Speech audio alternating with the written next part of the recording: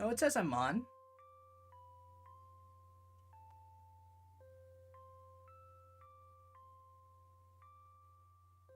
Really? What the heck happened there? I had it on. Well, it's on now. Hi.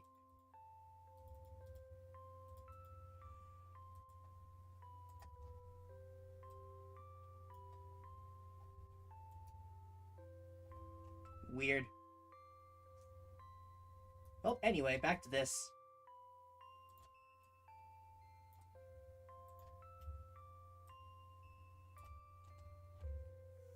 Yeah, as I was saying, if you haven't seen Days at the Shrine of Nue, be sure to check it out. I put a lot of work into that.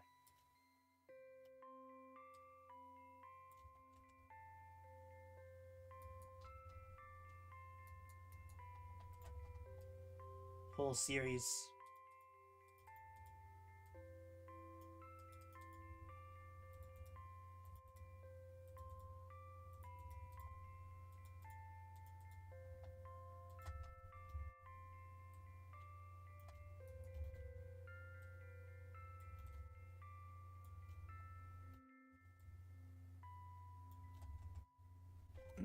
Yeah, besides this character, how many characters do we have left?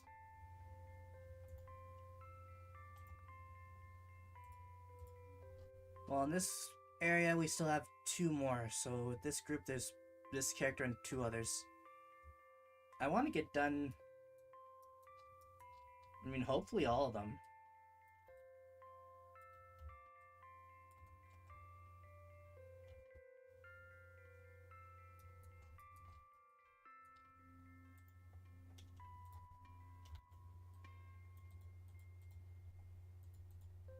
Here we go.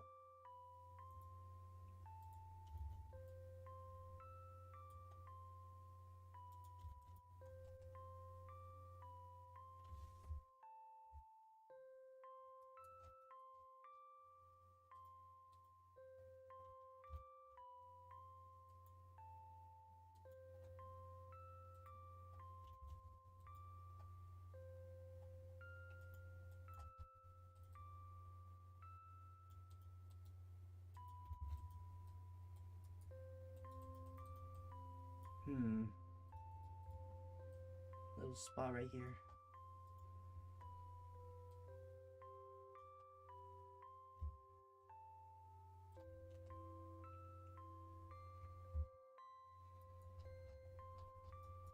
I wonder what the lines are gonna look like. Or what the colors are gonna look like with all these changes.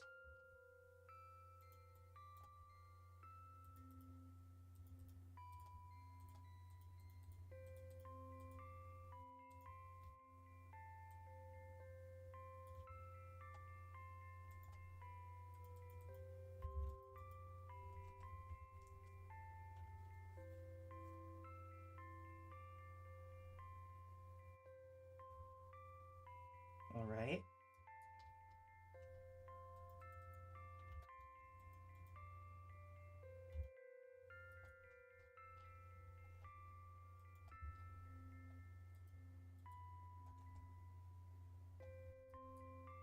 Good.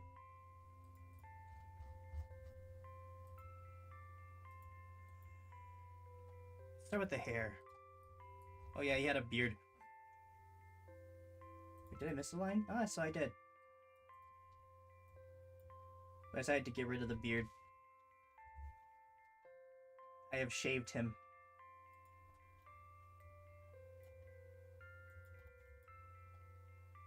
He no longer has a beard.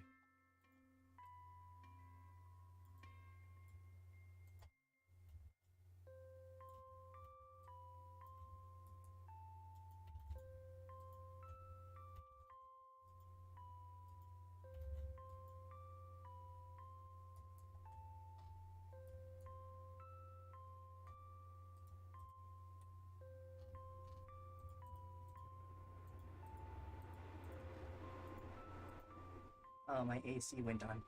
What fun. I hope it doesn't get picked up in my microphone.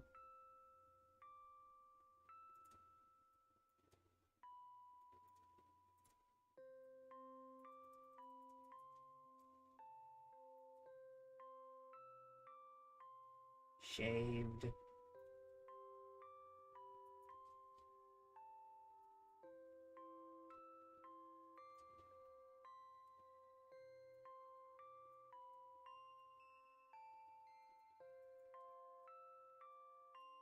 Is the background audio is like the background music thing that I have on audible?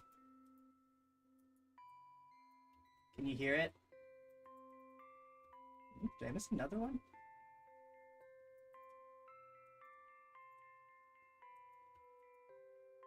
There we go.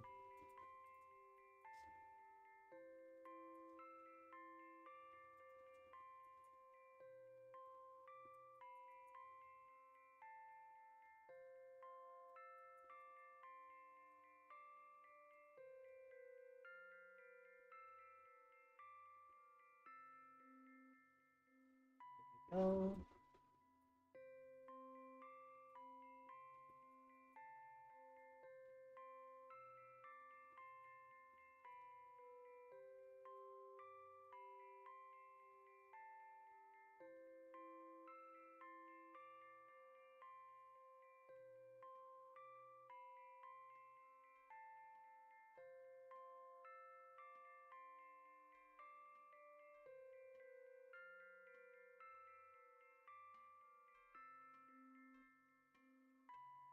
Yeah, not much really needs to be done with the hair.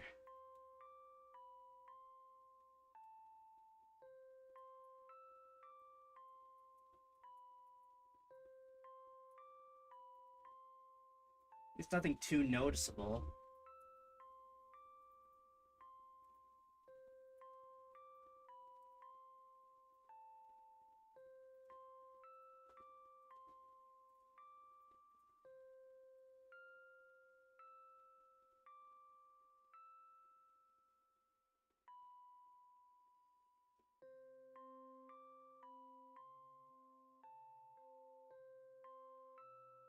I guess.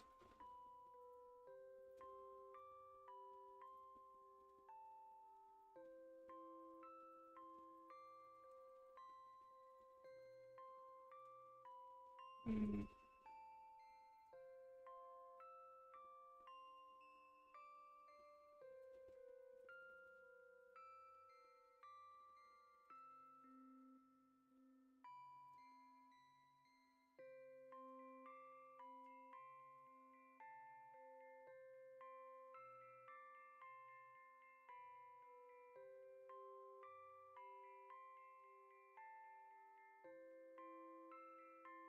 Yep, we'll be moving on to season 3 now, which I do already have ideas for.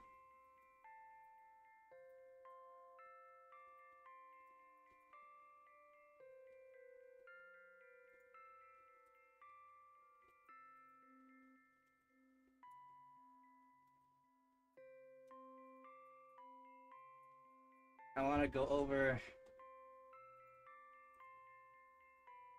some backstories. I want to go more in depth with what the world is.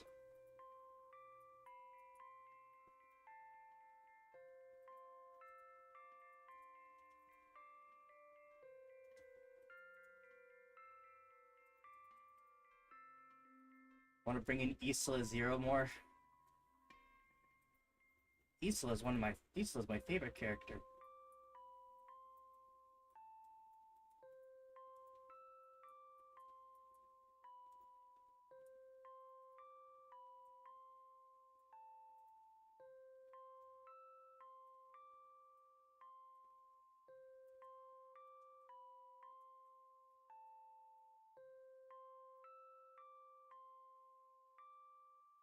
If you don't know who she is or what I'm talking about, then clearly you have not seen my series yet. How could you?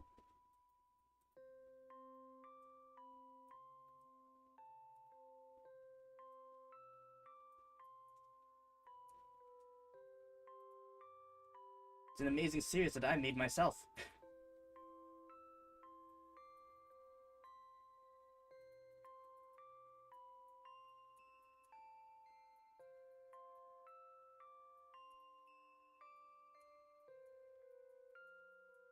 Okay, this'll do for now.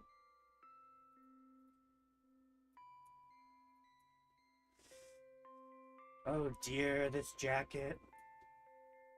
That's gonna be tricky to fix.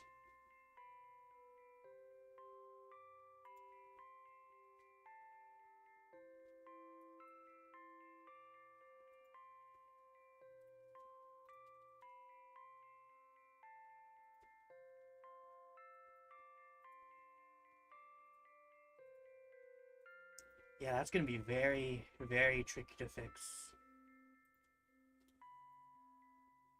But I can try.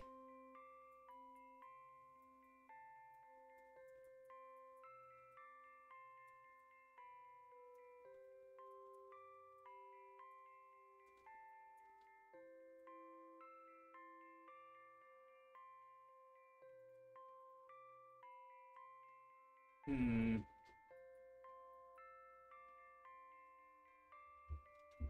How am I gonna do this?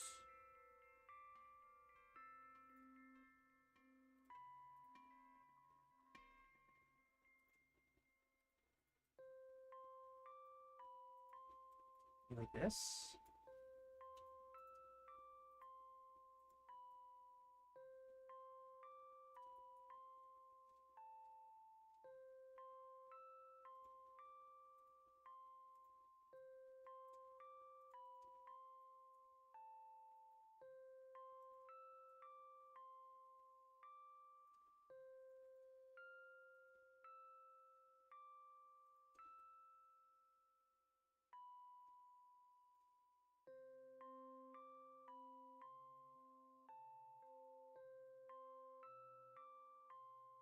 Maybe.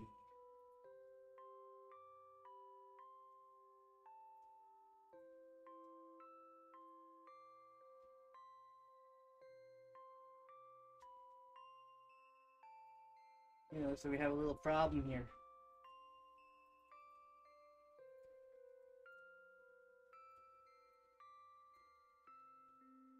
How am I gonna fix this?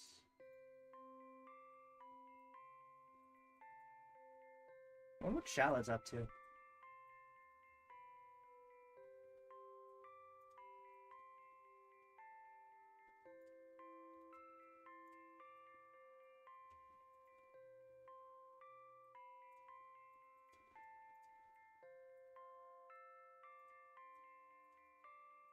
Hmm.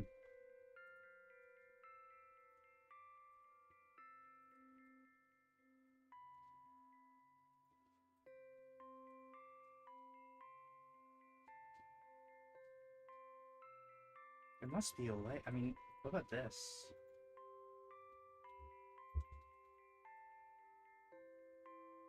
I mean, it kind of works.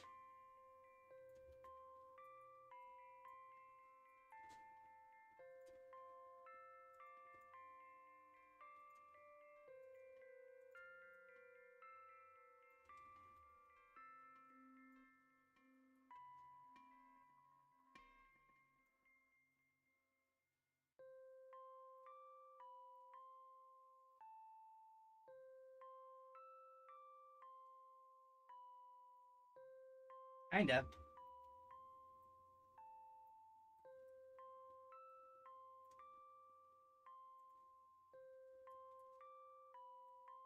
Um,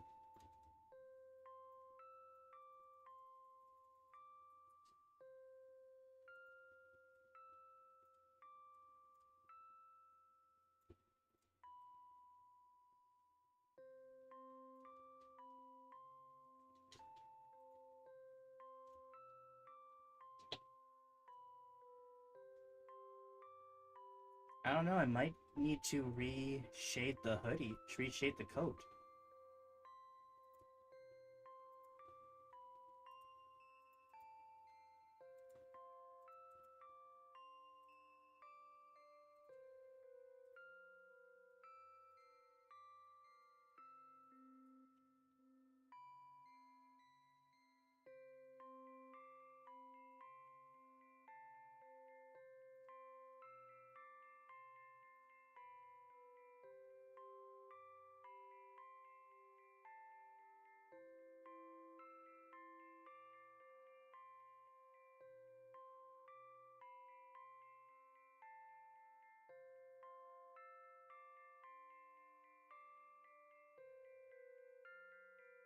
Be something I can do.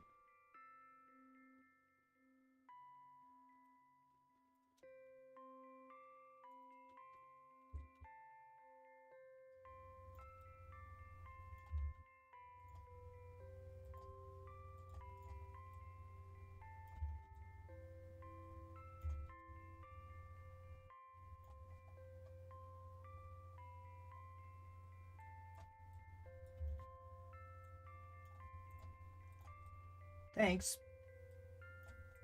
But it's just this coat is gonna take a moment to fix up.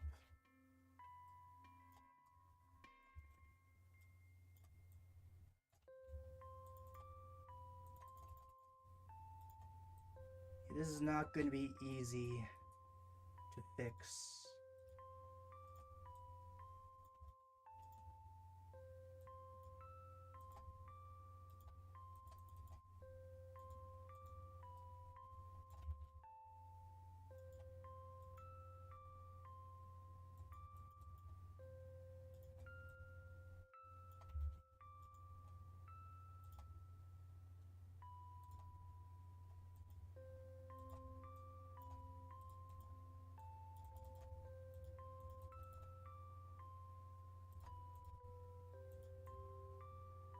If I did like this.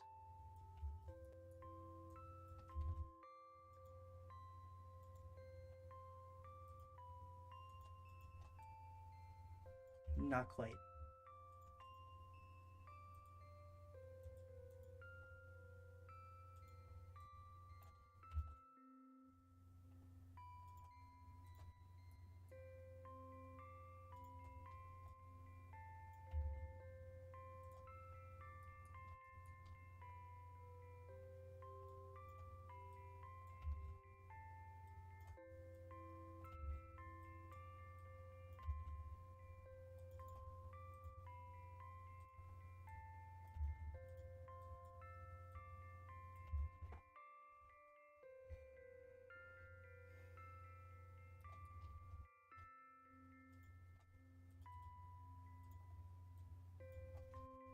Why will it not be the same color?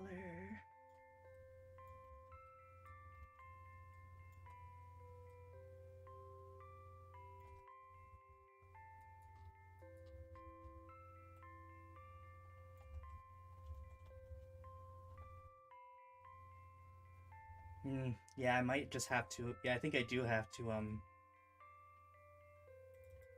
just redo the shading on the clothes.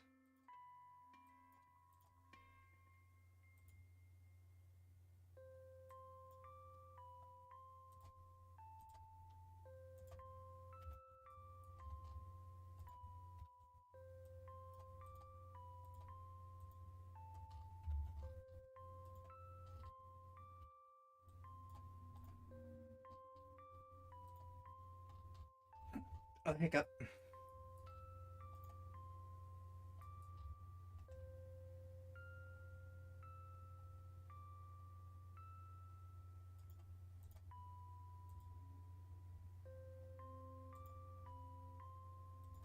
Which I mean isn't a bad thing.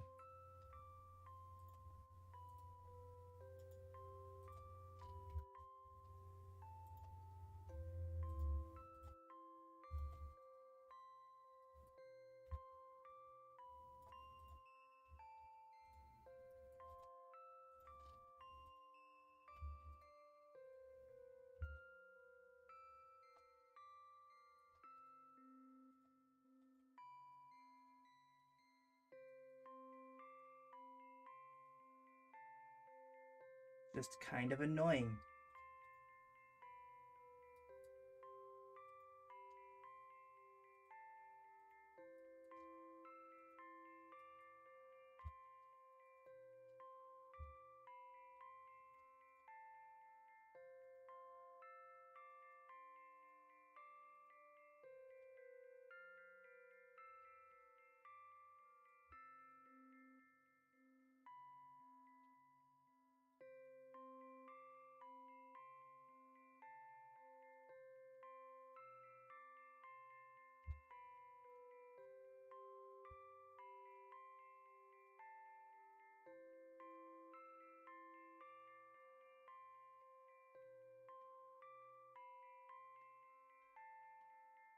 Here we go.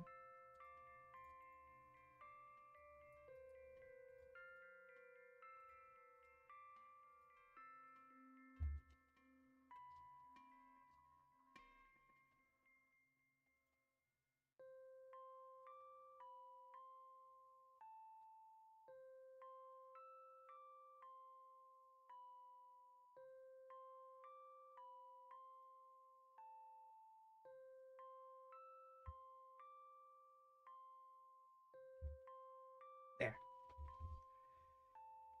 I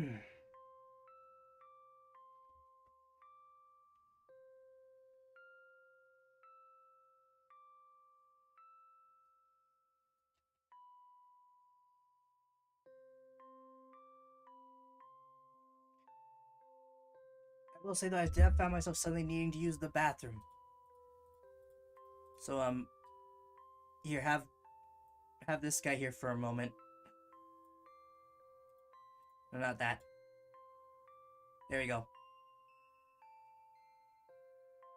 He can hold it. There we go. Just like that.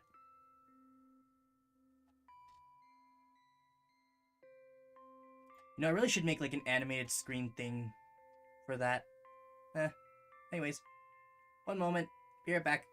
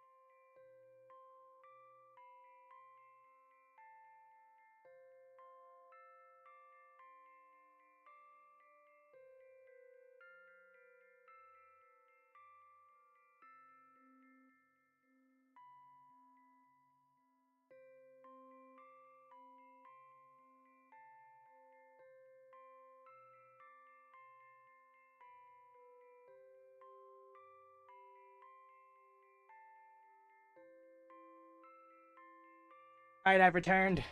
Now to get everything back where it was before.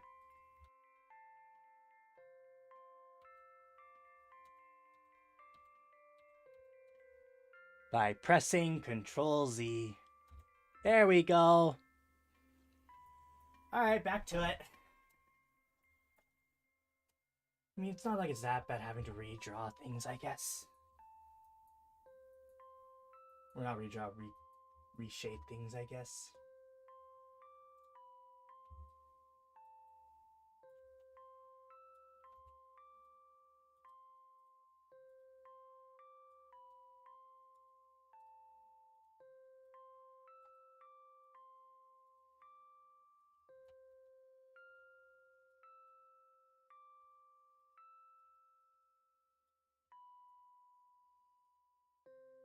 Just means it'll look better.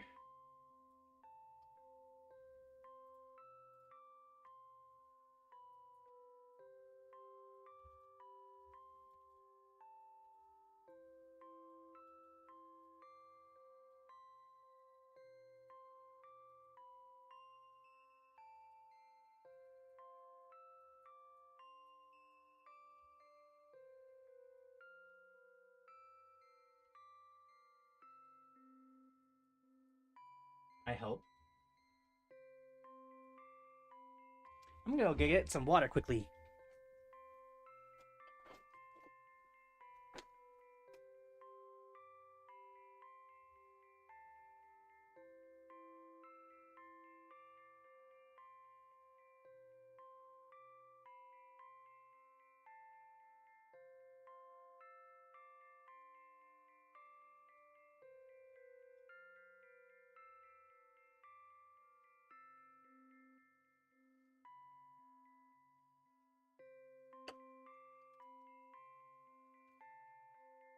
Water acquired.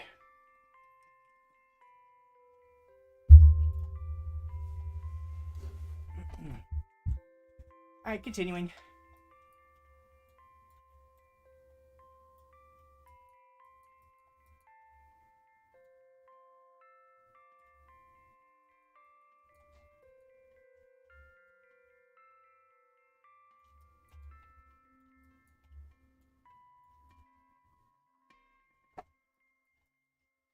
Let's just start off by getting these. This music's gonna destroy my mind. Do I have another soundtrack we can listen to?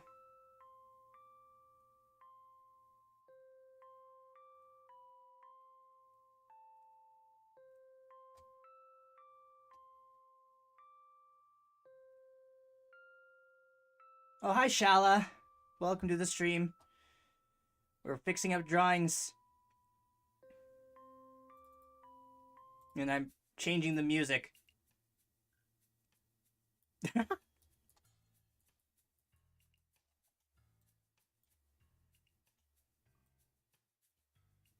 Oh, hey, Shala. Did you know that episode 12 of Days of the Shrine of Nue, a season 2, is out?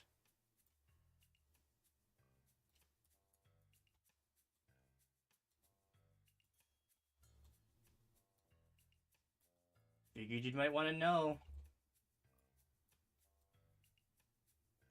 It's 11 minutes long.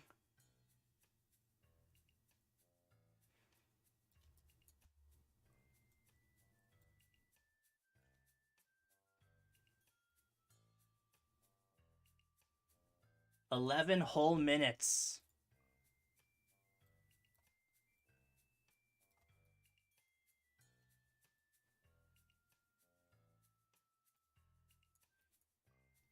Ryuji, are you telling me you've never seen my Days at the Shrine of Nue, which I'm literally which all these drawings are literally part of?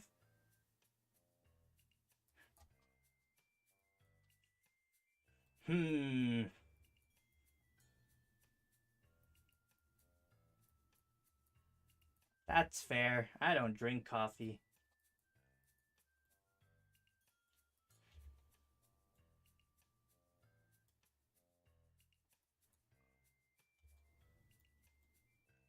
Nah, you gotta read it yourself.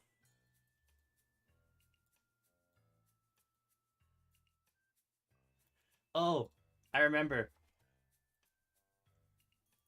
I actually wanted to mention this when Shala got here. So fun thing for the fun of it, what was it? I was like, I wonder if Chat GPT could give me an in-depth analysis on my stories and stuff, on like my on the whole thing.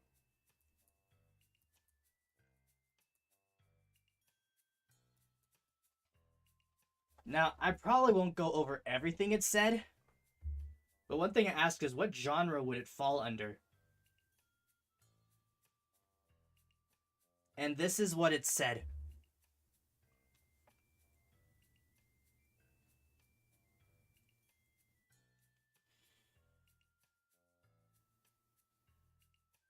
Let's just see here.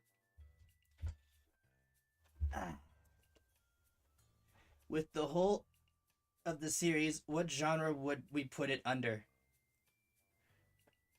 Given the full scope of Days at the Shrine of Nue and the broader OTM visual novel series, its genre is rich and layered. It doesn't cleanly fit into a single category, but rather blends several distinct genres to form a unique narrative blend. Now, I could go over everything it says, but it has like 5 points, so I'll go over the genre synthesis where it says Days at the Shrine of Nue belongs to the rare class of philosophical urban fantasy with allegorical and cosmic horror elements interlaced with supernatural slice of life and political intrigue. Or more succinctly, cosmic existential fantasy with slice of life structure and political allegory. Cosmic existential fantasy.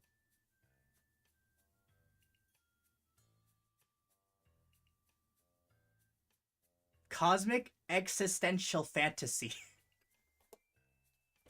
What does that even mean?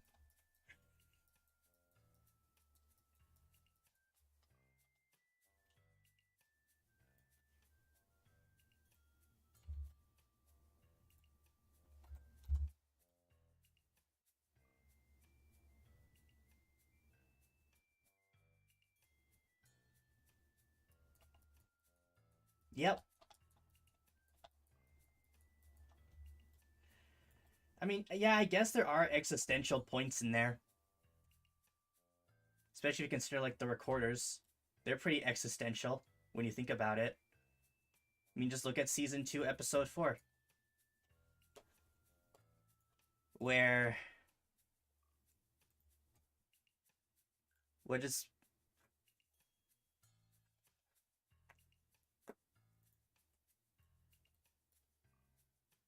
hang on, I have the scripts written out here somewhere.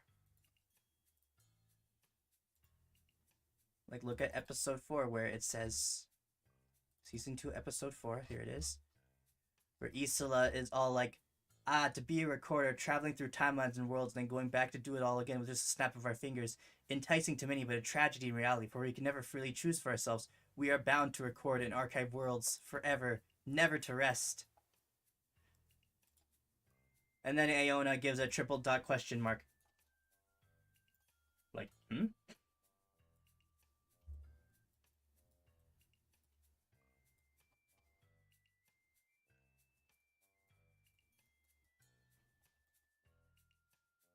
Or even like season 1, episode 11 with Amira when she's all like, would you say she's saying, what was that last line of hers?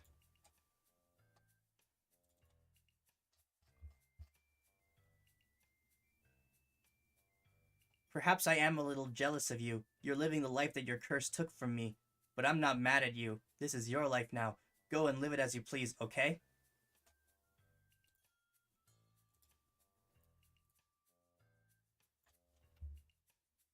Actually, what was the that was actually one of the episodes that which I gave the script for. What was it that it said about it?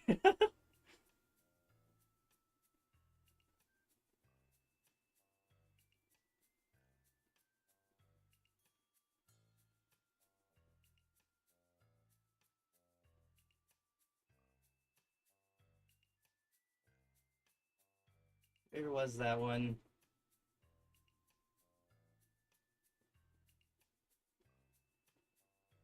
It was actually really fun just to see what it would say.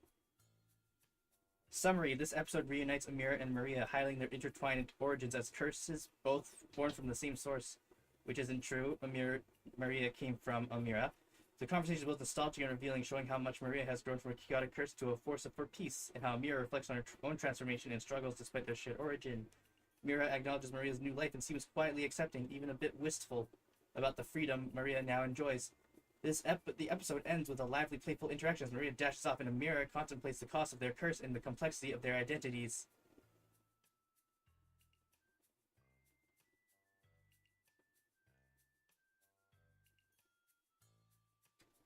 It was actually really fun to just see what everything that it had to say.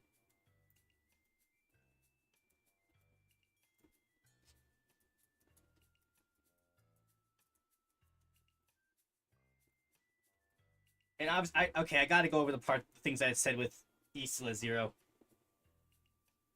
Isla is one of my favorite characters. How could we not? How could I not have put those ones in there?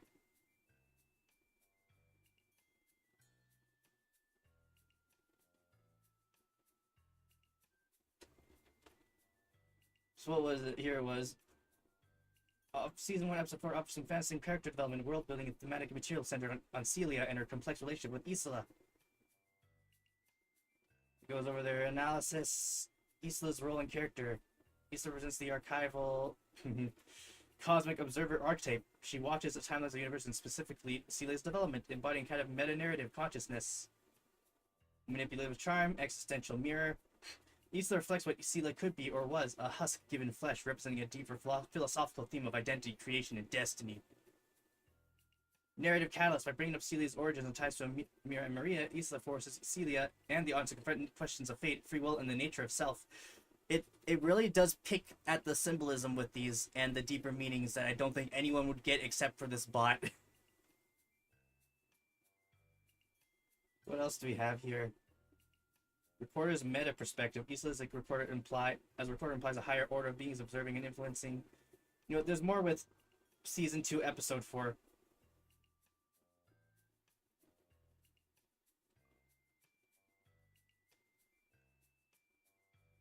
As you can tell, I've had a lot of fun with this.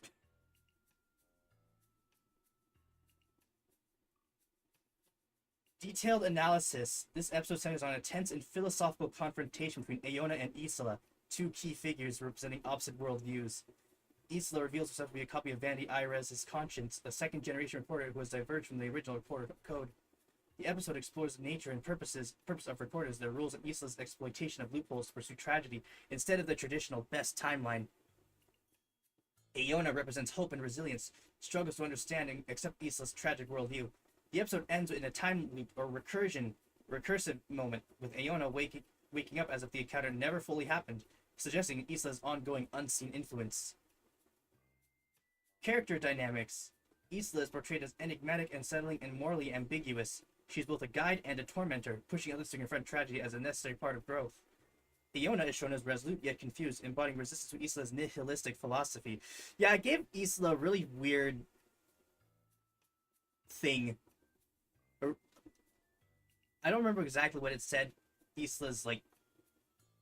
Did I ever ask it? I need to check again.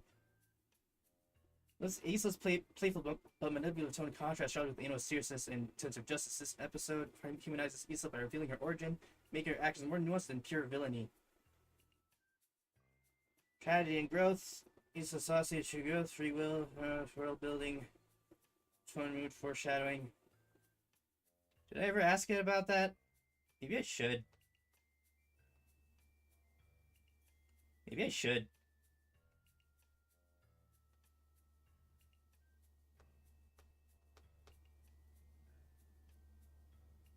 Oh, I did!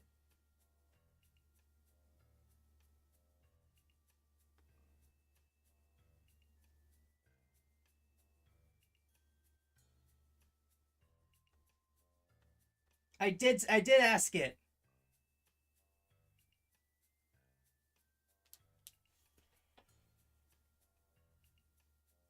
Character overview.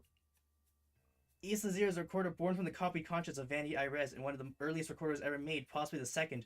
Initially created to archive and observe timelines impartially, Isla gradually broke away from her programmed neutrality through the discovery of emotional depth, tragic fascination, and ultimately a philosophy that centers on suffering as a conduit for miracles. She is both origin and echo, a construct of clay and metal that predates Celia, yet becomes human. Well, yeah, but that we already talked about that later.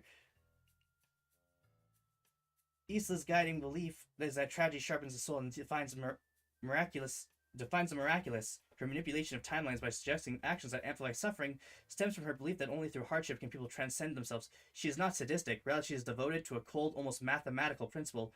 Tragedy births strength. As she tells Aona, without tragedy there can be no growth. If the world is not against you, then what good is overcoming the world? Isla's actions are not chaos for its own sake, but calculated provocations of potential. Let me know if you want me to keep going, because there's actually a lot that it says.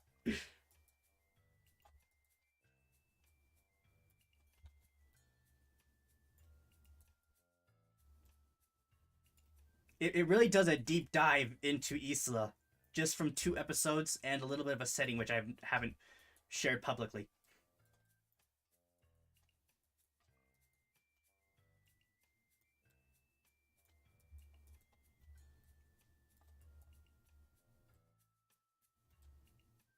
Here we go.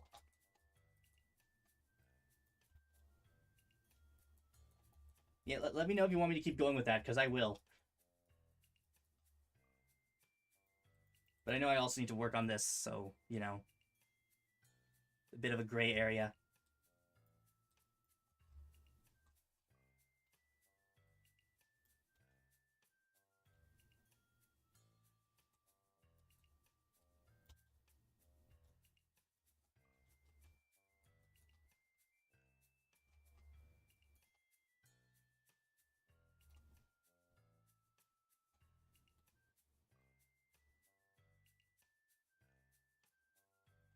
I await the either, nah, I'm good, keep drawing, or, yeah, keep going.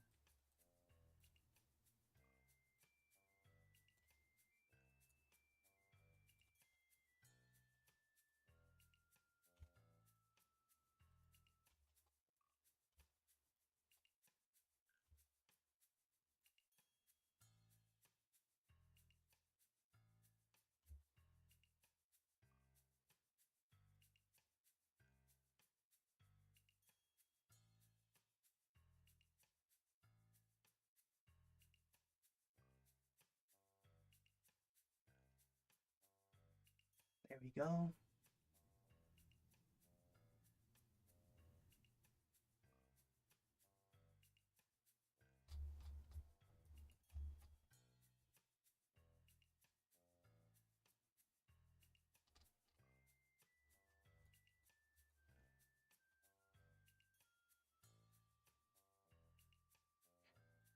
I only need to hear one person say, hey, I want to keep hearing it. I mean, I guess I could just go over it anyway.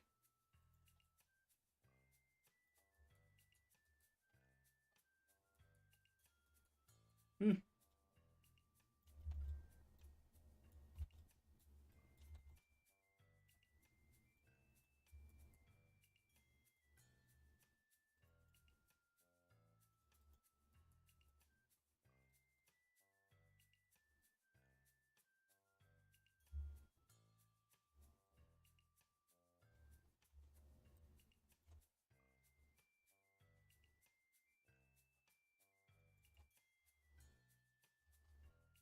So many little spots here and there with the lines.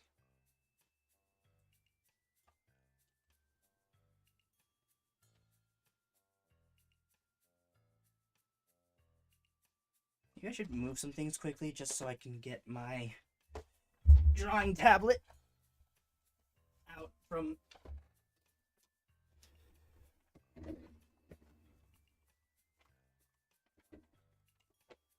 There we go. That fell over.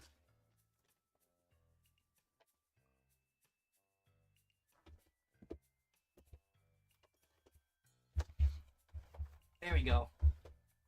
Now I can put this at the ready.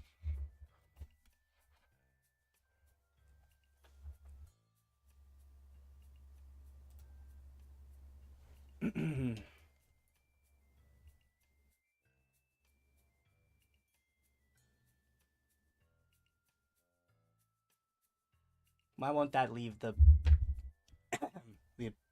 Hang on. Even though I got rid of the message, why is it still there?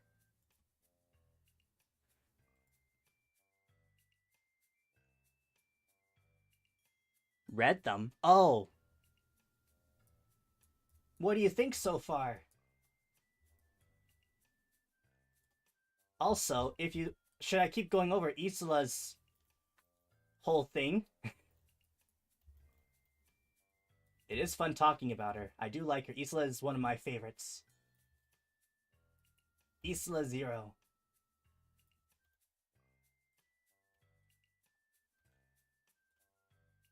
I will say this season 2 is a lot slower with it. It's easier to read.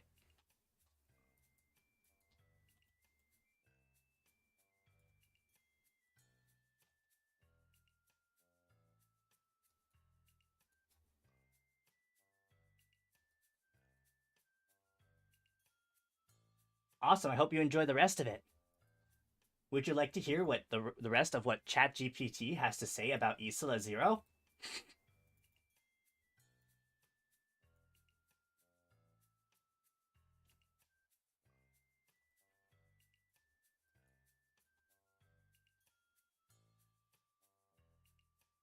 Here we go. All right, hang on. I need to find my phone. There it is. Ahem. Continuing onwards. Number 2, Identity, Echo, and Rebirth. Her role in the OTM mythos revolves around transformation legacy. Isla is a mirror, one shattered, repurposed, and ultimately remade. She begins as a copy of Vanity. Other stuff that happens which I have not revealed yet. Her fascination with Celia, who is literally born from her own clash with Amira, reflects a complicated blend of maternal pride, envious projection, and philosophical curiosity. Control versus freedom. Unlike most recorders, who lose free will upon creation, Isla retains awareness of the mechanisms binding her and finds loopholes to exploit. She represents the paradox of a being made to observe who chooses to influence, but she does so indirectly, never violating the letter of recorder law. Quote, well, I'm not the one doing it, am I? I'm only offering suggestions. Her ability to subvert recorder law highlights her intellect and her struggle against the deterministic prison of her kind. She seeks freedom through manipulation, not of herself, but of others, yet this raises ethical implications about the cost of miracles. You also have narrative stuff, relationship stuff, conclusion. Oh wait, I added I added the part with episode 9, season 2.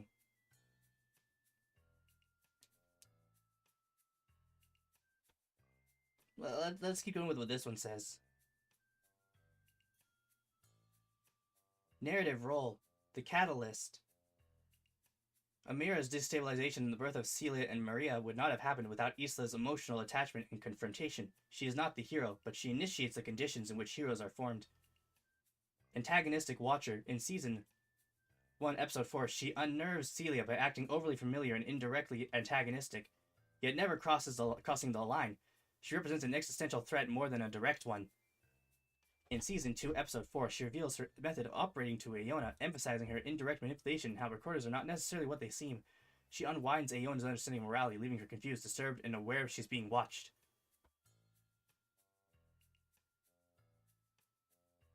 What else do we have here? We have relationships, transformation, and role. Conclusion. Isla Zero is a character built on contradictions, a recorder who breaks rules but doesn't, a villain who creates heroes, a manipulator who sacrifices... Yep, we'll not say that one yet. A being without freedom who seeks it in others. Her legacy is twofold. Narratively, she is the keystone that gave rise to Celia Maria in the post-crisis world of OTM. Thematically, she embodies the philosophical engine of Orbis Terramandasium, the pursuit of miracles through the crucible of suffering. And then I added in season 9 to see what it would say next.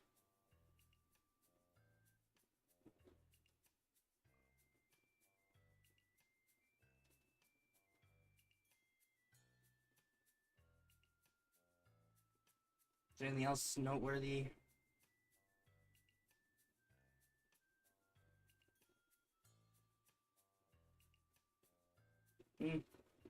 Not really.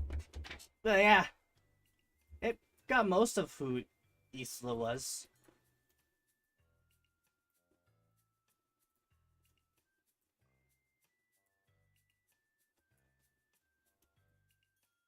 which I think is pretty neat.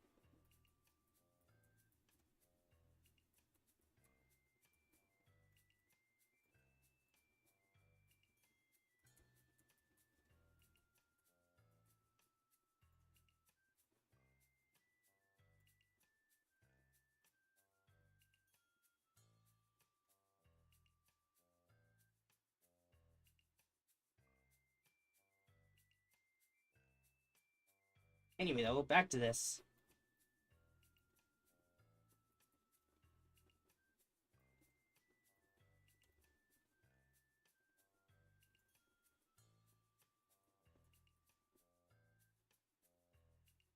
LMAO, Shala.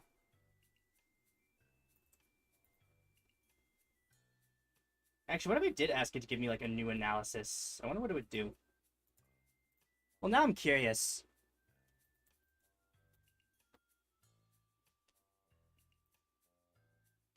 I wanted to give me a new one.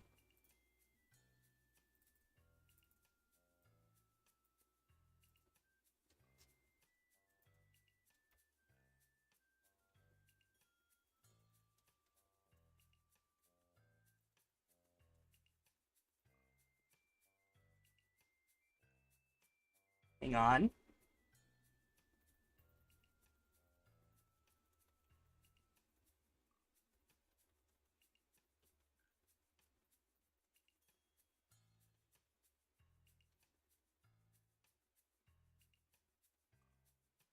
Hang on.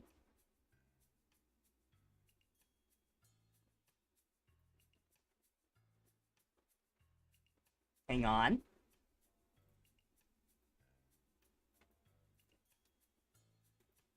Hang on, my flowers are showing. Very embarrassing.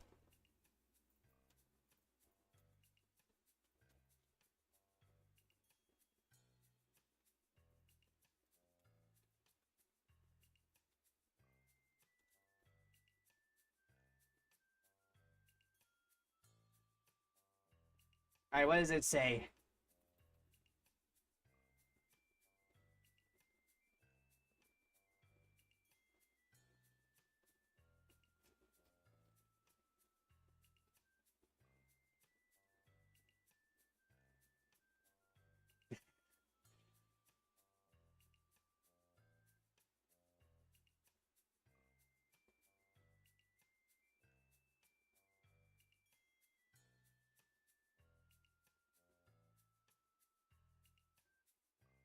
Oh, wait. I did something wrong.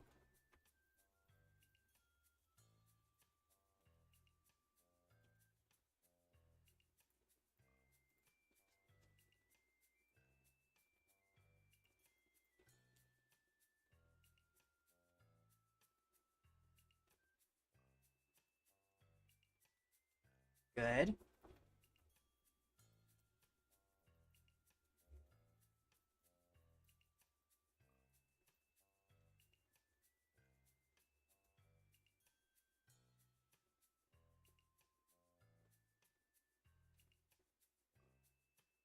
What will it say?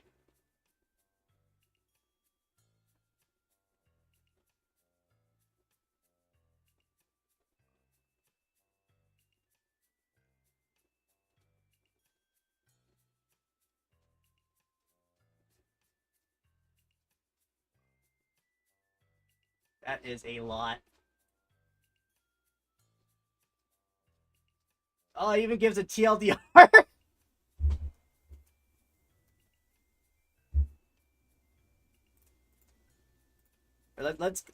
let's take a look at this.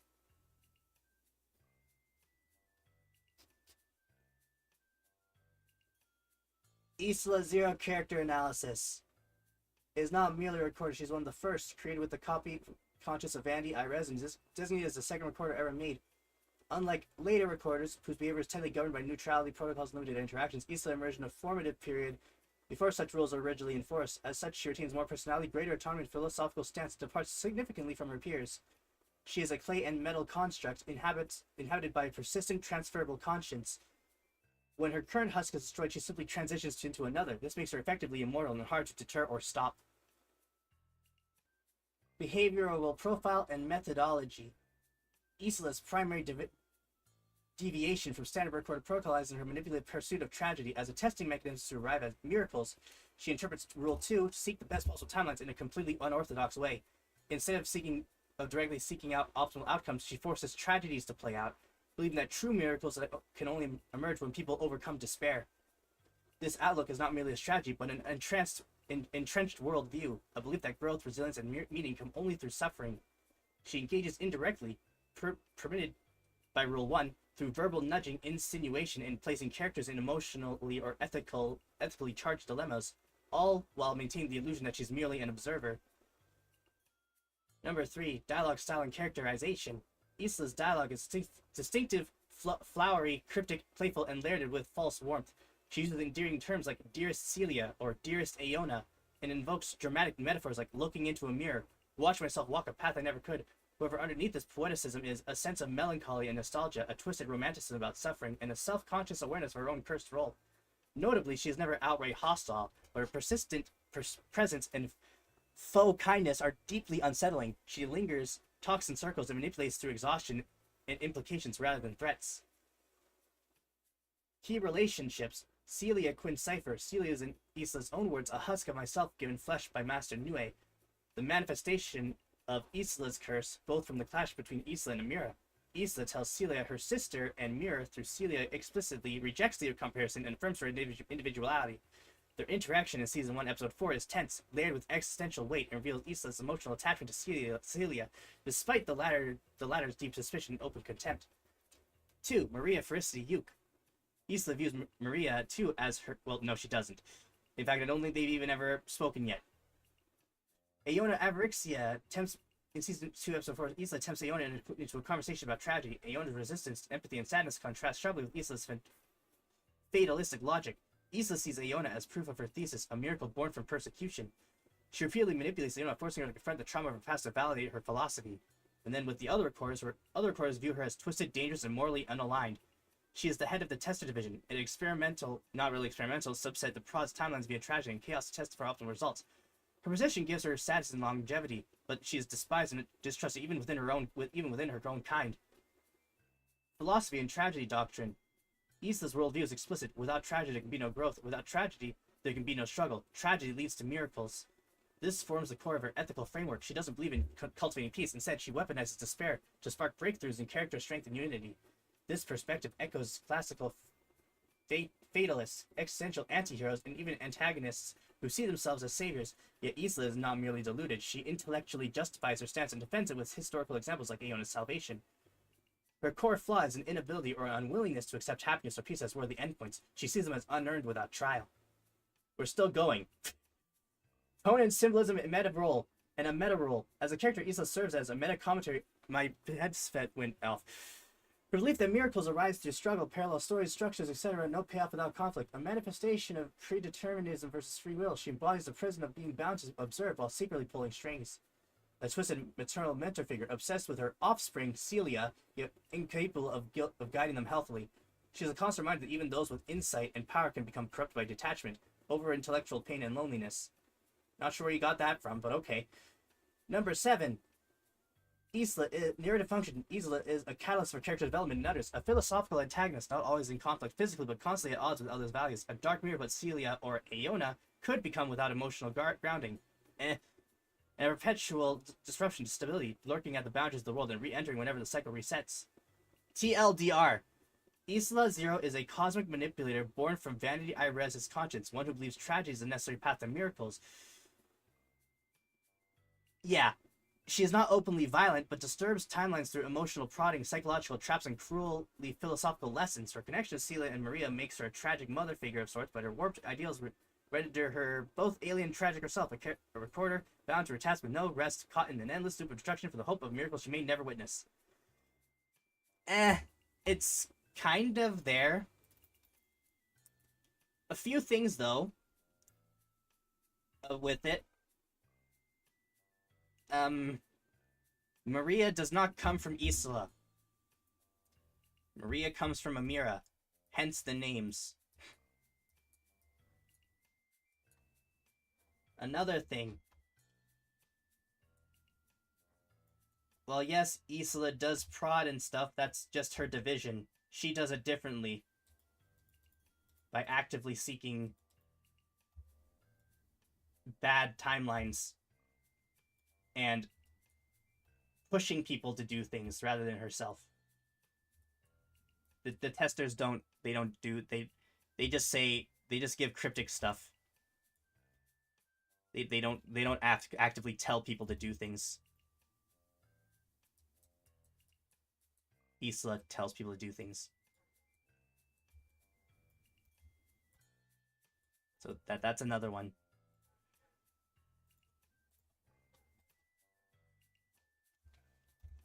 What kind of character is Isla on a philosophical level?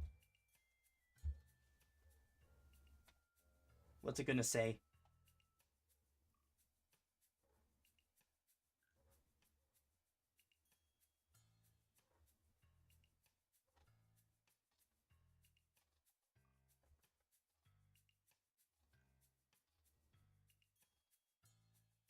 Why? I mean, I like how it's giving me so much, but wow.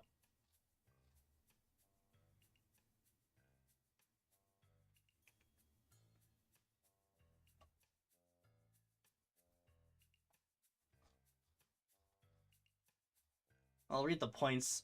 The first is a tragic fatalist or a deterministic pessimist. Two is an existential antihero or an absurdist realist. Three is a twisted, what is that, Hegelian? The tragedy thesis, antithesis, synthesis. Post-human observer, dissociated empathy. Mythic archetype, the trickster specter. Yeah, I see it.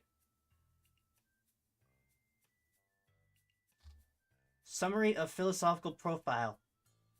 Core ethos, tragedy's crucible of miracles. View on free will, believes she has none but exploits others who do. View on suffering, not only inevitable, it is essential. Moral alignment, ambiguous/evil, philosophical villain with messianic overtones. Philosophical roots, fatalism, absurdism, Hegelian dialectic. What is Hegelian?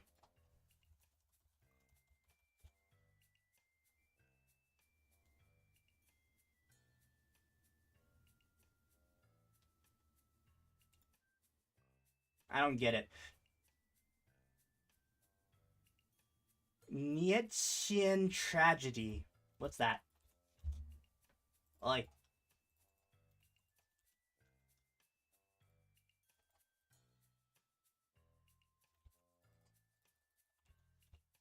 what this? Refers to the philosophical Friedrich Nietzsche, a German philosopher, and encompasses his ideas about the death of God, the will to power, and the concept of Übermensch, and the re-evaluation of all values. Okay. Narrative function. Cosmic trickster, existential commentator, emotional mirror for the cast. Psychological drive, curiosity, yearning for meaning, validation through manipulation. Tragic flaw, mistakes suffering for salvation. Confuses control for understanding. Eh.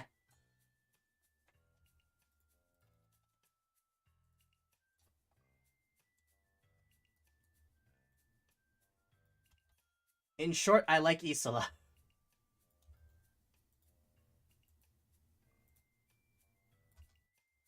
In short, Isola is one of my favorite characters that I've made.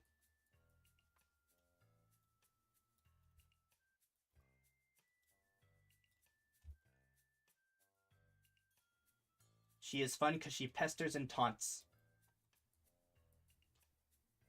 And is also existential. Kind of. Kind of is.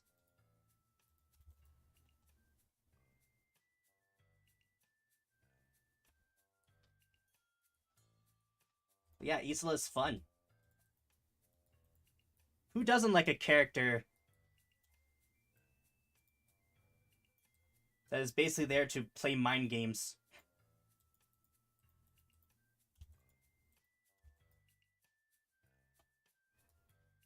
I mean, that's basically it.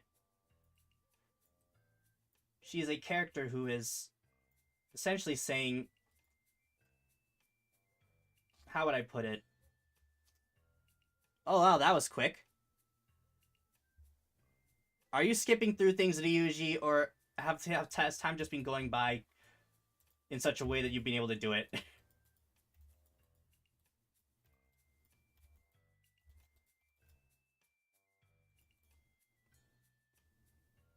Okay.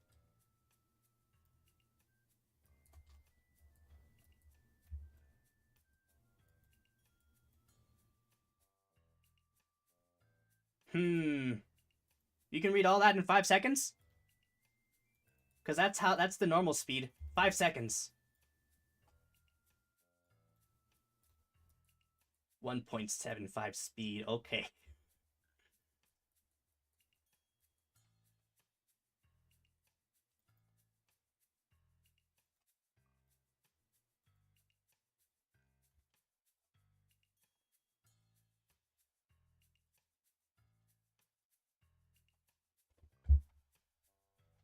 Isla Zero is very fun.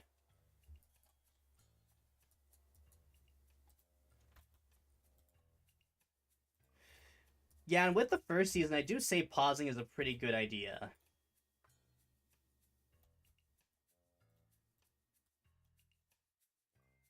Specific because I mean the second season is a lot better.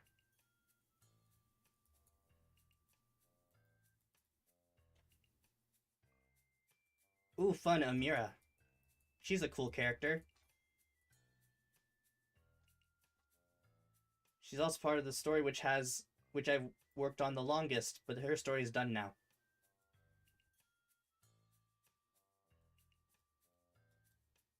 Oh yeah, and her group is coming. I'm drawing out her group after, or well, I'm working on her group after I'm done with this group. Are you done yet?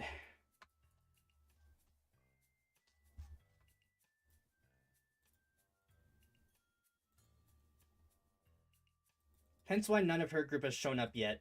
It's because they're not ready.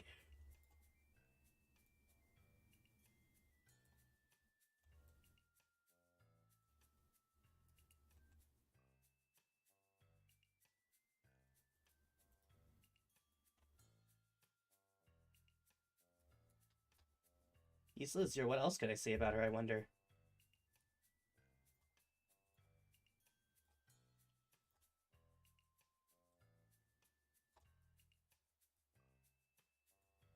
I guess I just have to have her say things when she shows up. I'm actually like one thing that I'm wanting to do with this next season is I want to make the seasons longer, or like the episodes longer. I've been If you've been looking at the times of each episode, I have been trying to do that.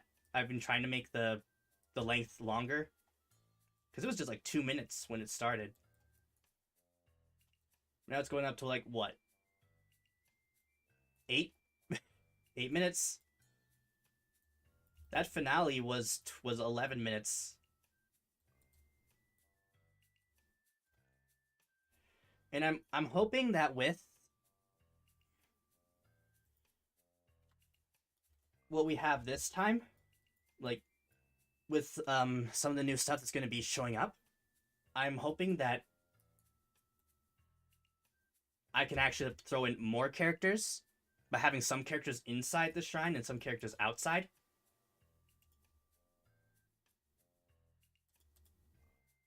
That way I can kind of like swap between the two.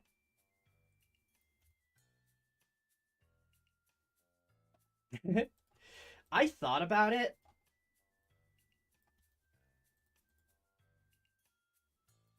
Actually, I think a poll that I had was like in regards to like the whole thing. What should I like have it as like, where you just read it? Should I have it where like should I find like an AI voice thing to voice it over? Should I voice it?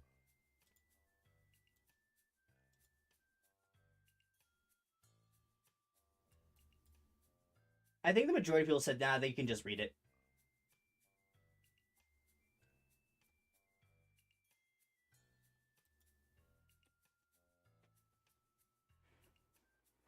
All right, there we go. I think that's good.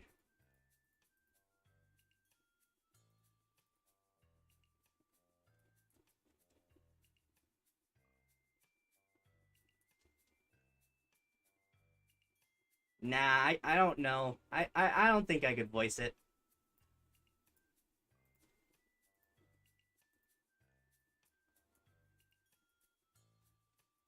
Heck happened up here.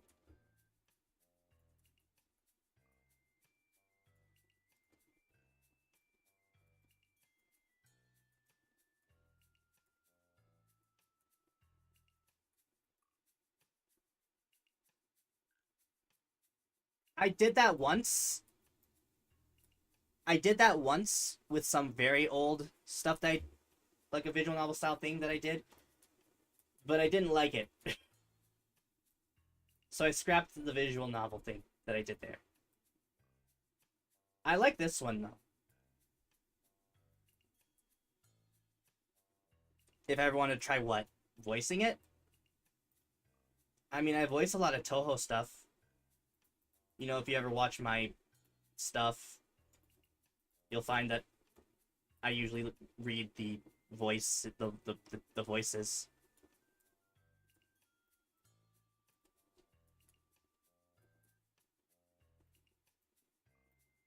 What do you remember?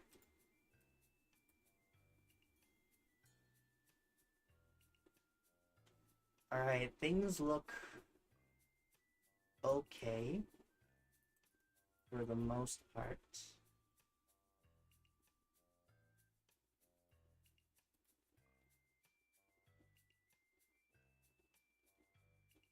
Yeah.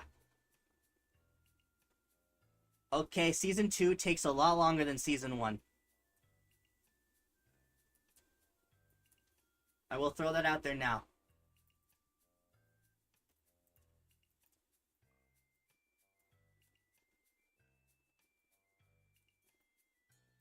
Oh yeah. I also want to get into with season 3, I want to get into Rikaku's story, her origin. Cuz she does have one.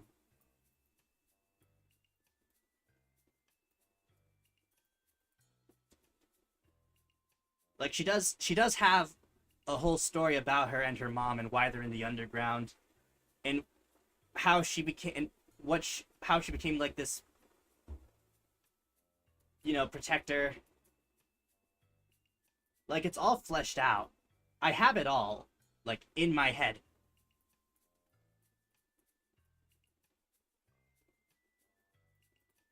And before you ask, yes, she is the product of tragedy too. Oh my goodness.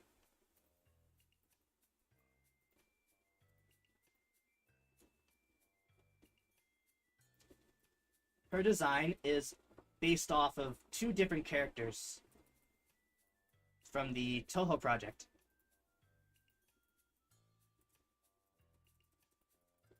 The first being Nipakuzanmu,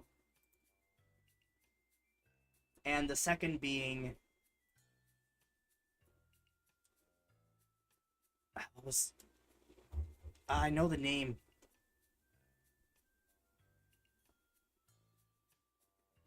Seija Kijin.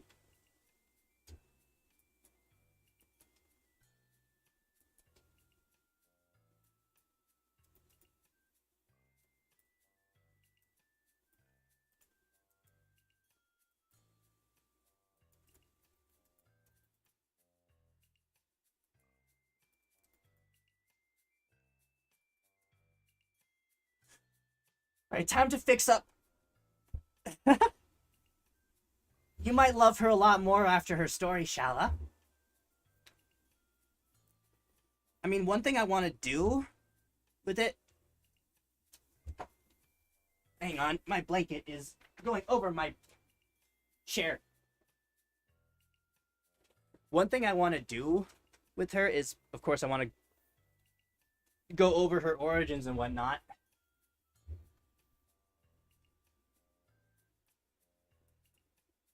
I don't know, with a lot of them, what is the main goal with this one? I want to go over origins.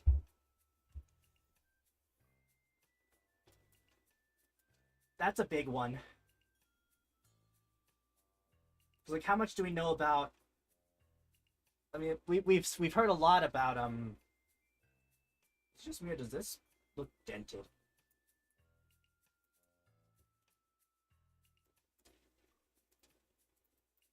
Like I've spoken a lot about like how Celia and Maria came to be, but not about the other characters who are also important. Oh, and I have been thinking about another character who could also maybe join them and put it up to 7. And this is a character who I actually do quite. As it goes, it's mostly just her explaining it. Although she wouldn't be the type of character who would really explain it. Someone might bring it up and she'd be like, oh yeah, that's cool, let's not talk about it, sort of thing.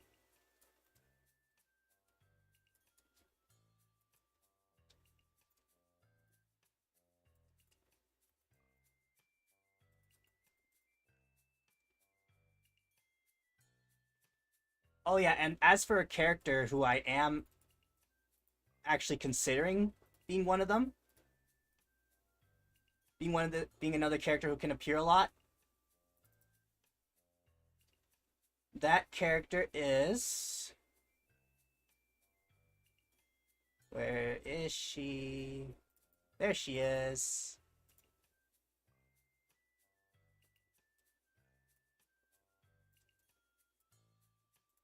This character.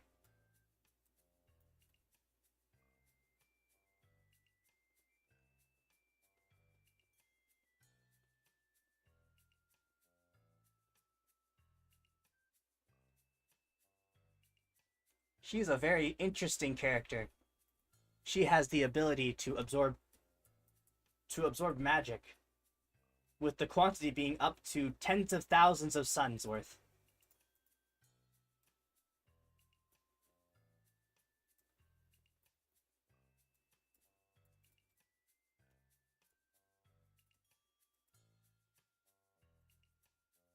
Yeah.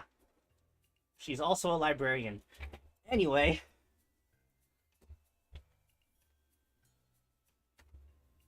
let's get this clothing figured out. She's more like a conduit. She can siphon and transfer magic.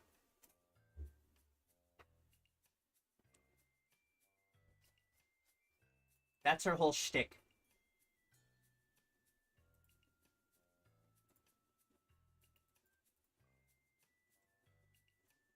Alright, here we go. Ugh, it's already been an hour and 30 minutes. We can go with the next easiest character, and then we can see if we have time for the character that might take a moment. Stylus is moving.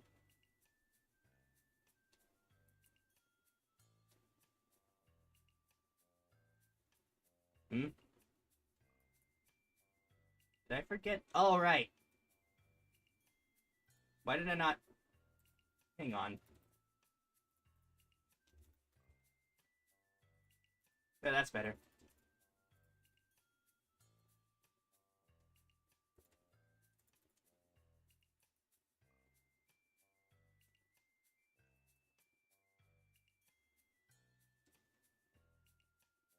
LMAO. Did I do this right?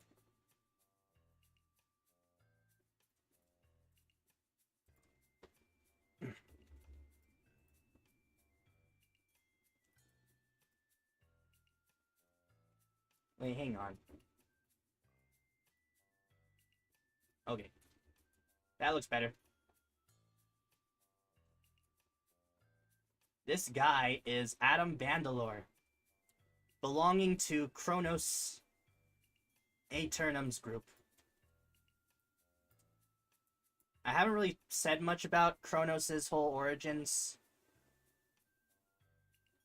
except her relationships with Gaia, or Kronos Aeternium Gale. Kronos Aeternum is a different character.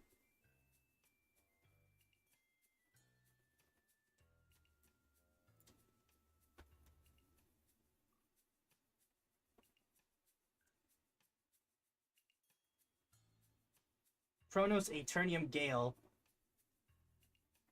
was one of the ones who helped restore OTM. And she appears in, I believe, Season 2, Episode 5.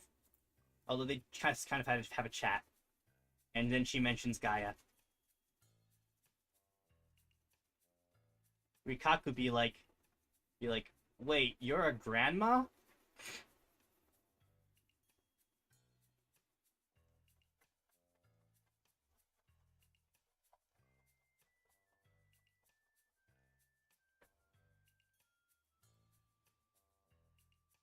As Gaia lights up a fire and burns the grass. I actually had to look up if that was a thing.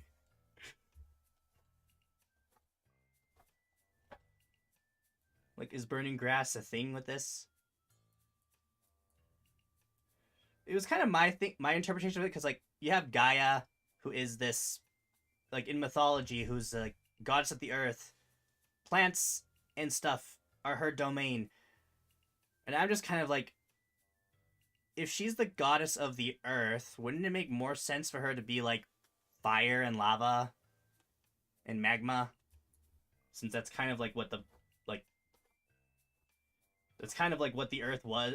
That's how the earth does, like, is made. You know, volcanoes and stuff. So I went with fire.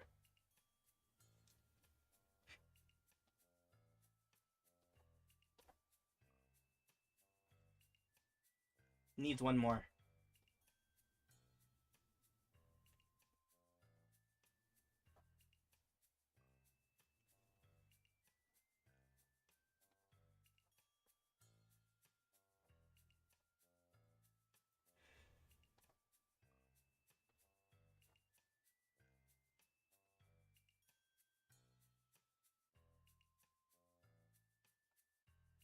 Gaia is quite fun in her own right.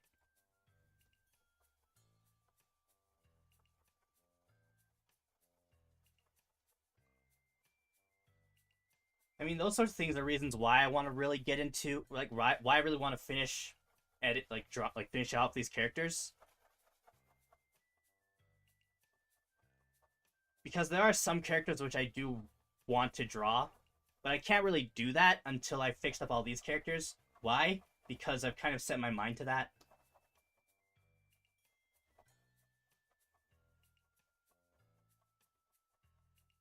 Like, I want to draw the characters which I've put on, which I mentioned on my DeviantArt that I wanted to draw. There are characters like Rikaku's mom. I also want to, like, make new versions of the Malvret Shrines people. Udo Malvret.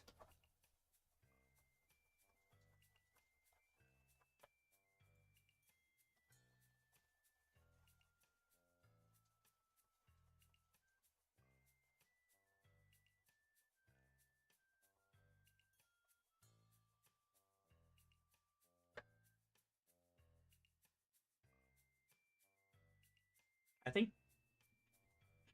Nah, probably not. There we go.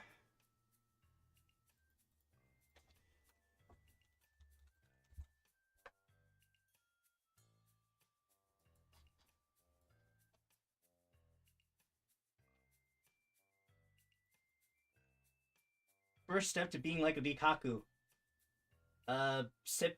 Lay down by your friend's house. By your friend's... Hang on. Lay down by your friend's woodshed at night. With a bottle of... With a bottle of alcohol.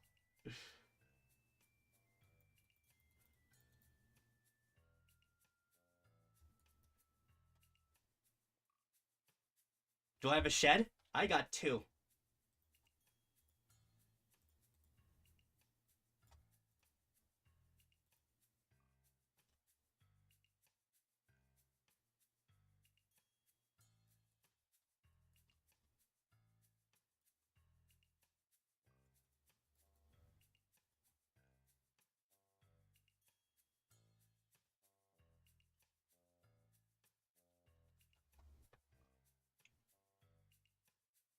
Right.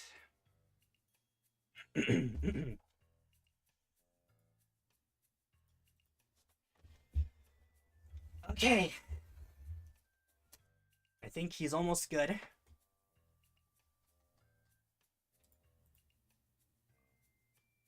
Hey, let's do a quick let's do a quick before and after.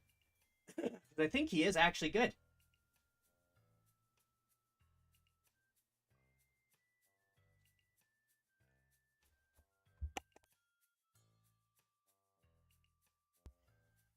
So from the start,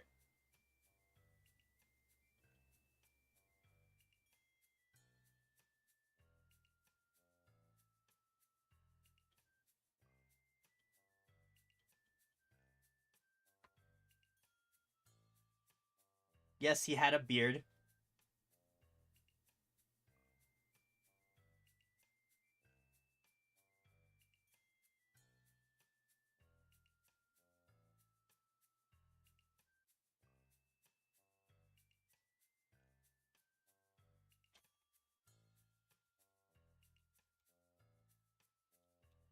So here he was before. Disgusting, isn't it?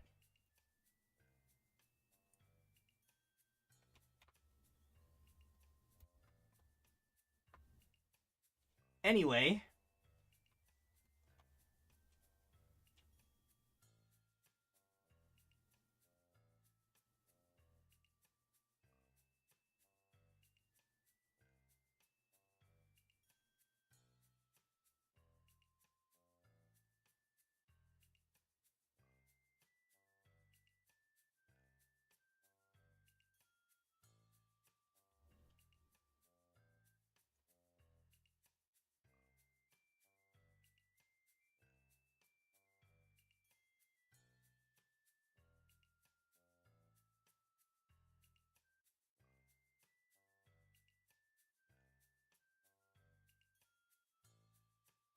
here he is now.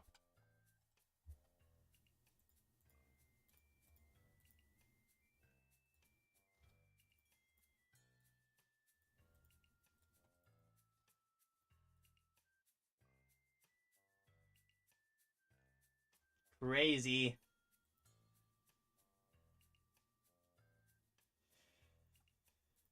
All we need to do now is get his facial expressions in order.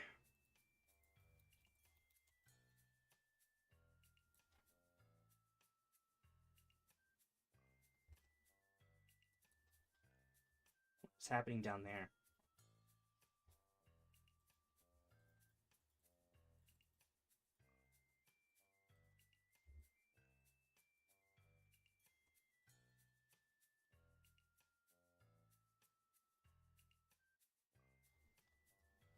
Hmm?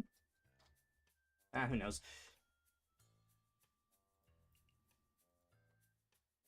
He's got a very thick neck.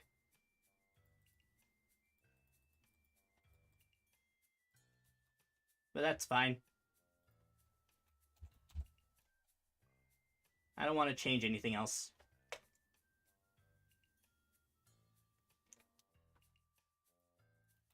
I think he's okay.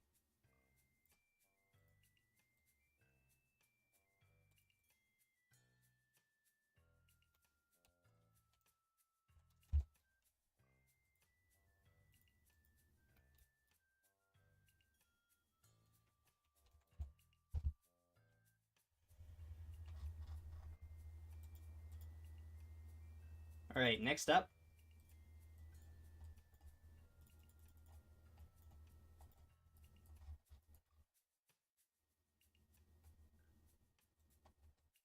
Good.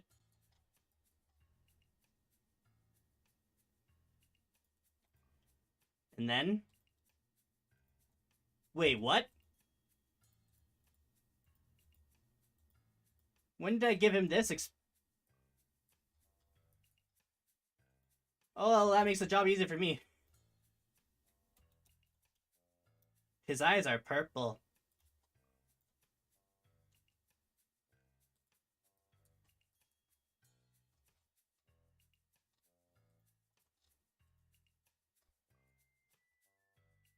Maybe a little bit higher on that.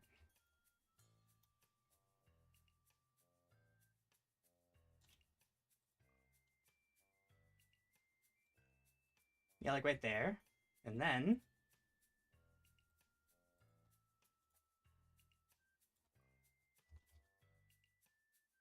What the heck is a low taper fade anyway?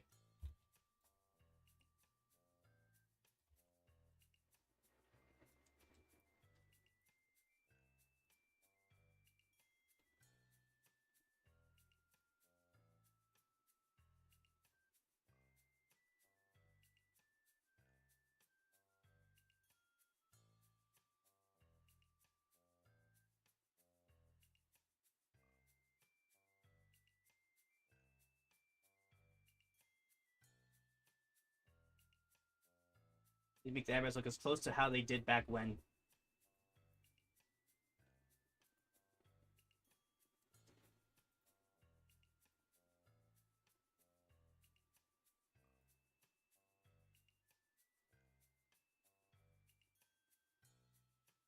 Now I need to look it up.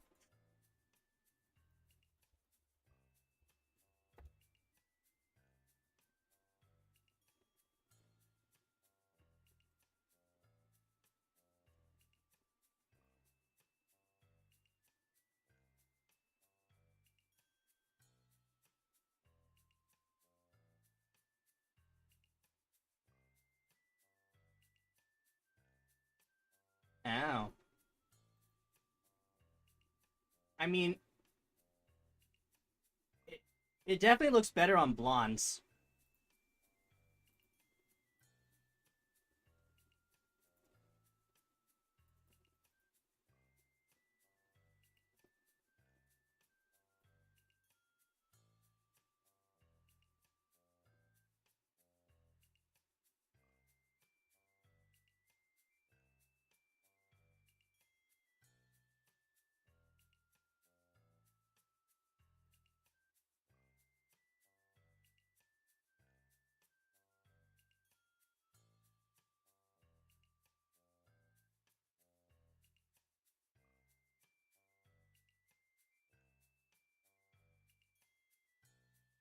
Nah, it'll do.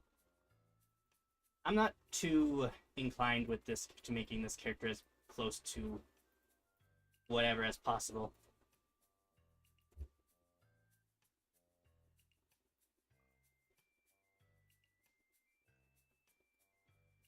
Sorry, autocorrect caps lock was on. So, what do we think? Do we think he's ready?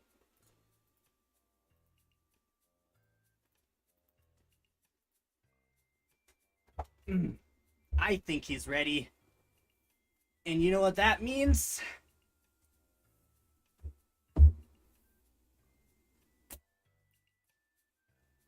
Okay, well, actually, one change. One change.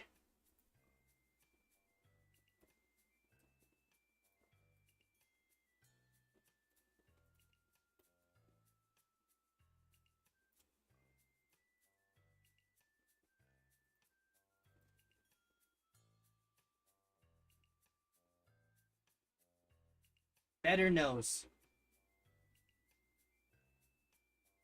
But I do feel like one more thing with it.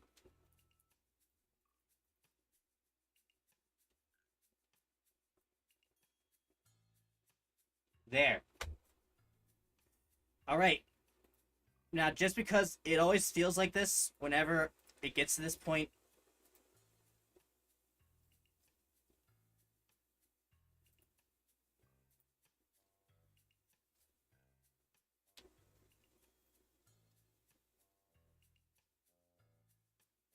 what was it called again?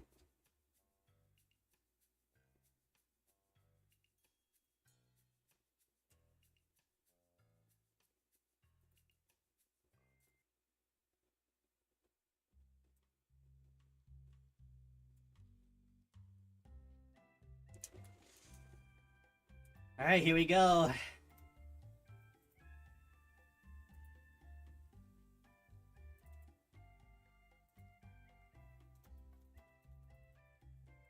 Adam Bandalore. Don't worry about that. Adam Bandalore. Cleaned.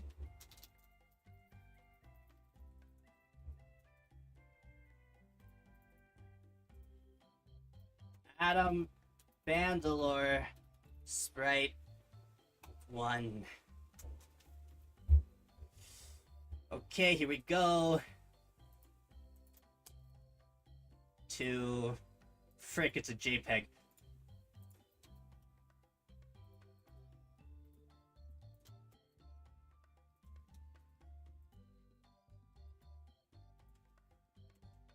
One, 2, 3,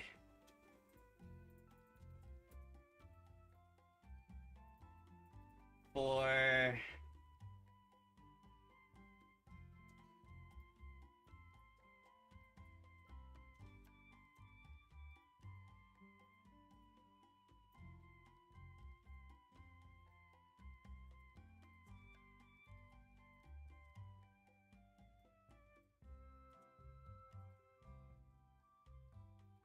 4,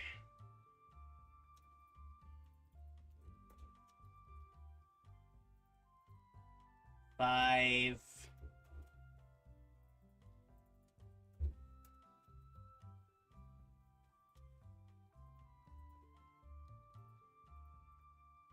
6,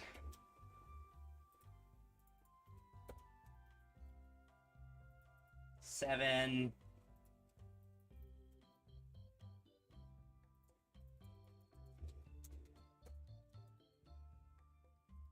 8,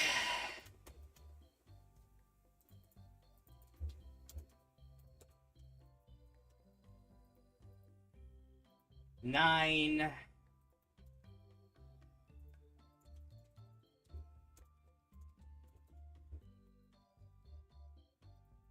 10. Can you hear the background noise, by the way? Can you hear the background music? Do I need to turn it up a little bit? 11.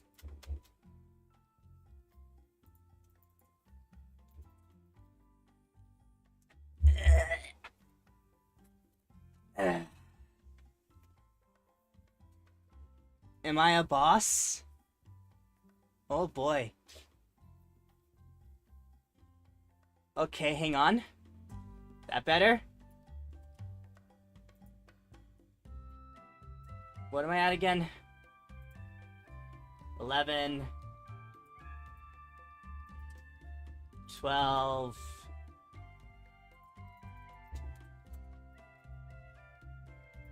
13.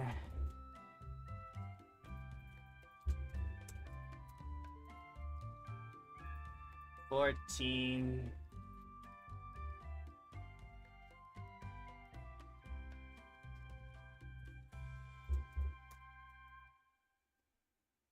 15.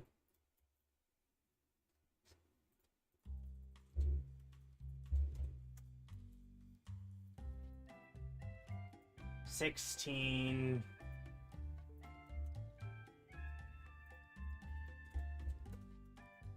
'Fun fact, spreading all these can take up to 30 minutes. 17.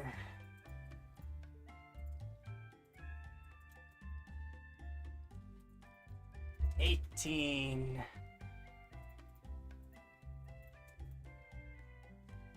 19. 20. You know, my friend, that one friend I talk about a lot, she went to somewhere in Britain, I think. And what was it? She said Edinburgh is beautiful, but the people are a little sour. Oh, and she almost got pickpocketed, but she punched the guy in the face.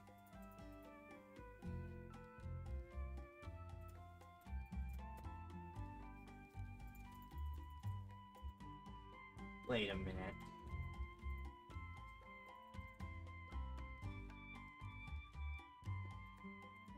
Did I? Oh, I have the mouth set differently. The smile's supposed to be on the... Oh, it doesn't matter too much. It's just order. Oh yeah, and what was it again? There was an elderly lady.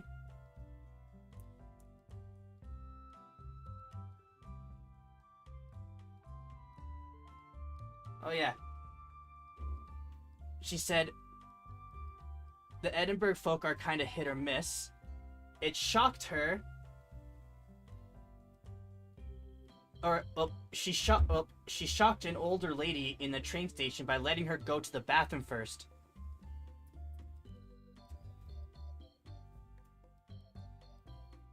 And the lady came up to her while she was washing her hands. She said, that was so kind of you. So young and so kind already. A blessing. To which she said it was... This friend was then confused because A, for one thing, the older lady was older and had a limp, and two, isn't that kind of just common courtesy? Like, what's going on in Edinburgh?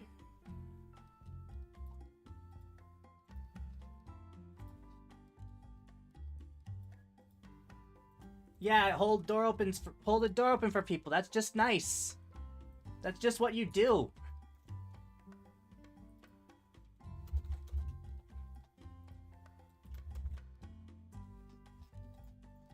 $26. $27. Like, yeah, is it that bad?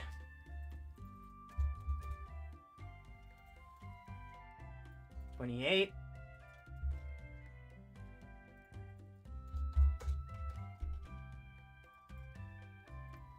$29.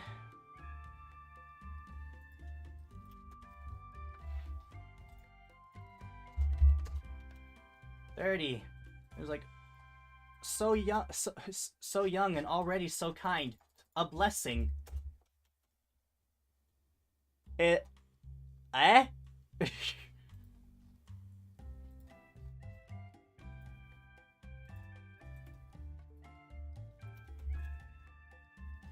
$31. $32.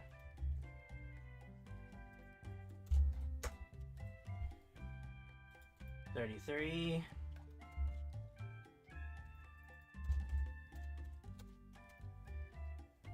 $34.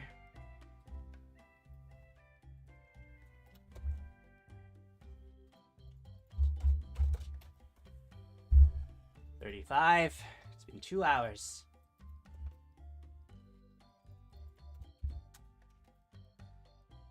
$36. Wrong mouth.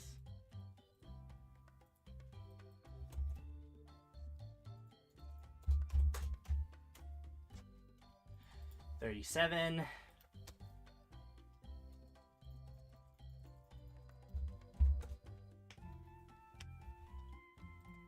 $38. Did I mention this could take up to 30 minutes?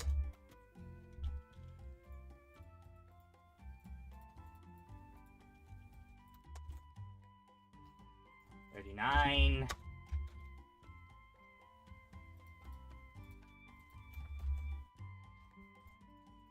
$40.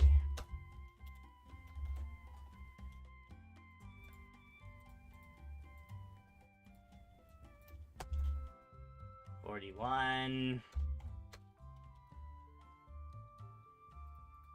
$42.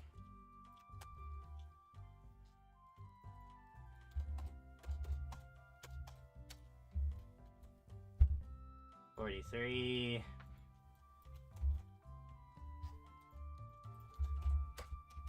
This is like fighting Enderman in the Nether. $44. It's the most exciting part. Water.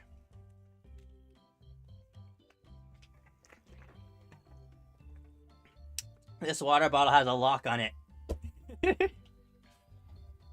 What am I on again? 44.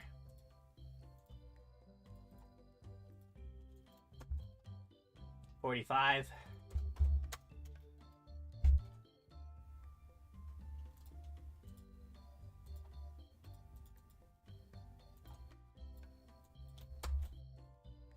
46.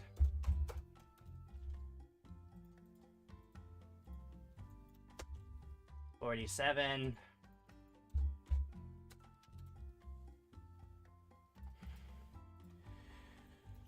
48. Shallow's gonna fall asleep to my counting. 49.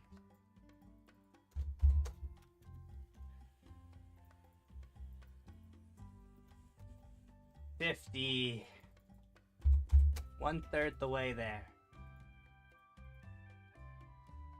Now we moved on to the closed eye expressions. Eye. Probably not wrong about what? 51.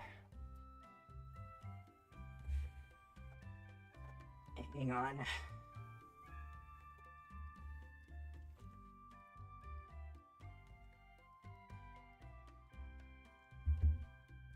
Shallow fell asleep. Ryuji, you know what to do.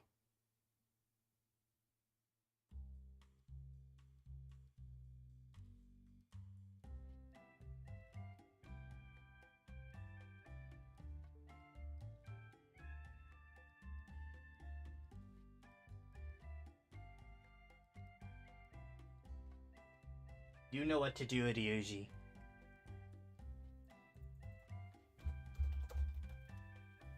Go get a bucket of warm water.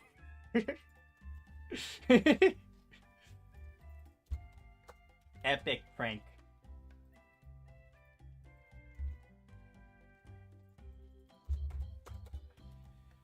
$53. 54.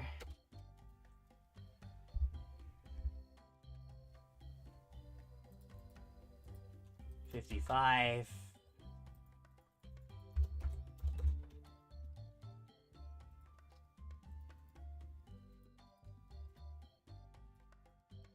56.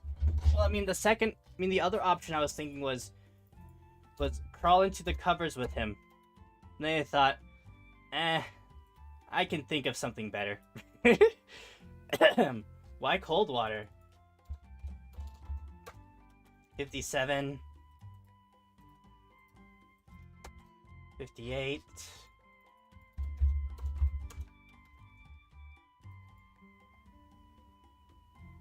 You're right, he would.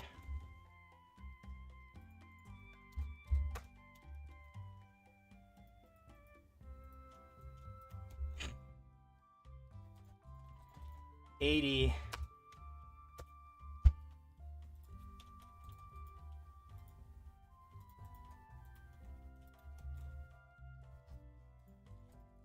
81. But that's not what the cold water doesn't work with the prank, as far as I know. Or can it just be any water? You know, you dip their hand in the water, and then something happens, which you laugh at, and also inconveniences them.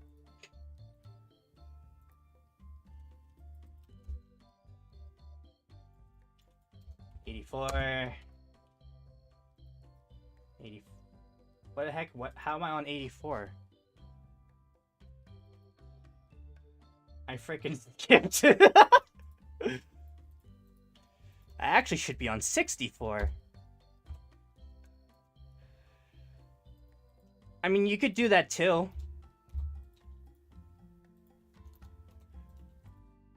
Although, to be fair, I always go by, whenever it comes to pranks, which I don't do much of, but when I do them, I follow a rule.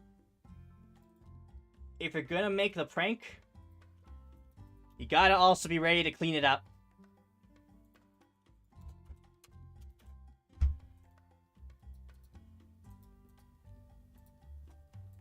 You know, you gotta be ready to accommodate.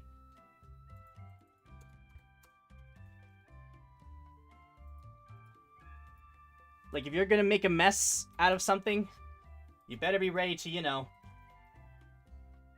do something about it. Did I do the wrong mouth again? Yep.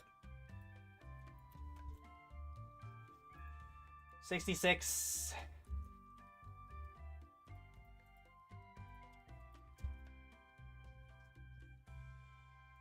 67. So I mean, if you're gonna do a prank like that, get in a new pair of pants ready. Be ready to change his covers.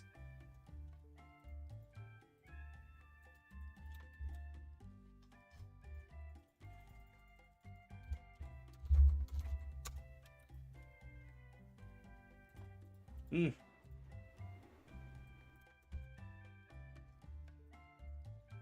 is a good...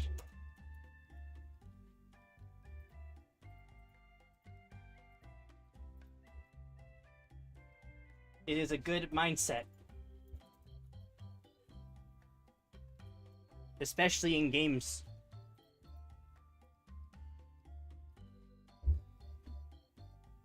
It's part of the cost with Ryuji.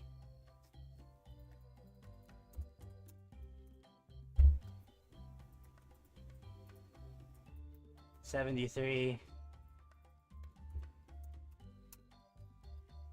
74.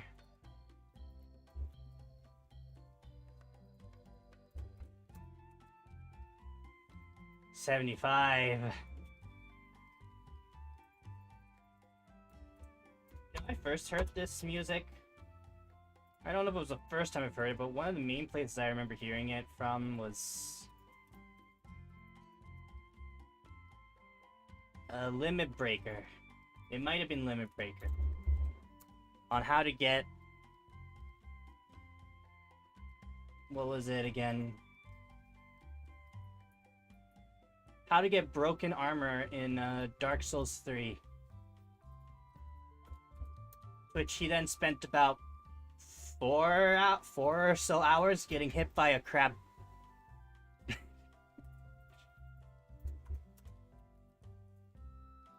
And that was the whole thing. It was just him getting hit by a crab. 78.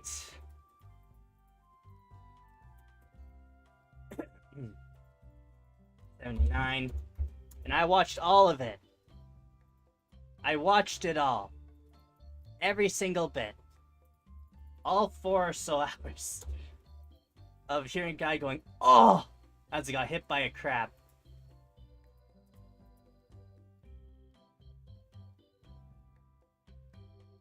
But then you ruined the floor.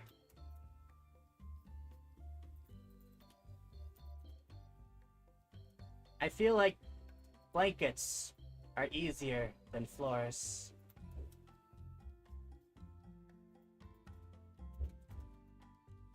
$82. 83. Time for crab. 84. 85.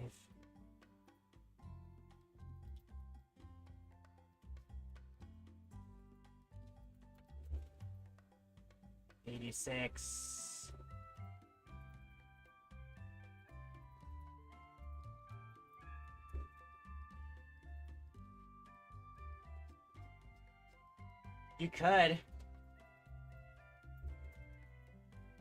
87.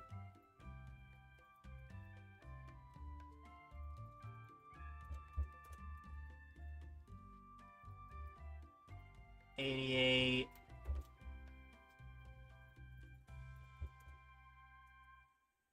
89.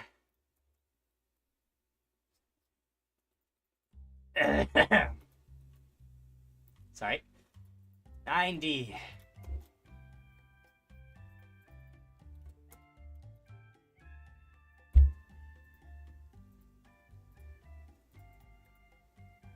91.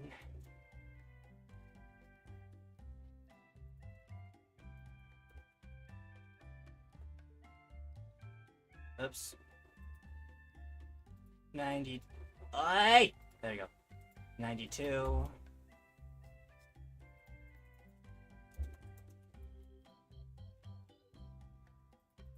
93.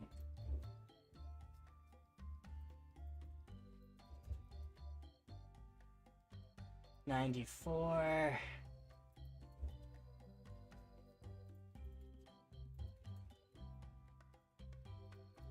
95.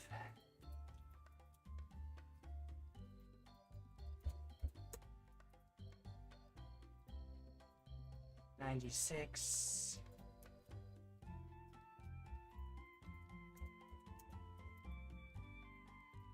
97.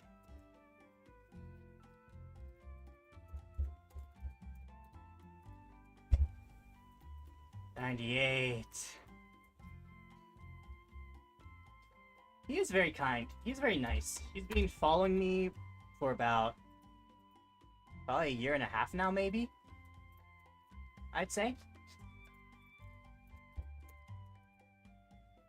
Yeah, he's pretty cool. He's very supportive, and I appreciate him. I appreciate everyone for their support because, I mean, I've been at this for 6 years, so anyone who's sticking around is very much appreciated. Very much someone I can respect. And Shal has definitely been around the longest. 101. 102.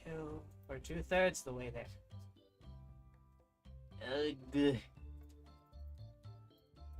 Ugh. 103.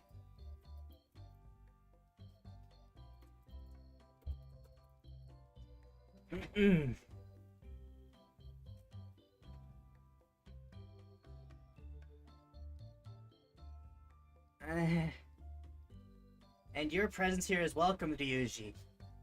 Thank you for watching a small YouTuber and streamer.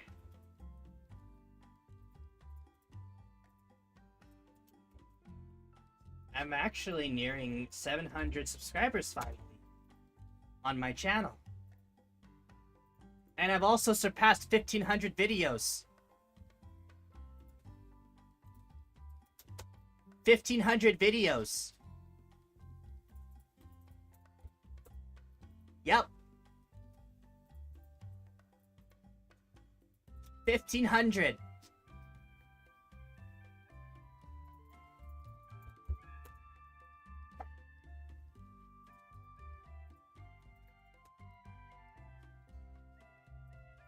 I remember back when I was starting and being like, man, as I keep going, I can like look down these videos and just see the progress I've made.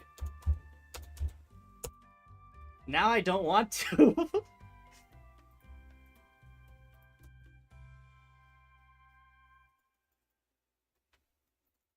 1-0.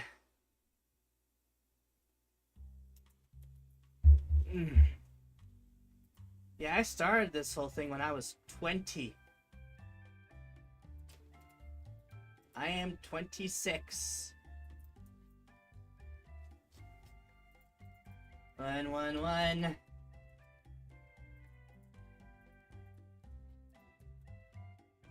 1-1-2.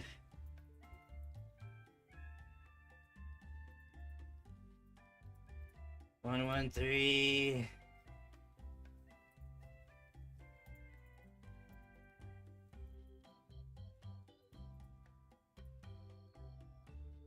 1-1-4. I remember me. I had a video there where I essentially had my brother and his soon-to-be wife do a Minecraft build battle. See who could make the better house.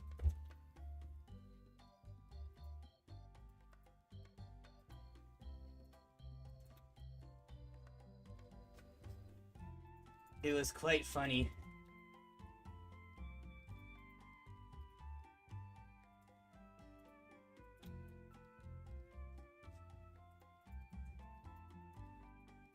I kept throwing fish at them.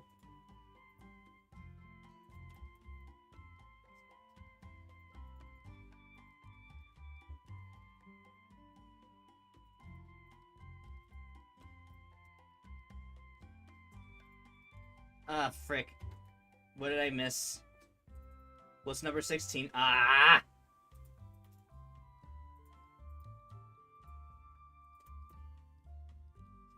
$16.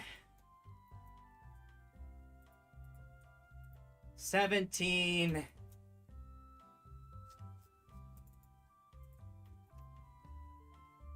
Ah! The poison's working then. 18. Can moths be poisonous? I don't remember. I don't know. 19. Well, you think just because I'm a moth fairy I know everything about moths? No. Well, just because you're human, does this mean you know everything about humans and how they function?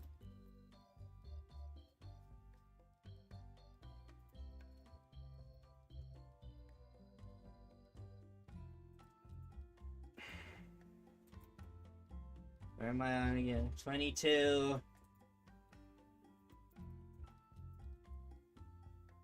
23.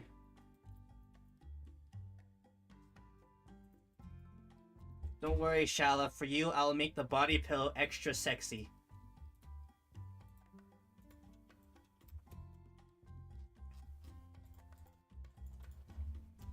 One, two, four.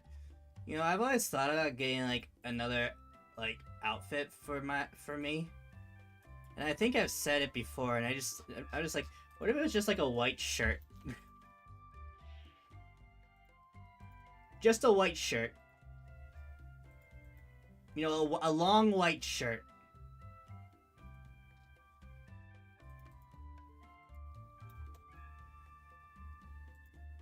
$25 more to go.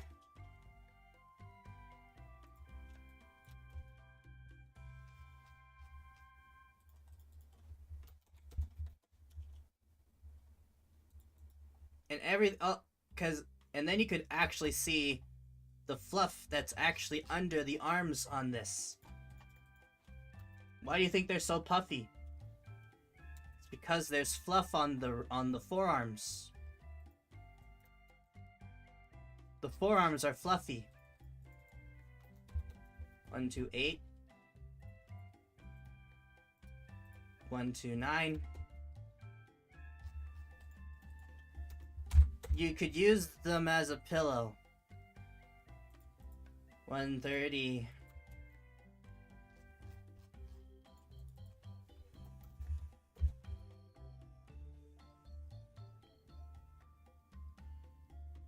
You both can share the pillow. It'll have 17 pockets.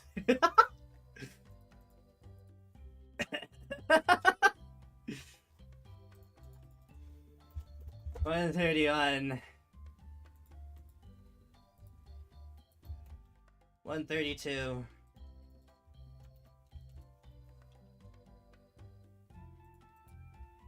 133.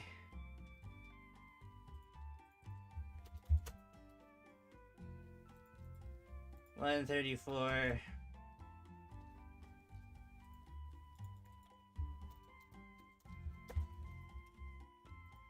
135.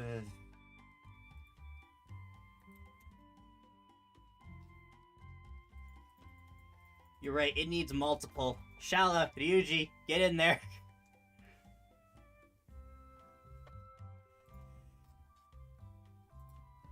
136.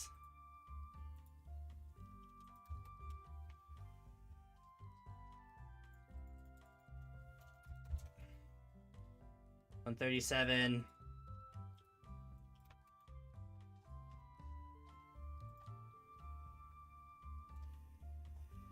'That was Kuu's first prank idea when you fell asleep for me to crawl into your covers for one. I want the one that started with the flirting.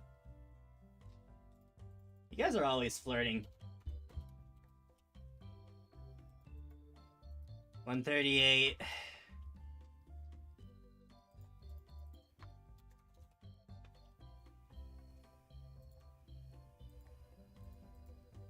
139. Oh yeah, I've also wanted to get a 3D model of myself as well. I feel like that'd be fun.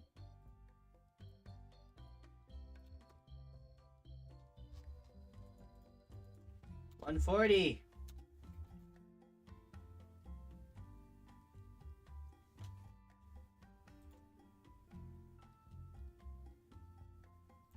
Yeah, then I could then I could go back onto VR chat after how long?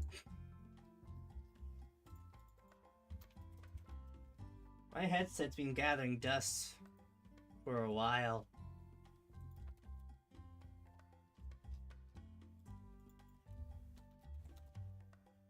$142. $143. $144. Don't worry, I'll one day probably get a donation thingy at some point in the likelihood of the future, well, at one point this year, maybe in this year. It'll probably happen soon, maybe. There's always a likelihood. 5 more! 146. 147.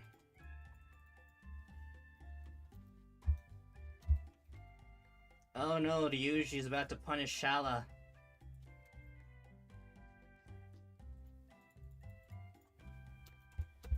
$148.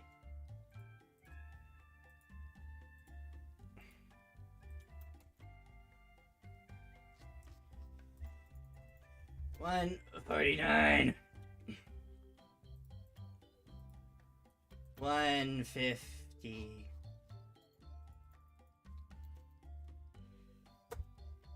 Good. There. That's all of them. Adam Bandalore is done.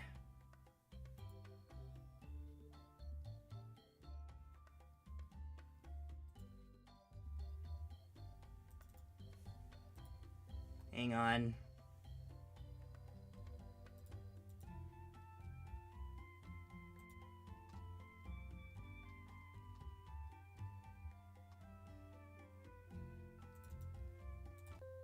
There we go. So now, let's move on to the next character.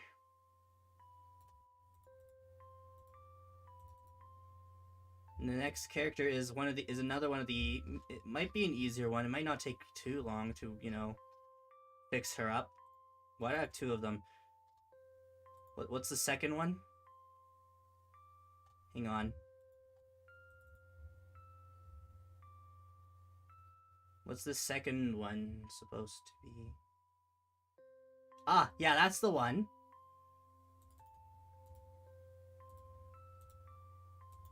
Here we go.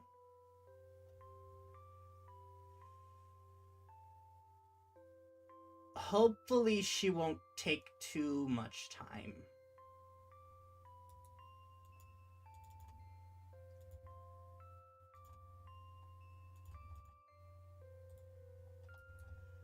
I hope not, anyway.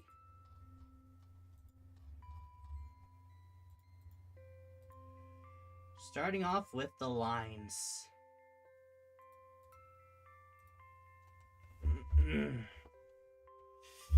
Here we go.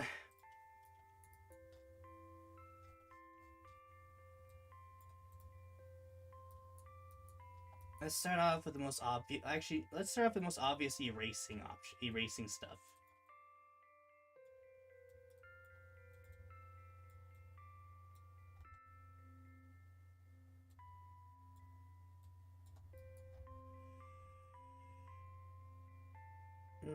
I mean, the hair looks nice like that. I don't want to erase too much.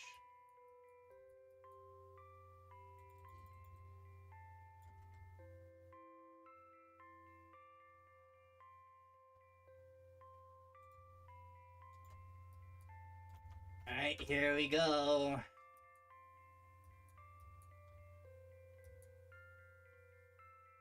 Let's see here now. Why is it gray?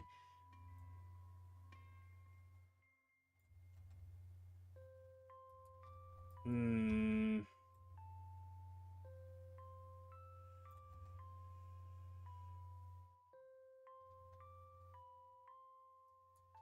Sure.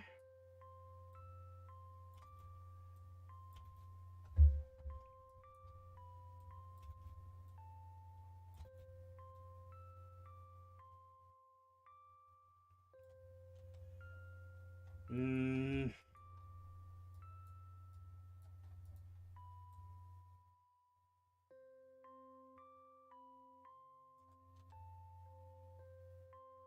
Sure.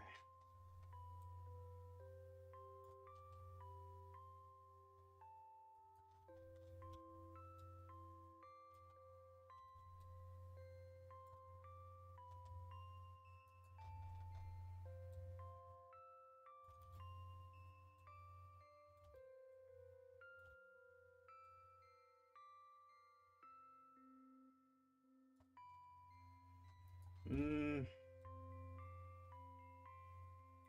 Hmm. Hmm. Really? Like this?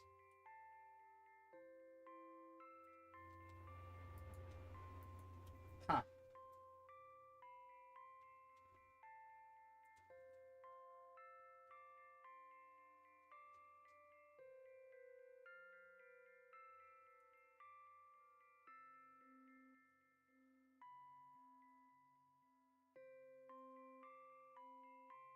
Then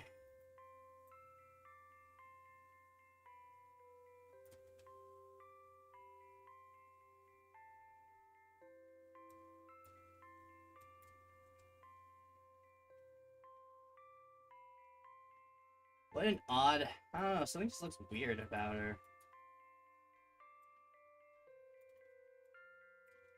Can't put my finger on what it is though. It's just the anatomy. Hmm. Oh well. The goal is to make them her as close to the original as I could. So I don't want to. I don't want to go. I don't want to like change too much about how she looks.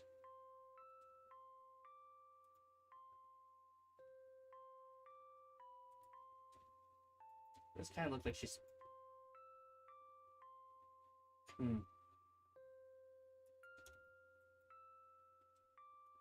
Maybe like that. Maybe. Hmm. Moving on.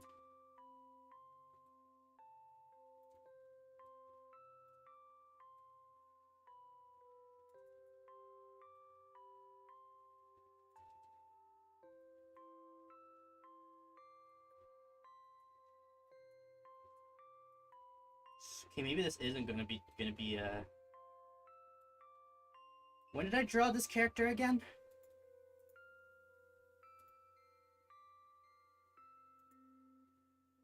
January 18th of 2020. Okay. So this was another one of the earlier characters. Oh dear.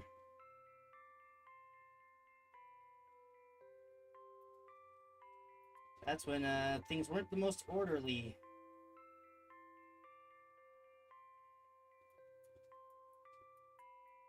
Shala has fallen asleep again.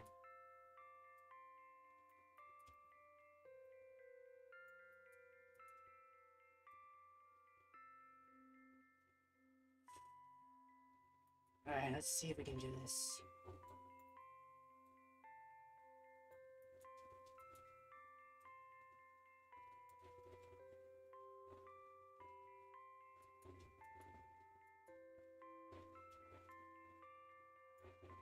Yeah, whenever Shala goes quiet, we can just say that Shala went to sleep.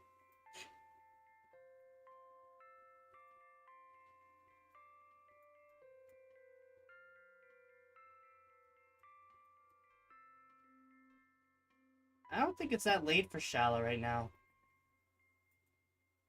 Actually, I think it's like maybe mid-afternoon.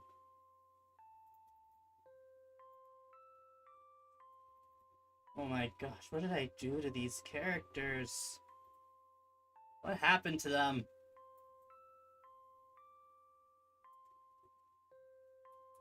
Why did past me have to leave it to future me to fix them?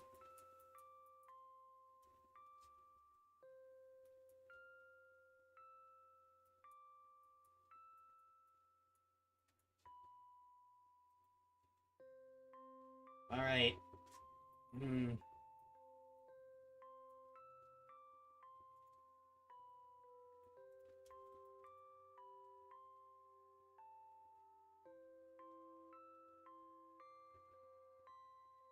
I'm debating.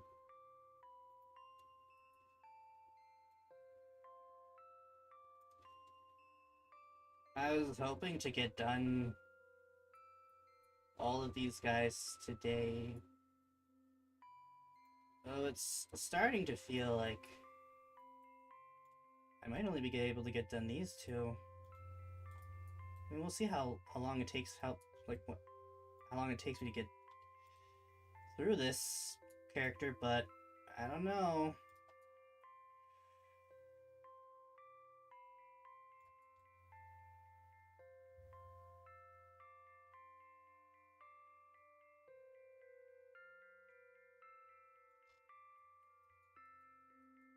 Ever seen the Digimon movie? Did you know that technically it was technically it's three movies put together if you like look at it. Oh dear, I don't want to mess up this hair. See what I can do.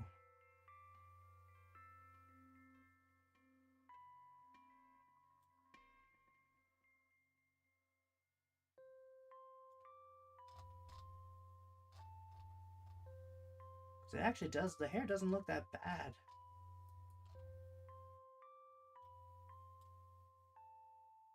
Oh, you want a cracker?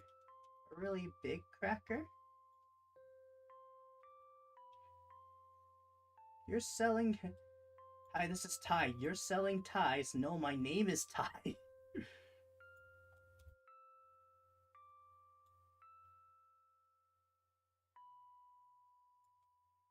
need to speak to these two. Okay. Click. Kids!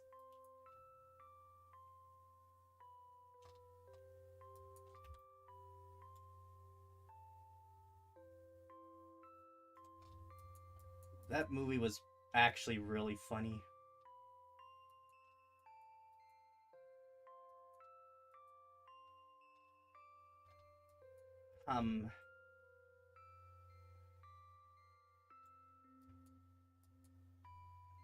Does anyone else remember Angela Anaconda? No? Just me? Okay.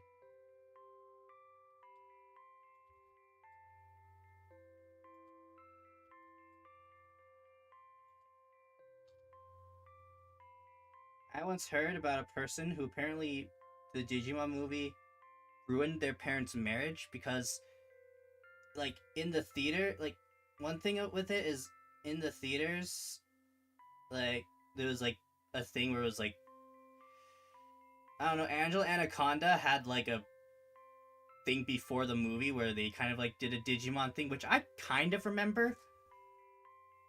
And apparently the marriage was already pretty rocky. And they went to watch the movie, but it wound up being Angela Anaconda, and the wife was all like, you can't. It was like, what was it? You can't even take our family to the right movie. You're so useless. We're done.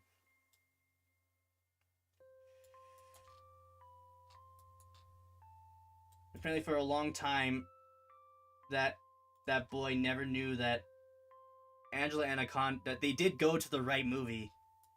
They did actually go to the right movie. It's just Angela Anaconda took up the start of it.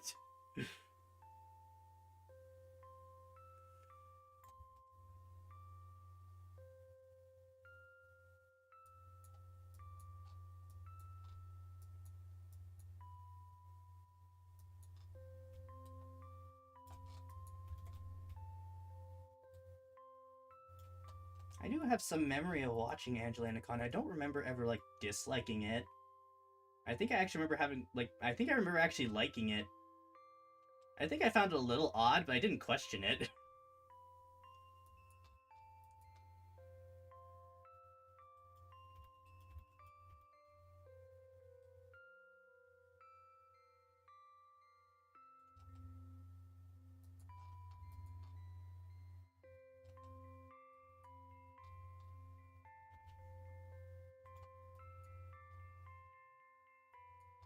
Alright.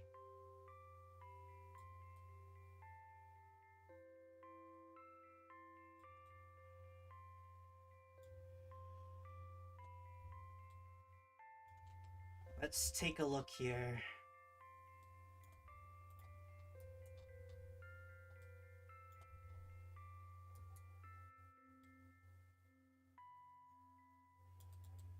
Just gotta be careful with the hair strands. I do actually kind of like how it looks.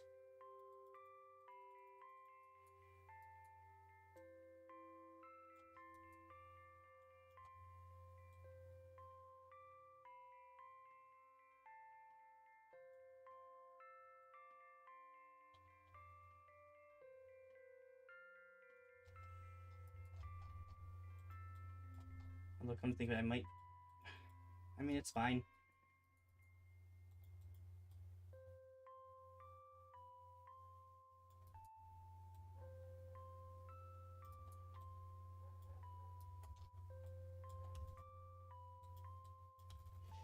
Ah.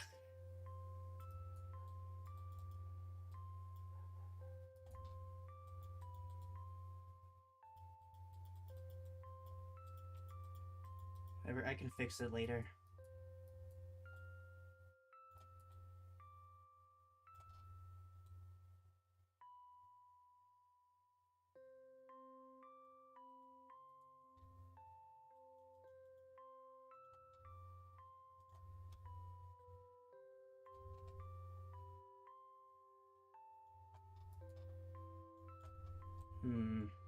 I'm a big fan of what's going on over here.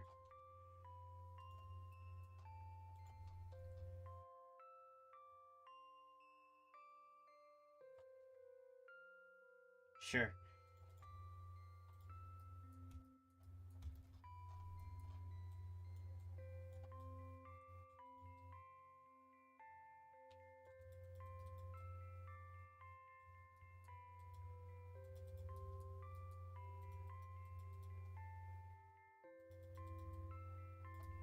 Where does my music come from? Oh, I'm glad you asked. It was actually made by my eldest brother. He made all the soundtracks for my channel that I use on my channel.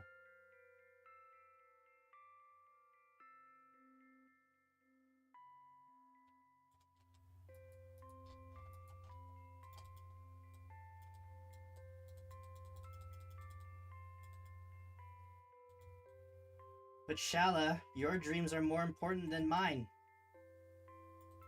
'Cause they're your dreams.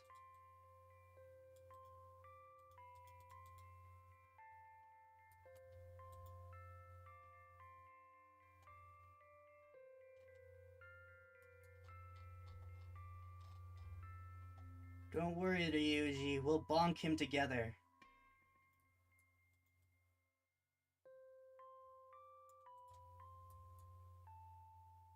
You know,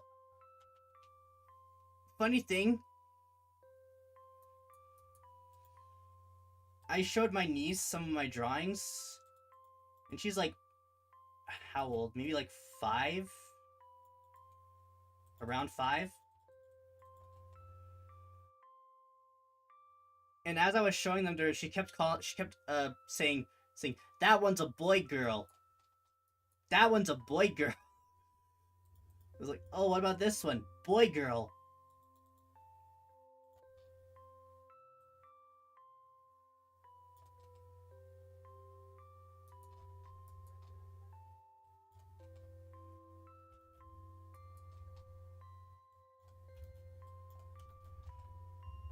And it was like the majority of them they showed, it was just, that's a boy girl.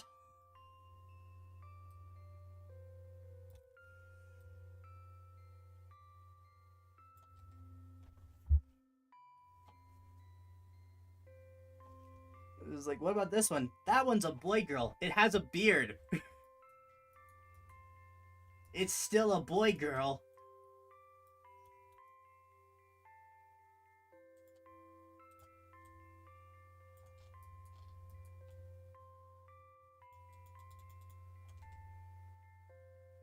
You can't win. You can't win against. You can't win against children.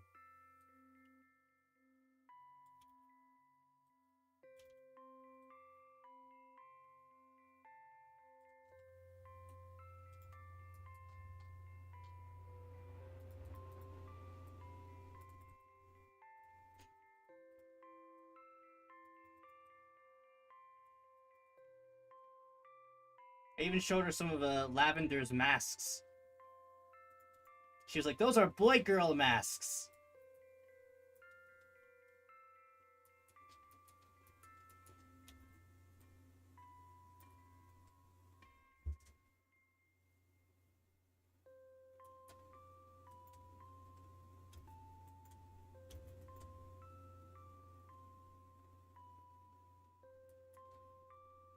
Yeah, there was really just no winning.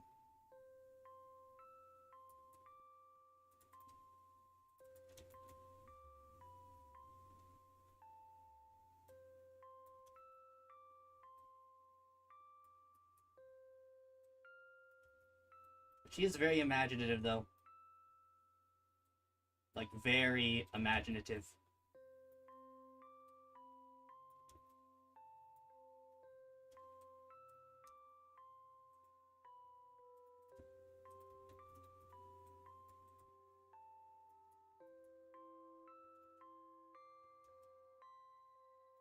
And like, yeah, sure, kids are imaginative, but like, she's very imaginative. Like, she's already built up this like entire world of magic within witches and stuff. And like, she was telling like, for sometimes I'll just like listen and be like, yeah, that's nice. While she was like explaining this world, I was just like, I was actually like looking away from my computer and listening. Like, that's actually really interesting.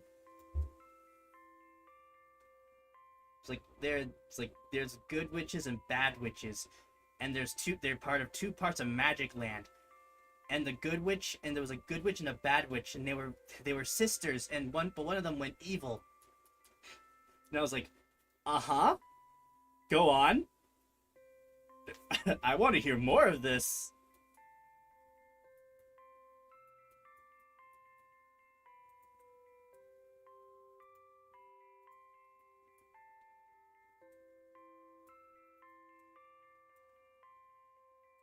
Like, it was, and of course she also had, then she, like, of course there was some like the modifications, like, oh yeah, and I'm the witch now, and I beat the sister, and I created the whole, and I created Magicland, and I'm a vampire, fairy, mermaid princess. But I mean, hearing the story, what she was saying, it was just like, wow.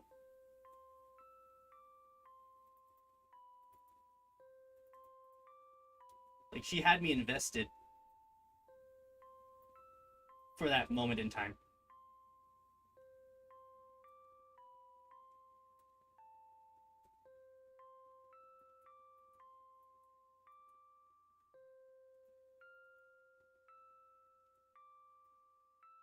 And this is a 5-year-old. There was lore.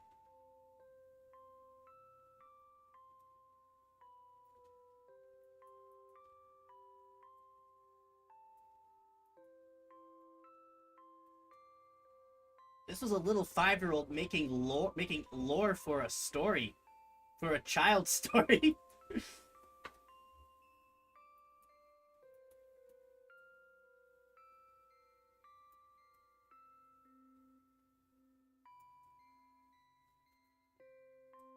Like, how could, like, as someone who makes stories myself, how could I not be impressed?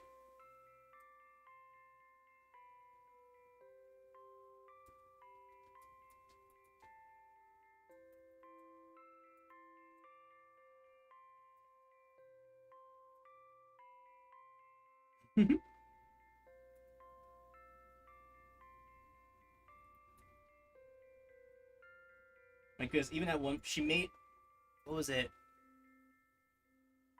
Oh, yeah, I should probably save this under Sade. Wait, Sadie Prislimni Queen.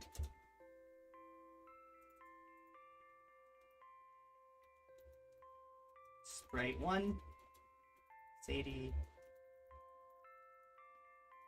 Prislimni.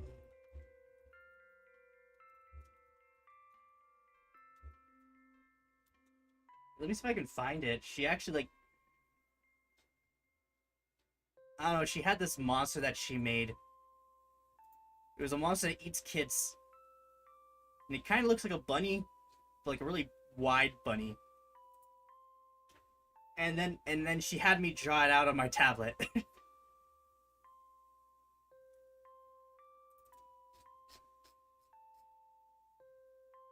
If I can find it.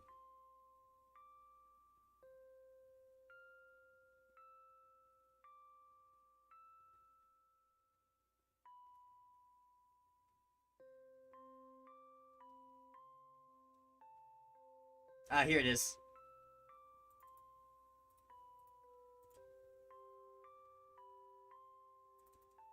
I found it. There it is. It's the monster that eats kids. I did the shading bit myself.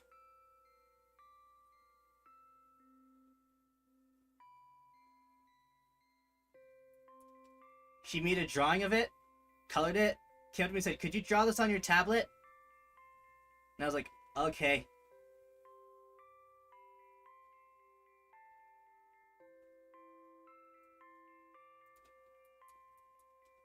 It has backwards feet.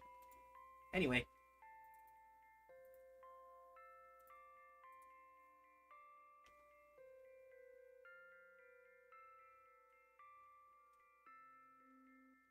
I mean, who knows how big it is?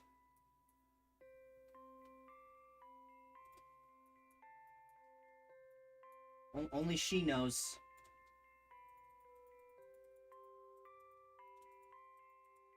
Of course, her mom's all like, "I don't want her thinking about that stuff." I mean, I'm not one to say what exactly, you want for your kid.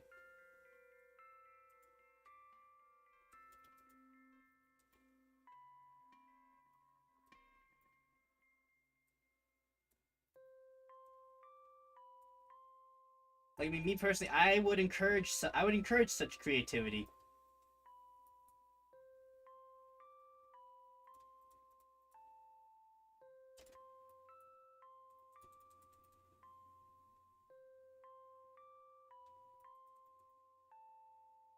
Actually, a funny thing with one of my nieces. So, as you already know, I play Magic the Gathering a bit, and I have a lot of zombie tokens. Now, one of the zombie tokens, one of my younger nieces thought was really cute. Let me see if I can I find that one actually? Now I want to find that one.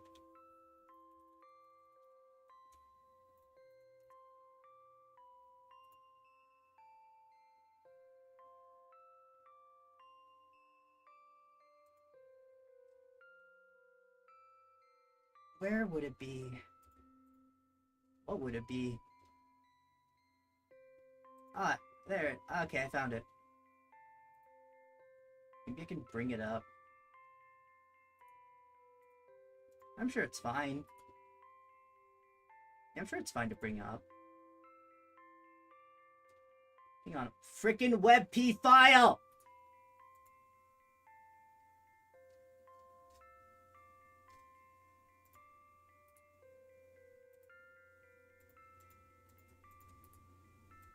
Hang on.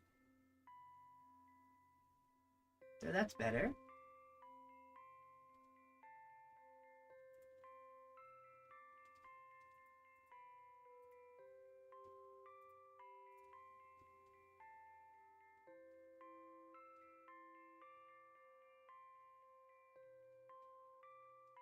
Where are you?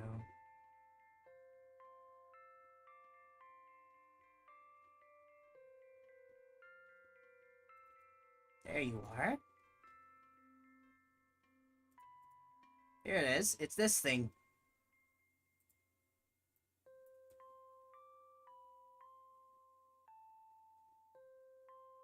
It's this card.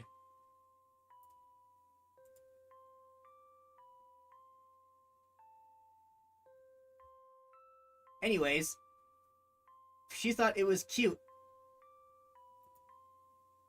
Apparently, I mean, there's a bit of a pretty... I mean, it kind of looks pretty, I guess. There's something kind of pretty about it. It's this thing, Shala. I mean, there's something pretty about it, I guess. But she said it was cute. And of course, I have a lot of zombie tokens. So it's like, if you want to have the card, you can have it. And she was like, really? I said, yeah, go for it. I have plenty of cards. And so she took the card, brought it to the rest of the family, and said, look what I got!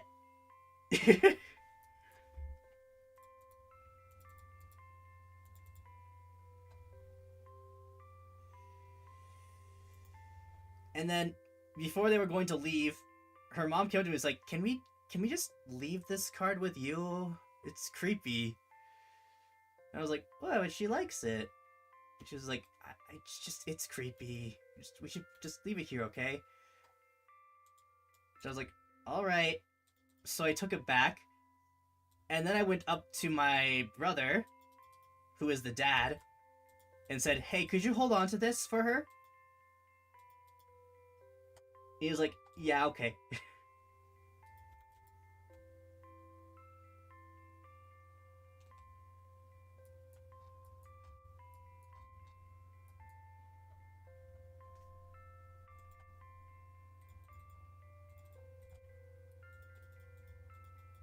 I don't know if she still has it. You know, I really am. It's come to the point where I kind of dread whenever they show up.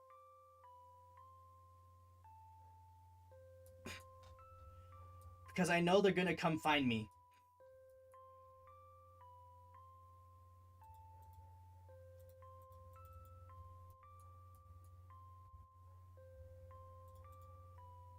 Actually, even just recently, they've been coming into my room. Like, before they have to leave. And shutting the door behind them, and then jumping onto my beanbag and jumping on it.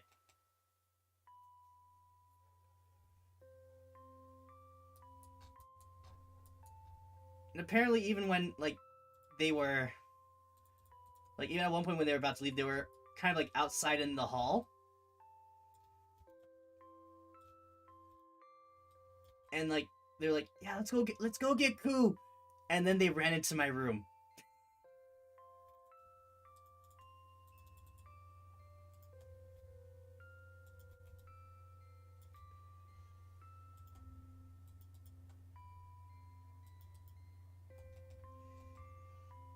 Yeah, they're fun.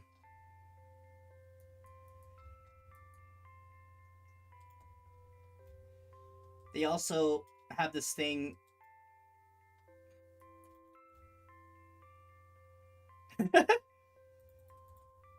I wouldn't throw them out a window.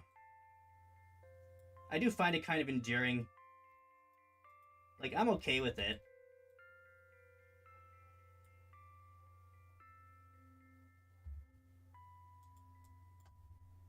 Although, the main thing which I dread the most is when they come into my room and say, can we play Mario Kart? Can we play Mario Kart with you? Now, that may not sound bad, but here's the whole thing about it. First of all, I mean, this isn't bad either. Well, actually, I'll say what the main thing is.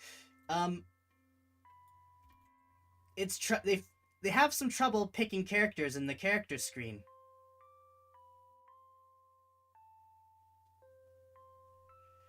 and they don't want help with it. So many times they'll try to pick a character, and then they'll go over the character. And if one of them takes too long to pick a character, they decide to switch their character and choose a different character if they've already selected that character, and then that takes even longer. But wait, there's more. They also have trouble picking carts.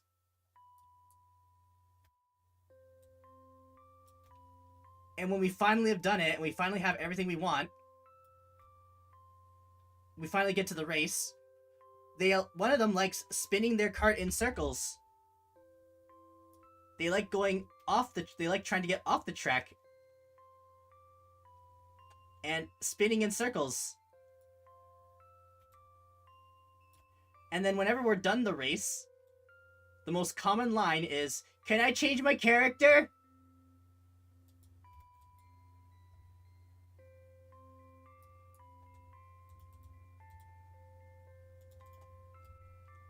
Which is the one that really makes you just go.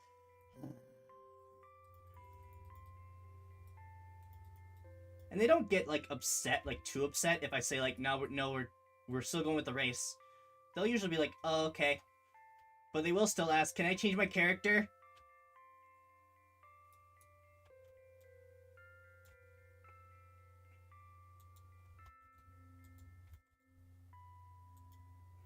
Does it bother me? Not like to the point where it's like, I wouldn't say necessarily that it bothers me per se, but it is still kind of like a sort of thing.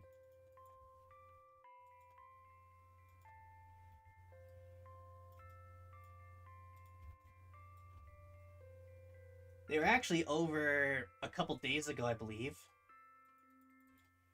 having a sleepover with my grandparents, who I live with, or with my not my grandparents, with my parents, which are their grandparents, who I still live with,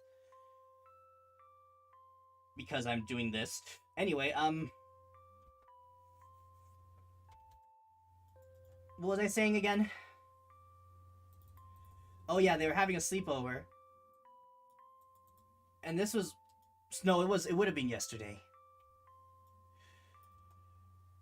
And while I was working on my, final like episode 12 finale, they came up into my room and said, "Do you want to have a pajama party? Can you join us in our pajama party?" I never did get to do that because by the time I was done the video, they were in bed sleeping.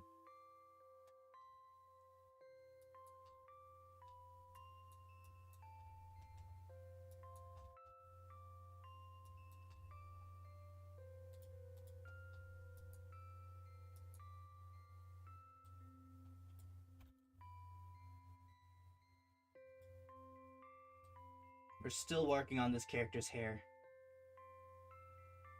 It has been over 3 hours.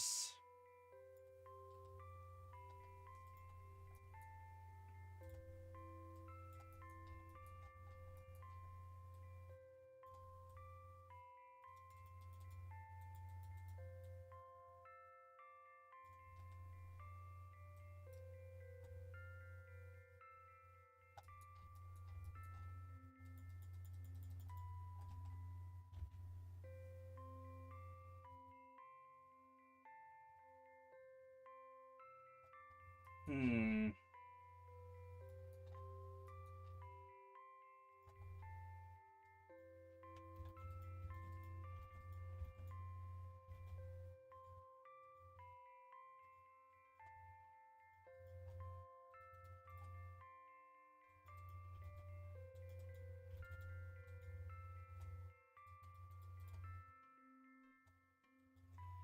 Maybe there's a part of me that's also like a bit like ugh.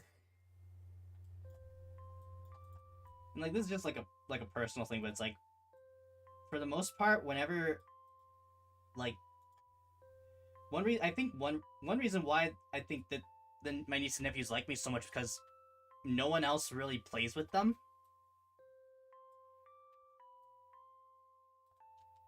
Like I get it, people want to visit and stuff, but like they'll usually come to me because I'm the one who will most likely play with them. I'm the one who will most likely like, you know, be like, can we play a game? And I'll be like, yeah, sure.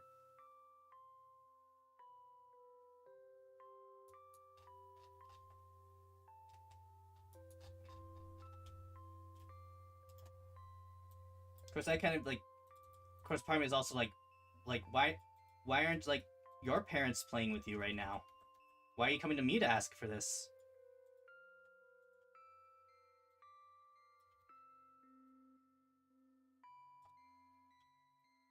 I mean, like, I still get it. They're busy talking.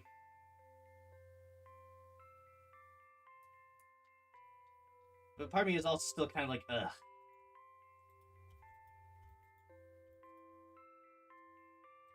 If that makes any sense at all.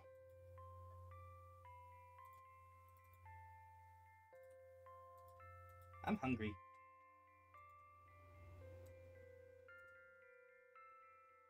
Right, I think... No, wait.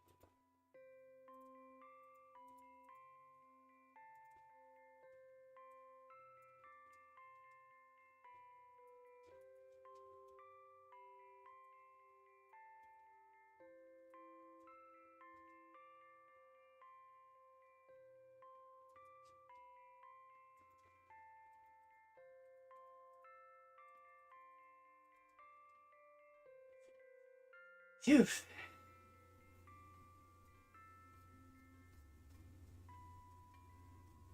I think we're looking okay with the lines.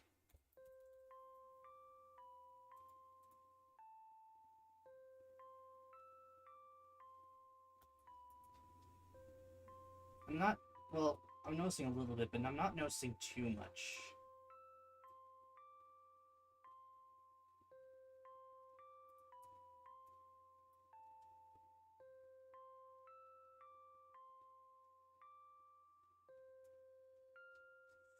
Oh dear, I wonder what the hair is gonna look like.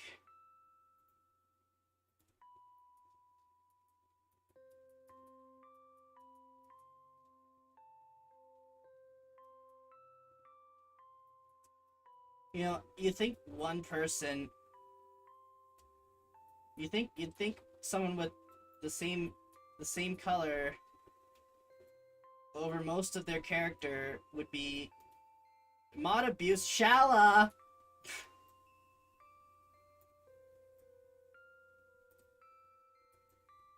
This is a new level of flirting.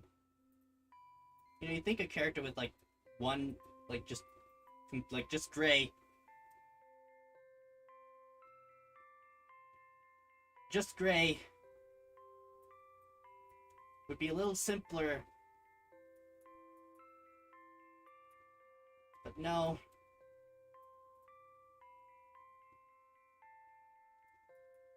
No.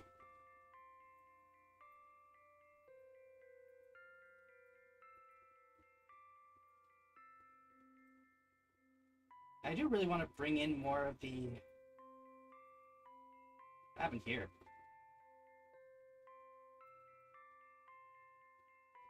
I do want to bring in, like, other characters, such as, like, the other people of Amira's group, but as it goes, they're not ready.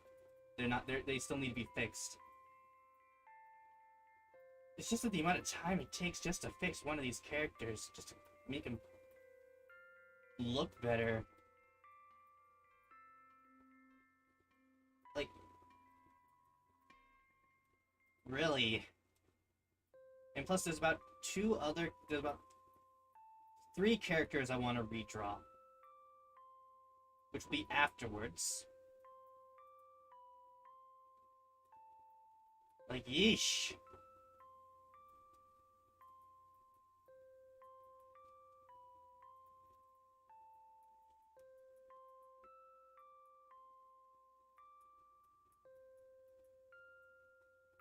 Like, I cannot wait to be done editing all of these characters. I'm a little more eager to fix the main Amira's group. There's 3 I have left I want to redraw. And of the characters I still have left, there's this one, 2, 3, 4, 5, 6, 7, 8. No, 8, 9, 10, 11, 12. So that's about 15 characters that still need to be fixed up. Or 12 characters that need to be fixed up, and then 3 I want to redraw.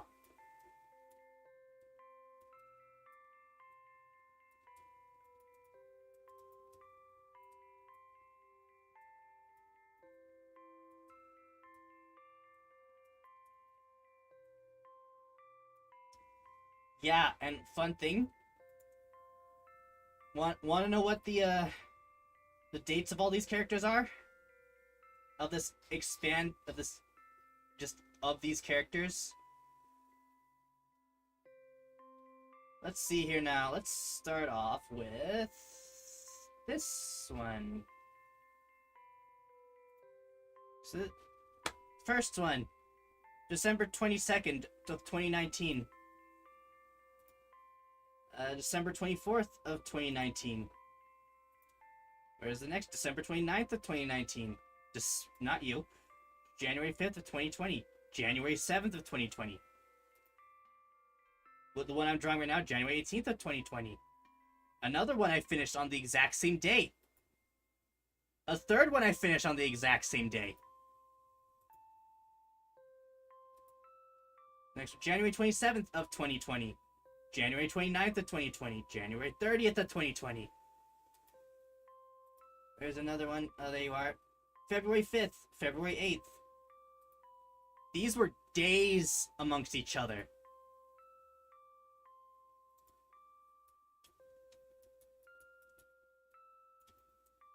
Like, I finished drawing some of these characters in days.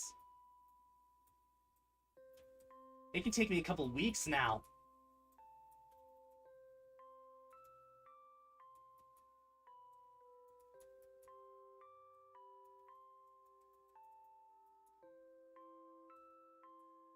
Which, I mean, is possibly also just because I get tired quicker.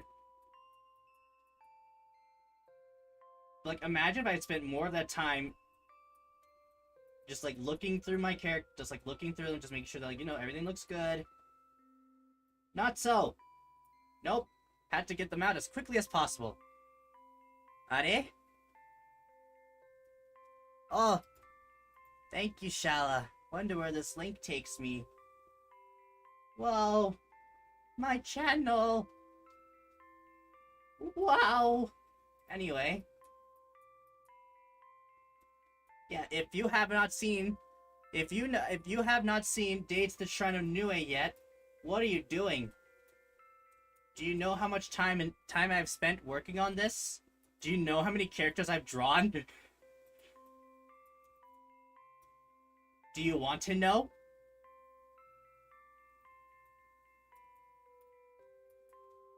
We'll take a look at Days of the Shrine of Nue. Both seasons are completed.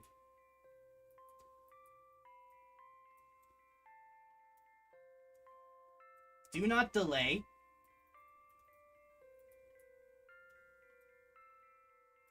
Get thee hence. A later date? No. No.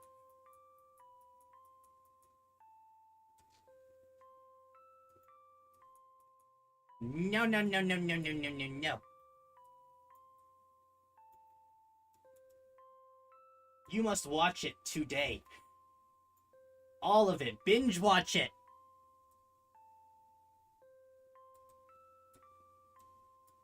Get some clips. Put them on your eyelids. You're not even allowed to eat. Don't even get popcorn. That will distract you.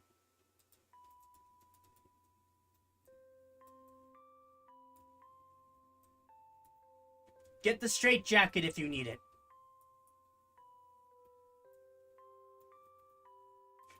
There will be no negotiation.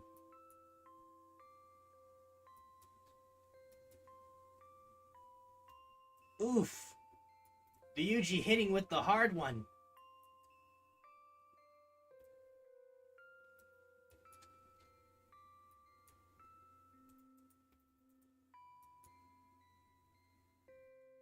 And if you don't like it, my series, then, well, I guess you'll have a crying moth on your doorstep.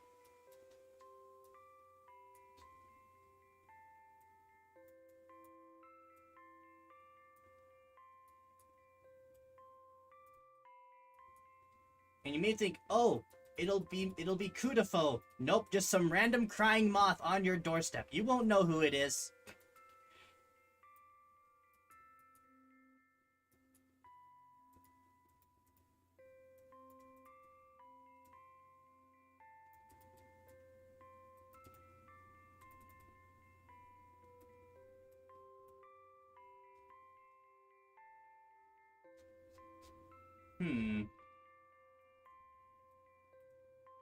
Well, actually, no, it's okay like that.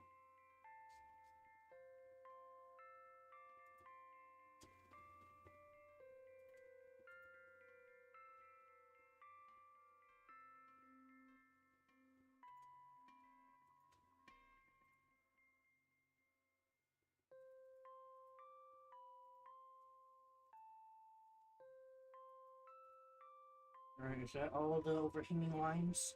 There's a line right there, though, that does not work. Over here. Oh, gee, how much longer is this gonna take?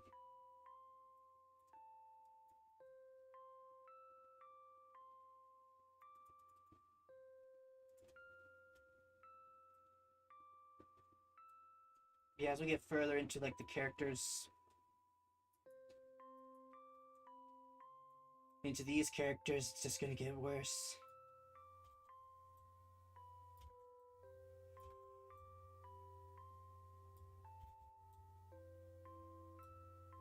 Oh, hey Shala! Have you seen it yet? The finale. Are you intending to watch it after the stream?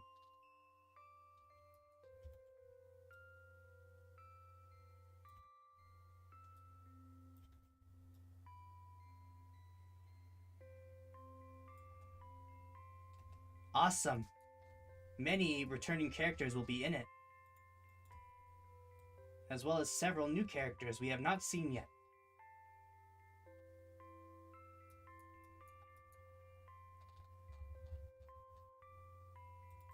Shala, fake fan.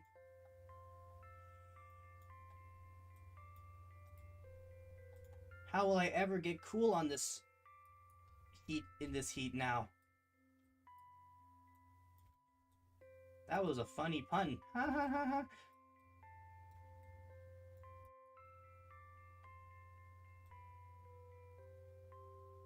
We must keep it going.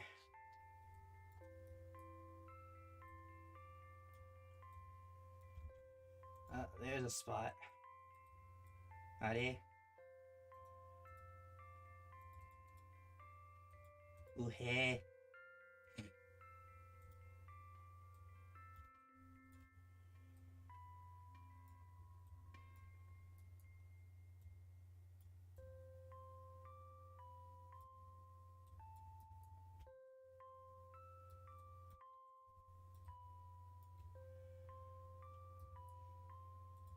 I heard this funny thing recently.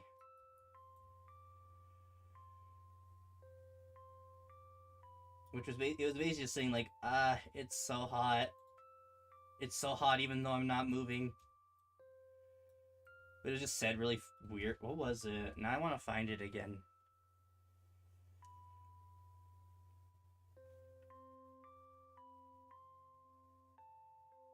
What was it?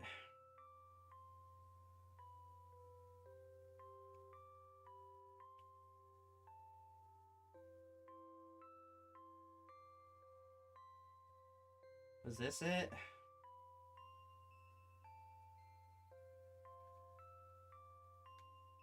Maybe?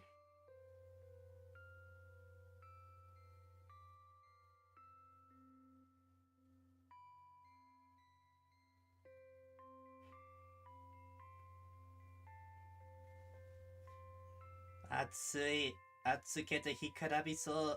Ugoite nai no ni atsui yo.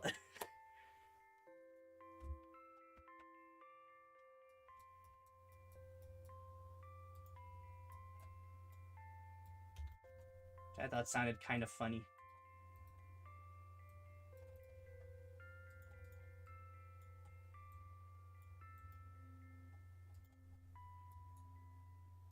It's so hot even though I'm not moving at all.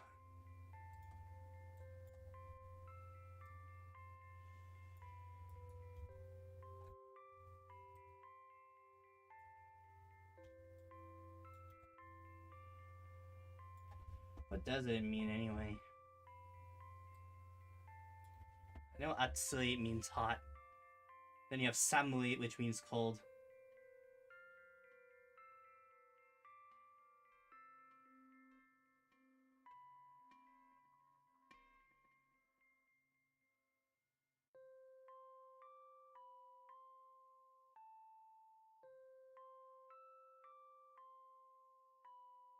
Is it Atsukute or Atsukete? 動いてないのに暑いよ. What does it mean? Where's my translations? Give me the translation. Do it. Do it. Do it.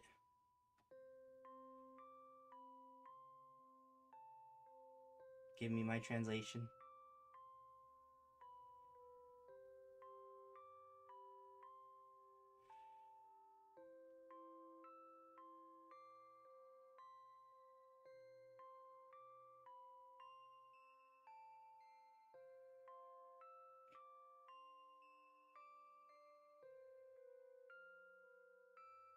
According to this, it means it's hot. It's hot and the sun is shining. I can't move, but it's so hot.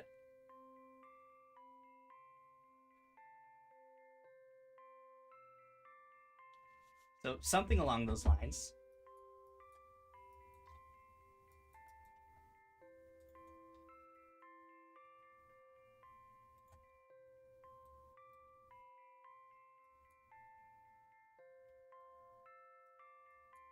Me when I wind up going outside.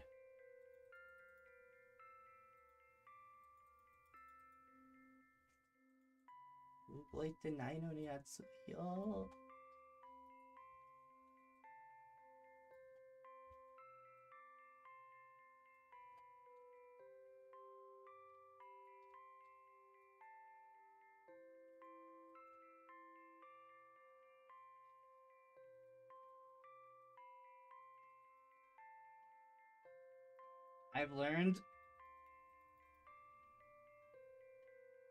I mean, it's quite obvious. I love being inside. I like the indoors. Many times when people say to go outside, I'll usually say, there's nothing for me out there.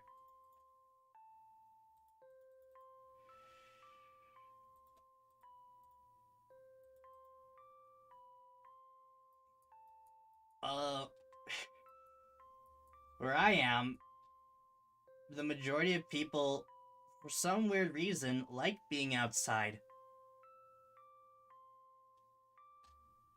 I've heard from many people that they like to hike, they like horse riding, they like doing stuff outside. And I'm just all like, I don't want to be outside, I want to be inside.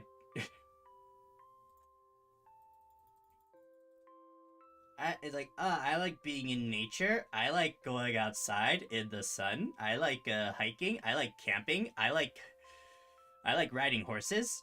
And I'm just like, I don't want to do any of that.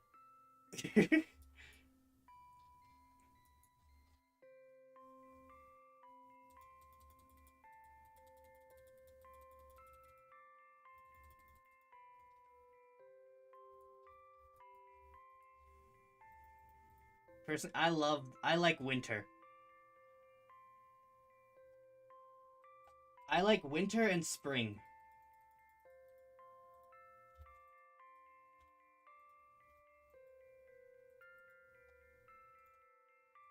I like spring because that's when there's rain, and I like rain.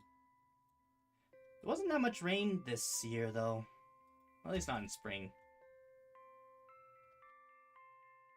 And I like winter because it's cold and I get to be in multiple layers if I wanted to. You can only take off so much in summer before people give you weird looks.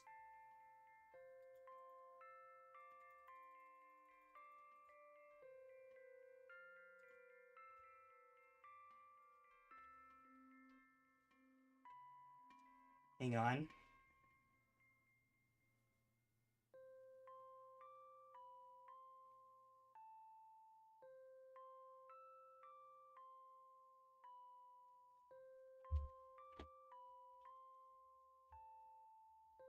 Why is the pressure at this?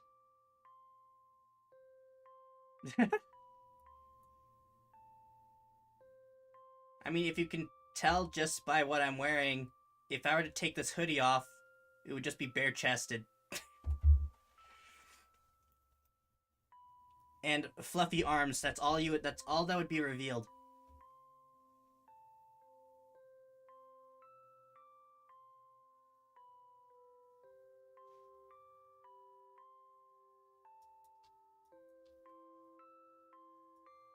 Charlotte turned into a dog.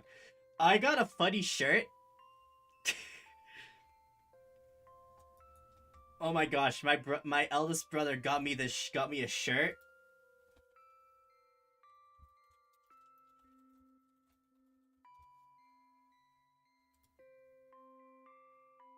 I need to show it. I need to show what this shirt has on it. Now, first question is, who here has seen uh Full Metal Alchemist?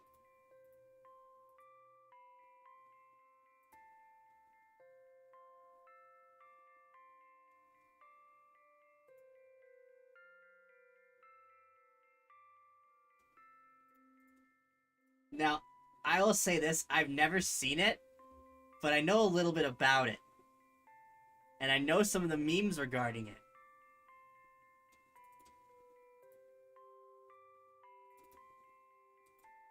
This is the shirt.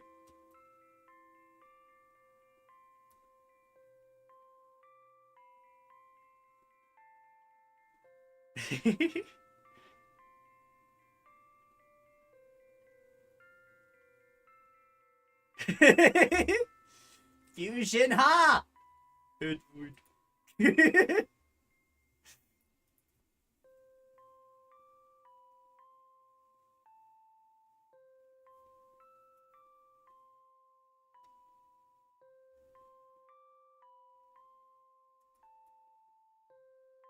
Yeah, that's the shirt I got.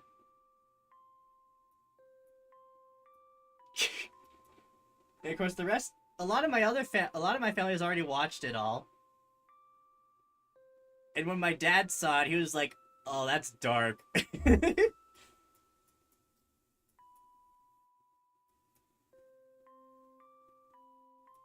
Little does he realize that a lot of the dark things I tend to laugh at.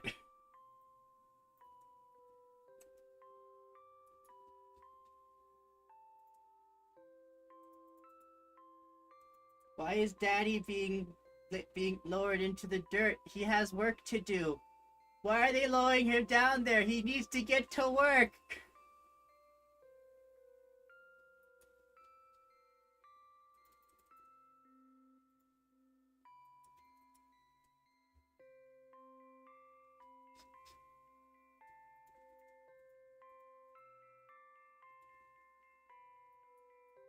Why are they lowering him into the ground?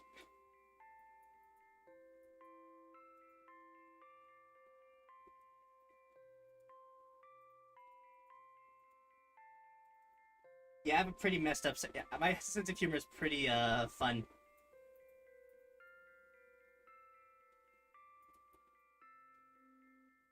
You know, another thing I quote a lot, and I don't watch. I tried watching.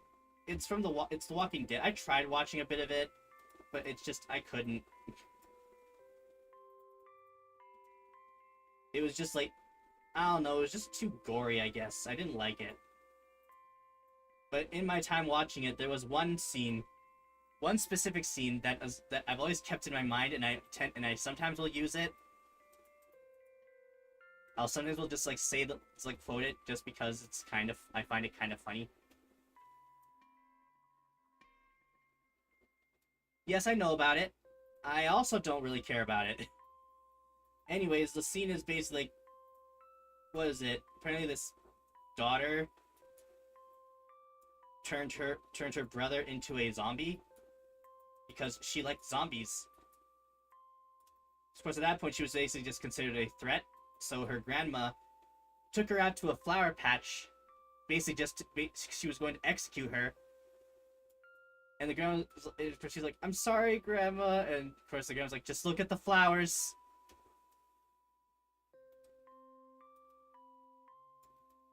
And sometimes, of course, sometimes I'll say, like, in a game, where I'll just be like, I'll just be like, "Just look at the flowers. Just look at the flowers. Just look at the flowers."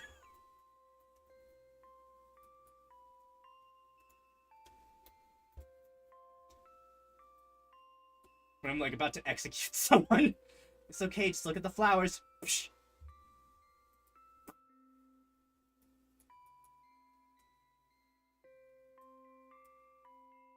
Which, of course, is also a very dark scene.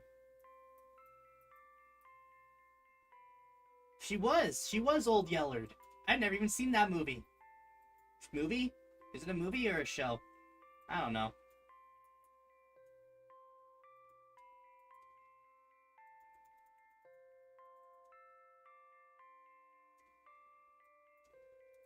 I just find a lot of dark things funny in the aftermath.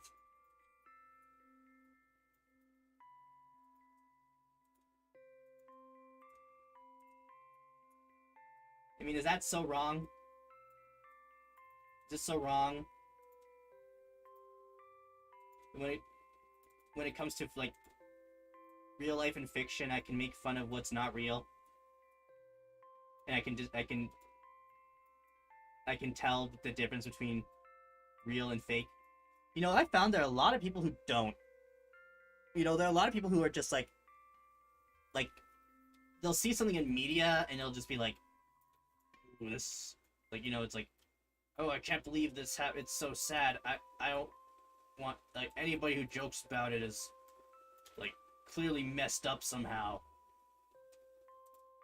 Like, bro, if I were to see that in real life, I'd be like, yikes. But if I like, it's coming from a show or like a game.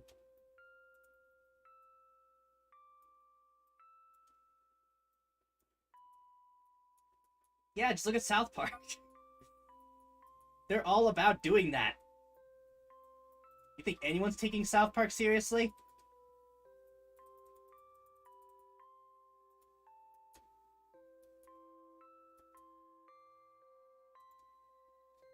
South Park was made to not be taken seriously.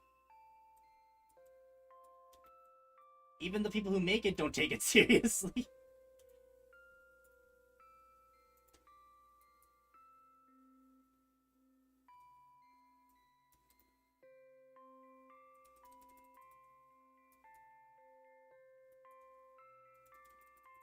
And like that, the sort of mindset also makes me feel like a little, like, it does make me feel kind of bad for, say, who played that one character everyone hated in Harry Potter? We all know who I'm talking. I'm talking about the one who played Umbridge. I'm just curious, how many people were angry enough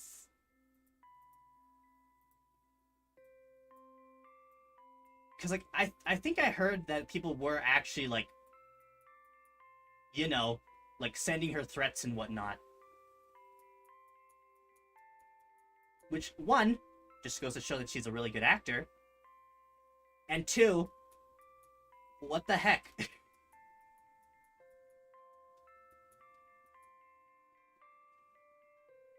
I don't know who Matt and Trey are.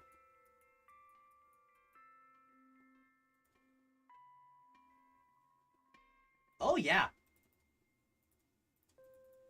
Like, even as a kid, even though it's like, I don't know how old I was when that one came out, but I remember watching it and just being like, wow, I really don't like her.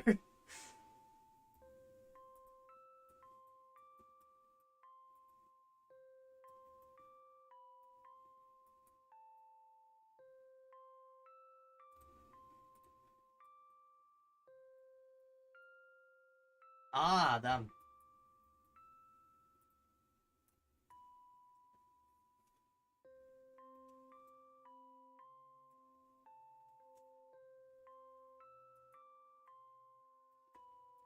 And I mean, I guess we could say the same thing for like, I don't know, let's say people like even like say we all know the thing with like the game characters and waifus and husbandos and stuff. I mean, like yeah, as like a kind of like a funny joke, like yeah, I really like this character and all that stuff. It's like yeah, you know what, that makes sense. Yeah, I can see why you like them. There are some people who like just go a little too far with it.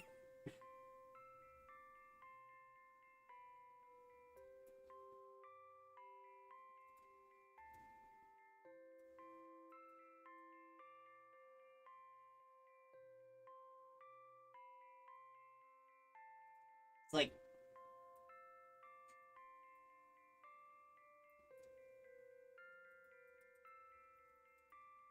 it's that one thing that it's like that one SpongeBob meme. It's like calm down, son. It's just a drawing. Of course, I'm not saying there aren't game characters I'm like oh yeah I like them. They're pretty. There's a few like I remember back when I played Azurudane, I really liked Admiral Grafsby. She was cool, and plus I like white hair.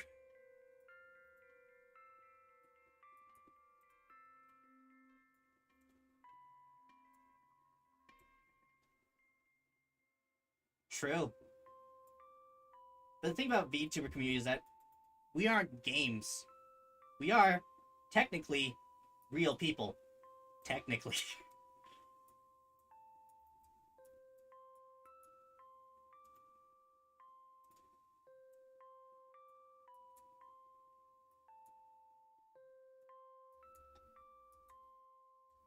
So, I mean, there's a bit of a difference there. But even still,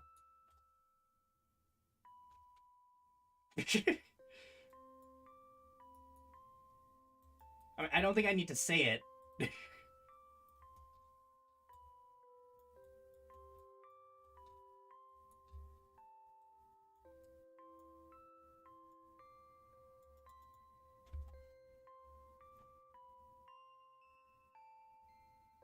Yeah, I think I've made my point. Is that supposed to be an ear? Oh no, that's the ear. Exactly. You get it. VTubers aren't things.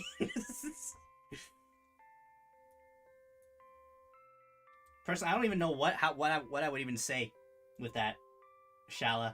I kind of blanked there because I wasn't too sure. I was like, you know what I mean though, because I couldn't think of what to say for it.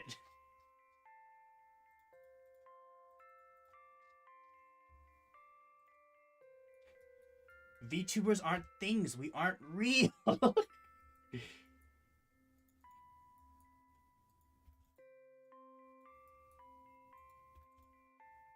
Technically speaking.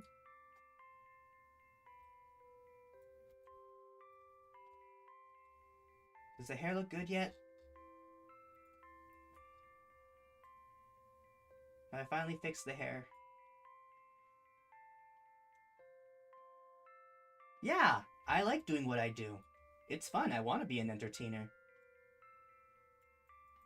It's just being an entertainer is really difficult. Is well, it's not. I don't know. I wouldn't call it too difficult. It can. It really depends.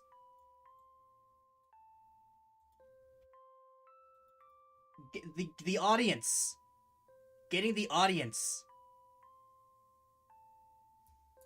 That's the difficult part. Getting an audience.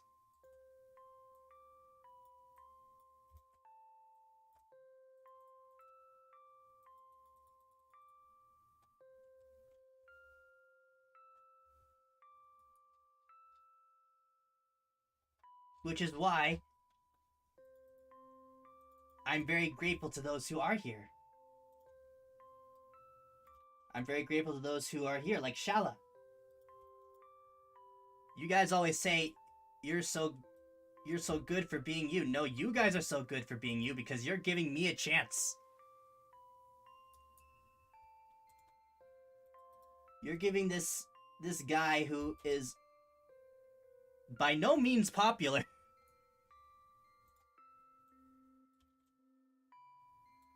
amongst so many other people who you could be watching instead, and you've chosen me.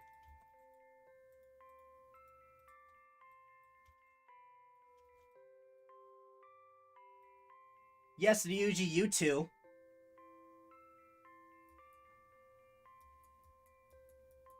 I'm also talking about you. No need to mope on me.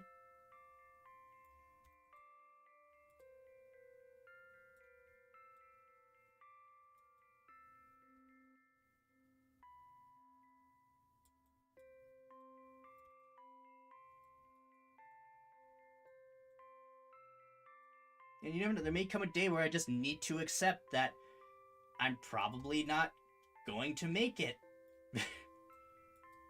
Like, there's a, like, after I've been at this for 6 years.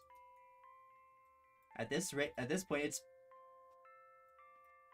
pretty well likely that I might not take off. But I'm still going to try. I'm still going to give it my all.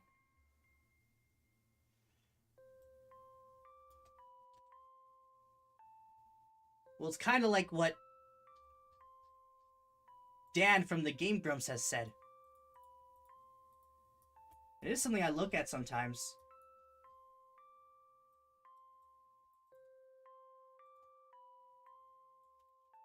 Where he says, like, sometimes your dreams don't come true, and that's the scary part.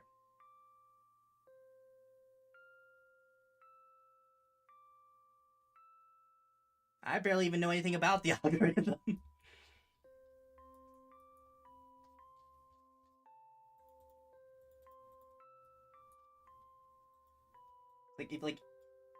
Well, is like, if you want to have a dream and you want to follow it, go for it. But you gotta make sure you have the stomach for it. Because as you go along, you see all like, you know, your successful friends getting these high jobs. You know, you're gonna think, am I ruining my life? Am I just messing things up right now? But then to just keep going with it. And you know, someday, maybe it'll pay off. But you see, there's still the reality of, it might not. You know? And like it is, that's the scary part.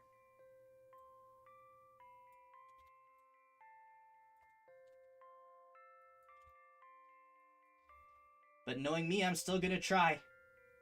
Even if it has been over 6 years.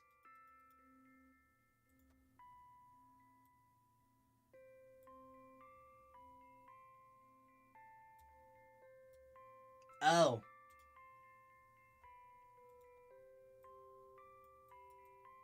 I mean, I'll take a look at what's popular and stuff. But I mean, if I don't find that I like it myself, then I'm not gonna do it. Probably why I'm so, I don't know, when it comes to games, usually it's like, oh, I might play it, but at the same time, like, it doesn't really look that, like, it doesn't look like a game I would play. Like, my brothers have been like, oh, you should get this RuneScape game. It's a survival game. And you like survival games, so, you know, you might like it. And I'm like, I mean, I guess, but I don't really want to play it.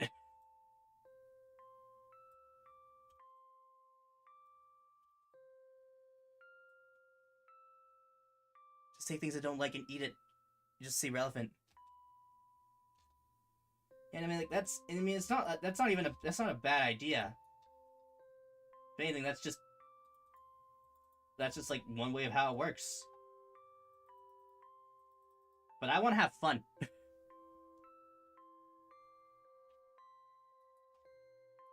Is this hair fixed up yet? I think it is. I think we got it. Finally. Now for the shirt.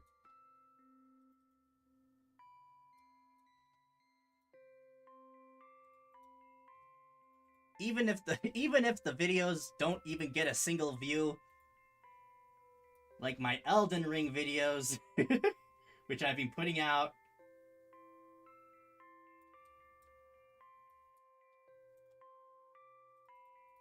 where I fight only with a dagger, because dagger only, yes.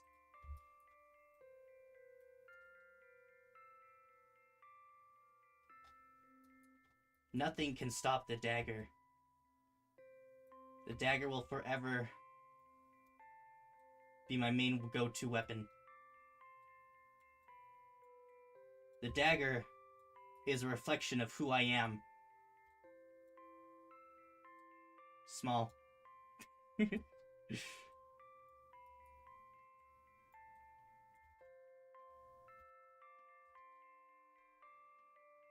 Why would I want a long-range weapon when I can just go small? When I can just go small and more difficult.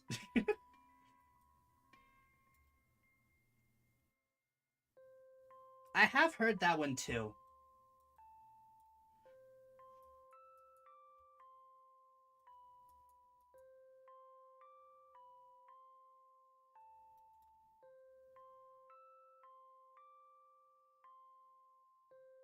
Why would I go hammer time when I can just go swish, swish, swish?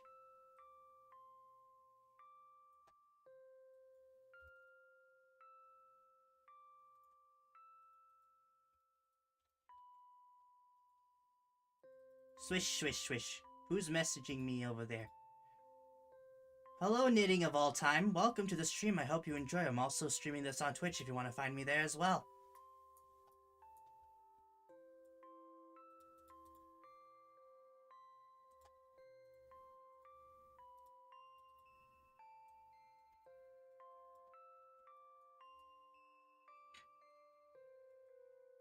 What was that one thing I once said? It was like, my favorite games are the Toho Project as well as Dark Souls. What does that say about me? I think someone said that. I think that makes you a masochist. Can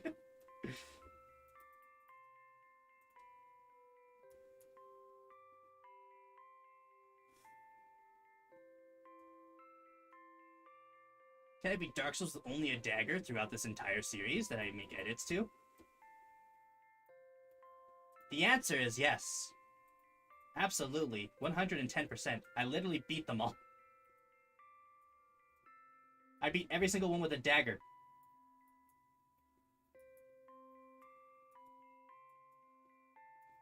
Why? Because I could. And I boast about it sometimes. Sometimes I would boast about it. Even before, I would be like, yeah, I beat these all with a dagger. But here's the problem. I had nothing to tell people, hey, I actually did do this. You just had to take my word for it. But now I have proof.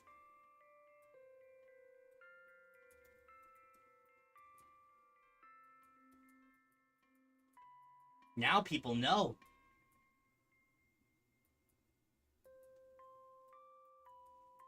But now comes the biggest trial. The one that I say I would not recommend ever beating this with a dagger only. Elden Ring. It took me probably over 5 tries to beat Morgott with that dagger. That's how tricky it was.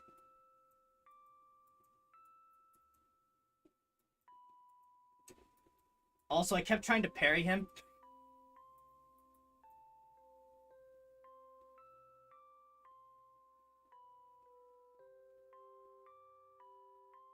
Because I like parrying him.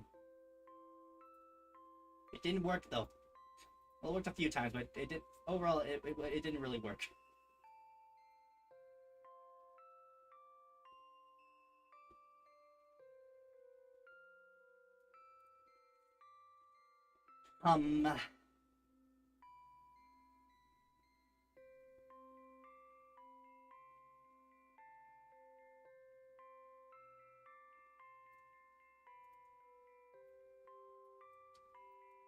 And now I'm playing Zuma. Ever felt more pain?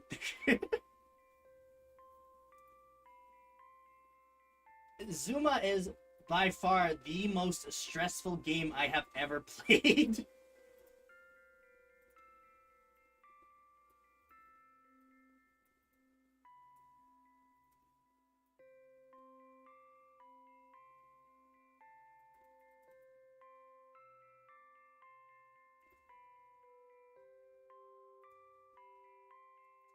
Yeah, like no kids, and it's just a frog and some balls. But the balls are always moving.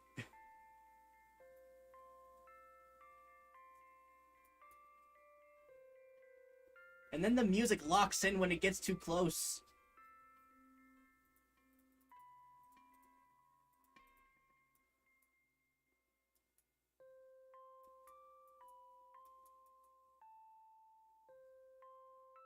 I think we're almost there. Yeah, no, Zuma scared me. I got scared by Zuma. I got scared by a frog that shoots balls out of its mouth.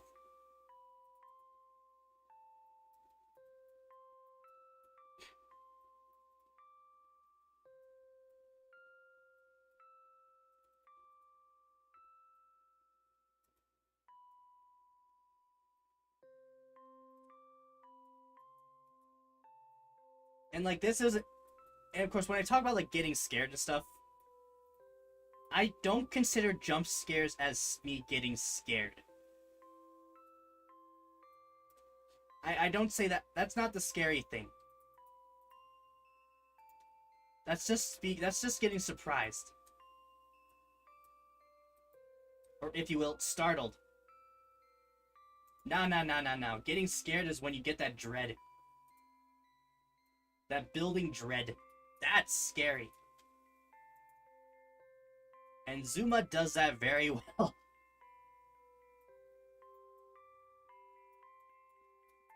Because not only does the ball chain slow down, the music starts locking in. The mouth of the thing that the balls are going to starts opening up. And the thing is, it doesn't stop moving. It just gets slower.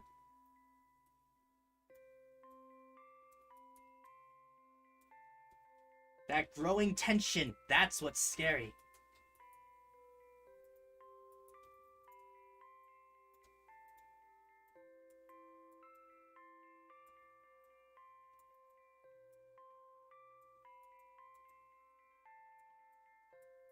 And that's just something you don't find in horror mods on Minecraft.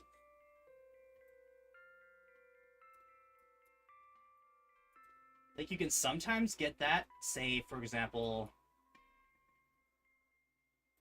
I don't know, if you're getting cornered by a creeper, maybe.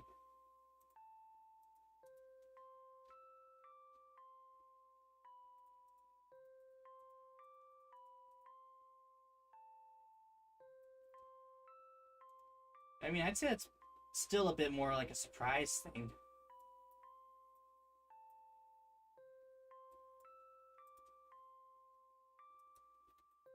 So yeah, if you want to play a horror game, play Zuma.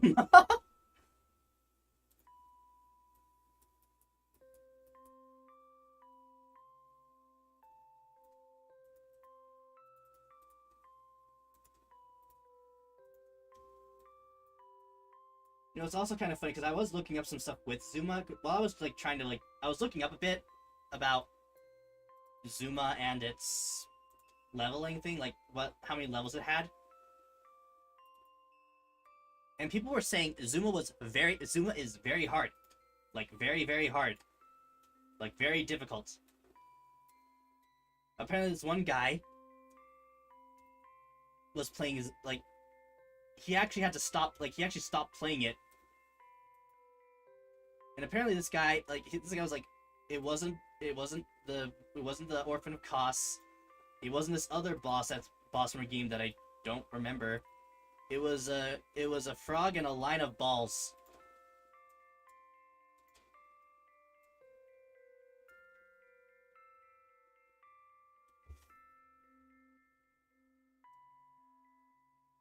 I like VR horror.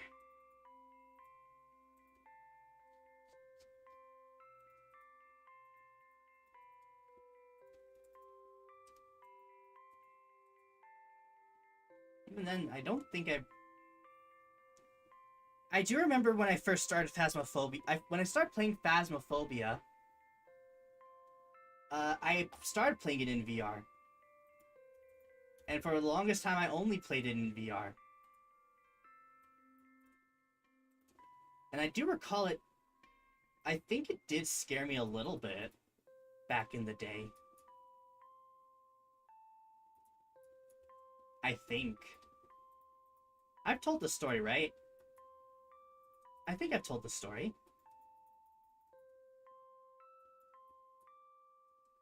About this one time in the old asylum, back when the game was still pretty much in early development, and people were hacking the game to add in more people. I was in one of these lobbies in VR, and I got lost in this old asylum. Downstairs, the ghost was chain hunting. I didn't have a light, but I could still see the wall.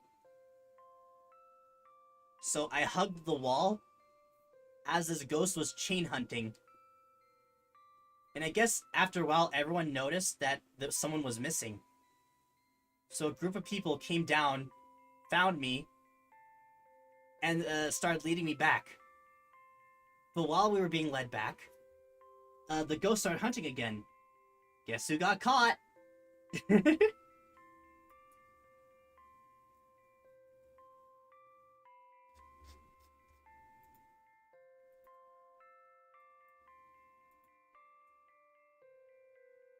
I think we might be good. I think we might finally be good.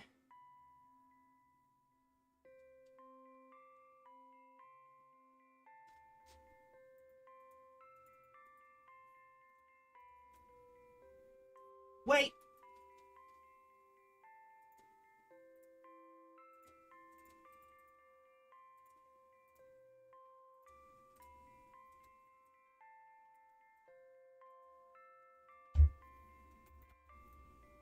There we go.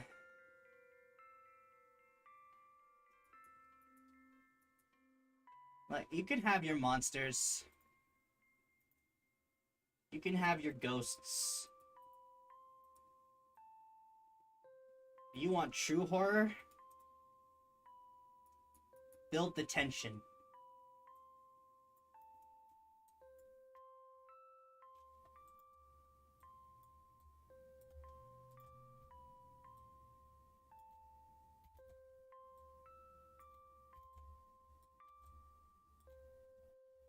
You can only make people feel like they're not alone so long before they just know they're not alone.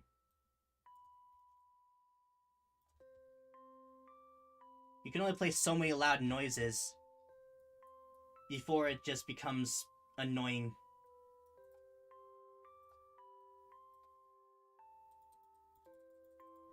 If you want to cause horror, unsettle people.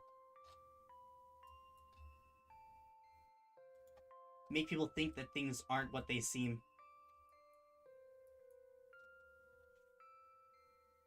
Start tension.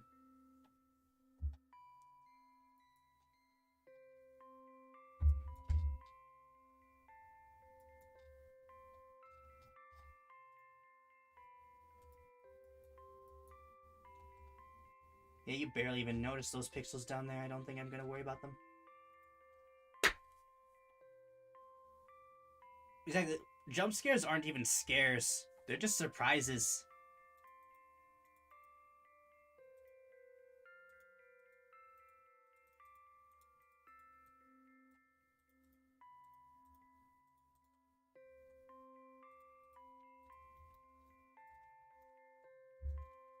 Exactly.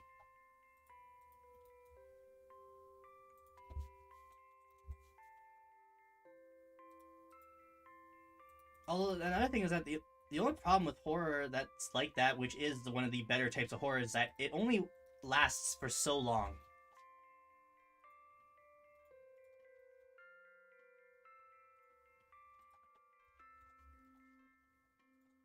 And that's the fear of the unknown, because once you know what you're dealing with, it's not scary. And I don't even think you can. I'm not even sure if you can really like fix that. The only way to like have the fear of the unknown stay is don't tell anyone. But that's in this day and age, that's difficult. You have data miners, you have all these people who will basically like, here's how you deal with this thing.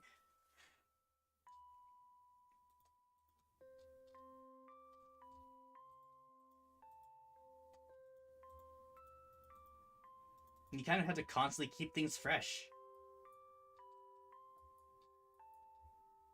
It's not easy.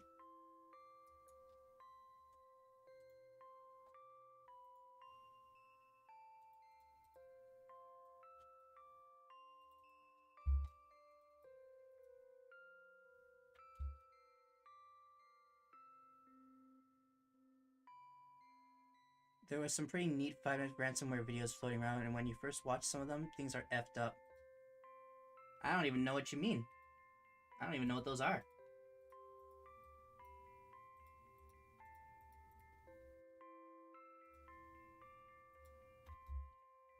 Yeah, I would say 2 key layers to make good horror is unsettle and make things tense. Make things unsettling, make things tense.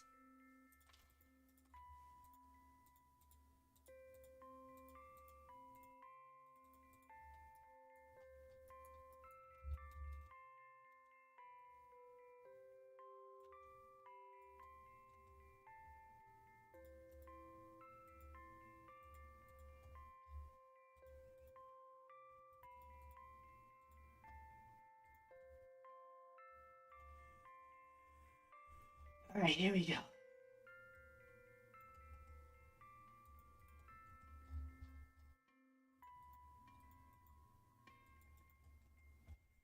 How we looking? How we feeling? Let's take a look at her before and after.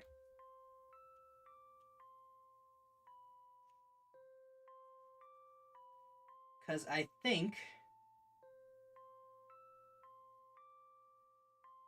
we might be good.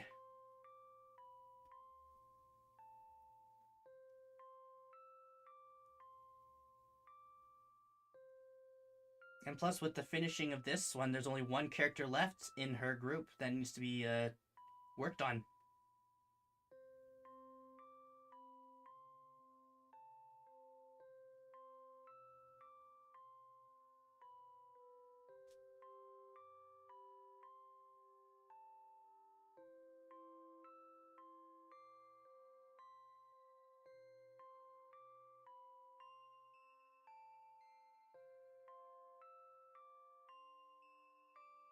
We got to start yet?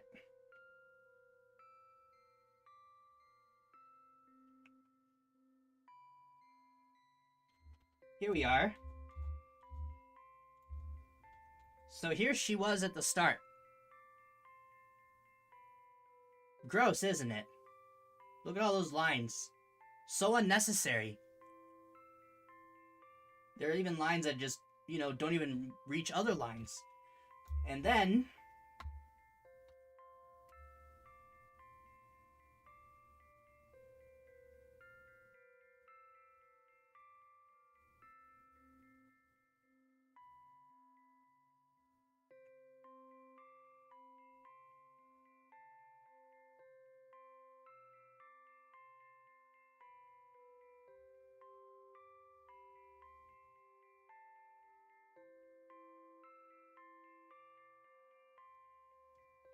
wait for it. Aye aye.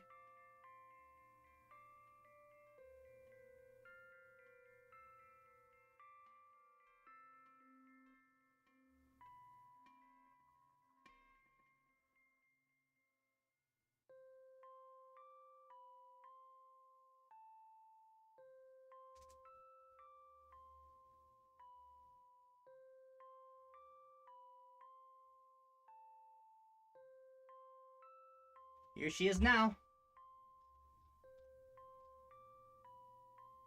Much more cleaned up.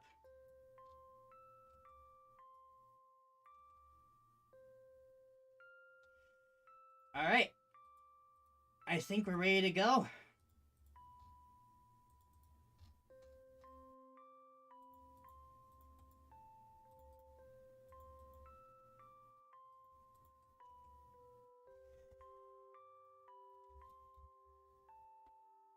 Let's do it.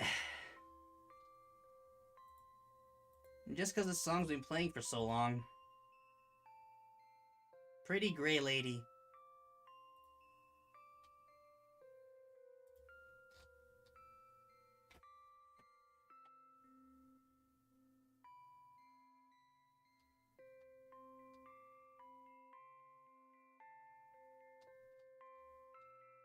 Let's bring up this music again. Yeah! For the most exciting part of these.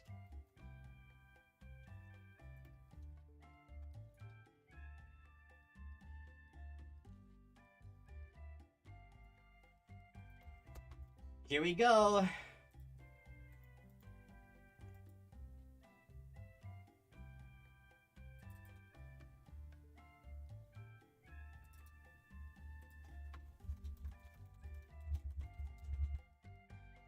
Limni. Cleaned.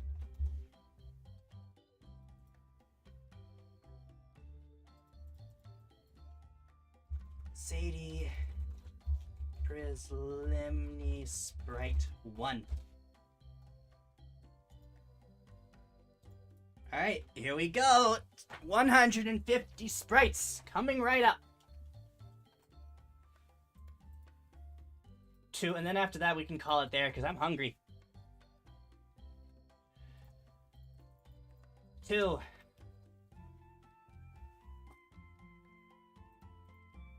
3.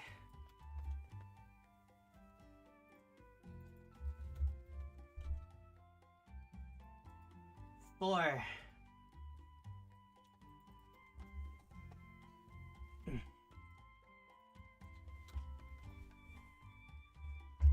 'I got pizza downstairs. 5.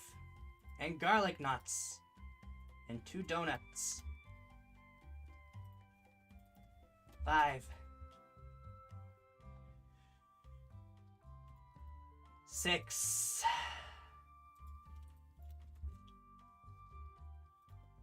'Here you go.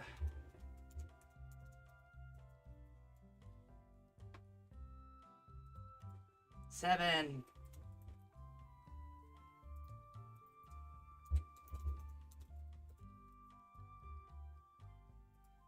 8.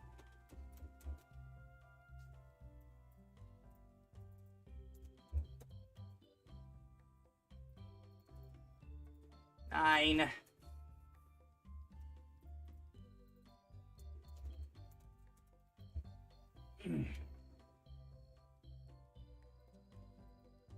10.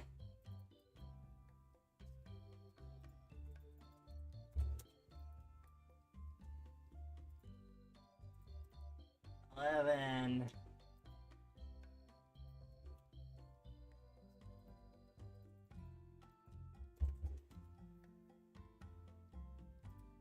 12.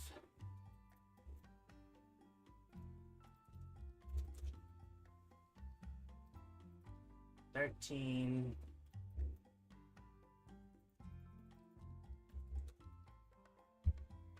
14.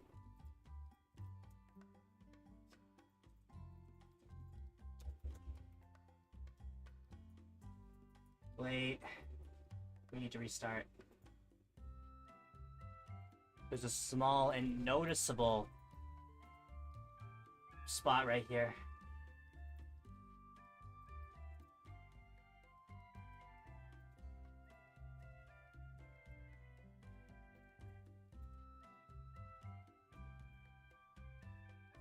Just to make sure, by the way. Alright, we're good.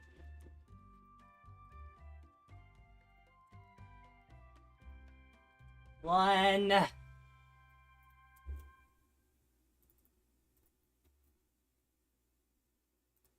2,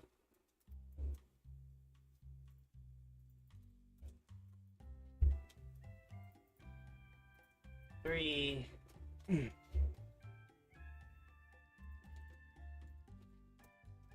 4,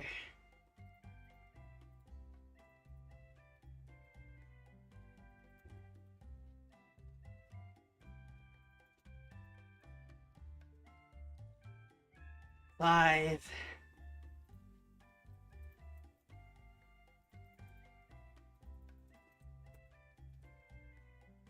6,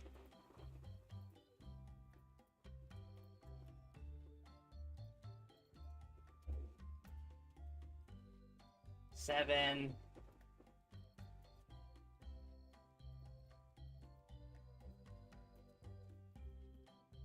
8,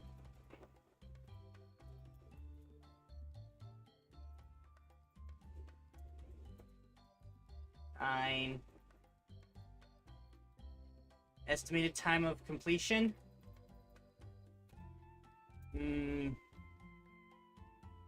4:35 to 4:40 in the time.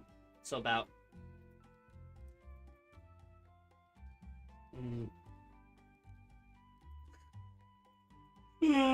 27 minutes, maybe? 10.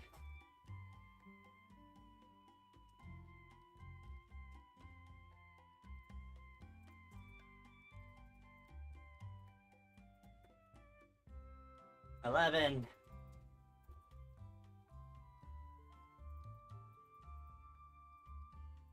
12.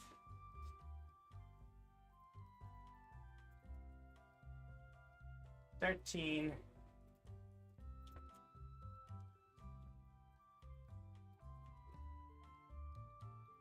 14.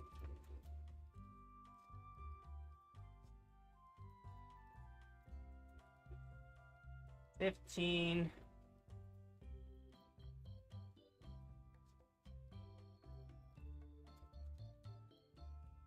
16.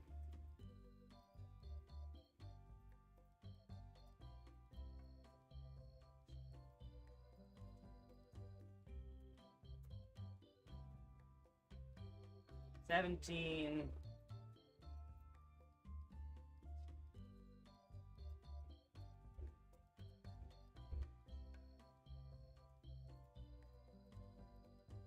18.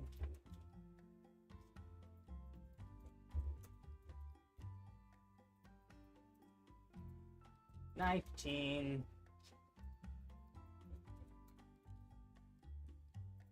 20.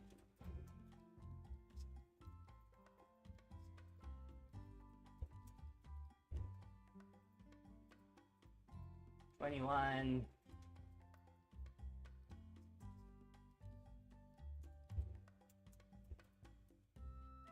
22.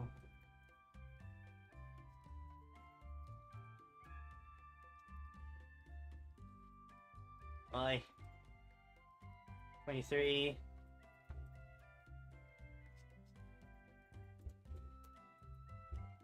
24.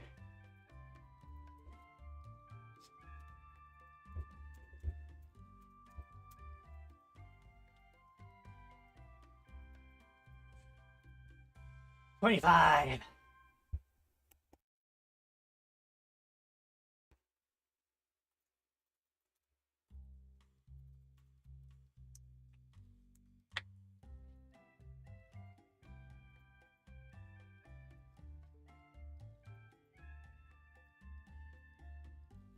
There you go.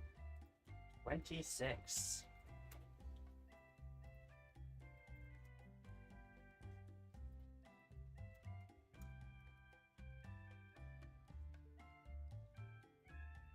$27.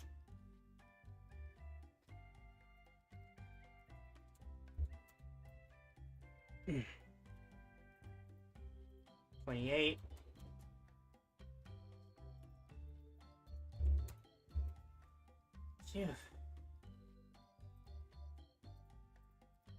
29.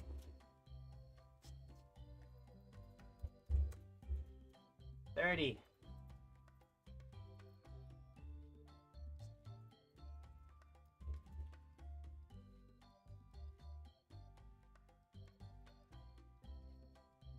31.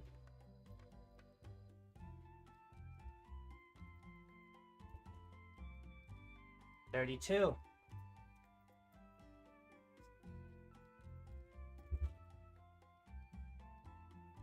33.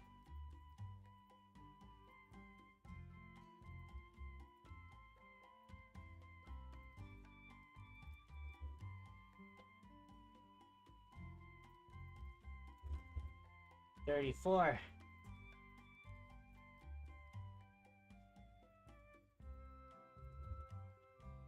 35.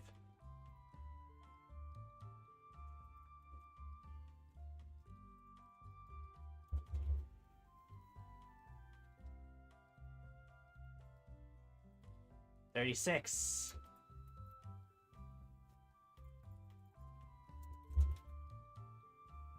37.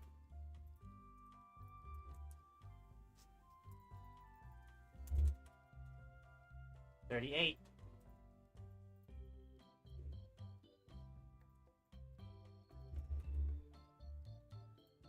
39.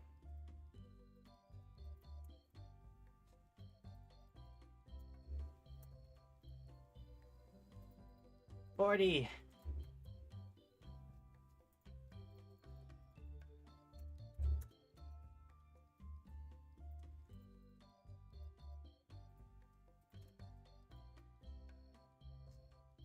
41.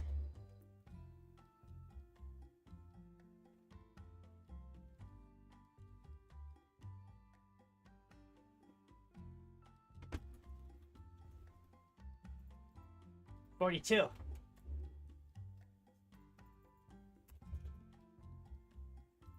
43.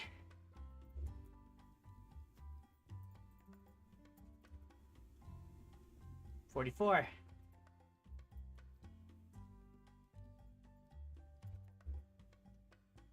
45.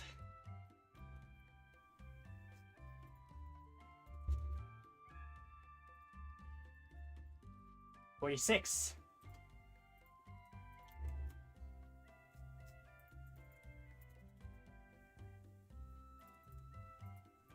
47.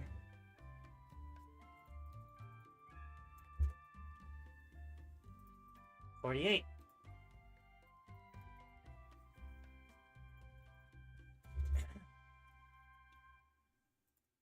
49.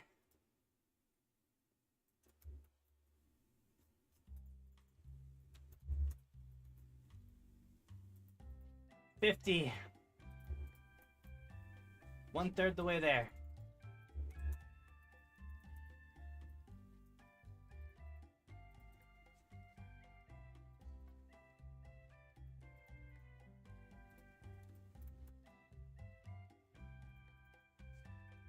51.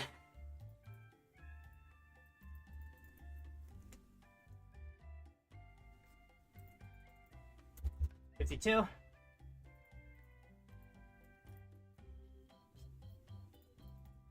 53.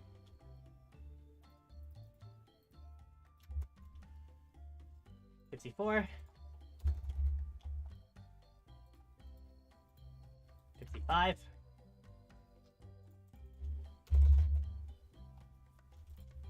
Oh wait, I didn't.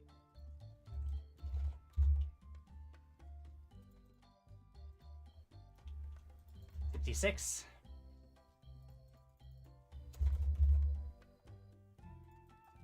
57.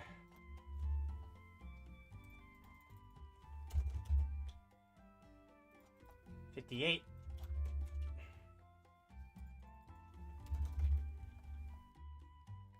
59.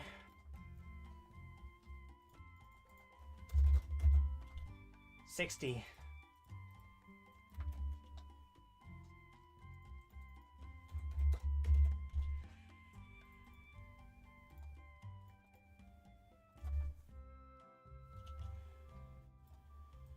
61.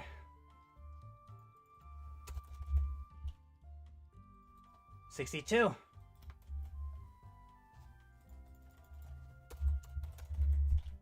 63.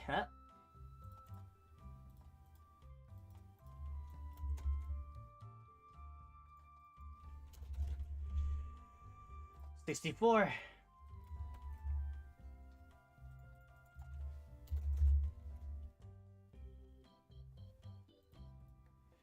65.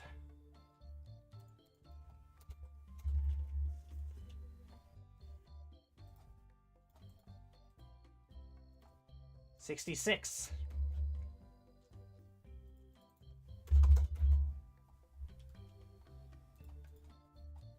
67.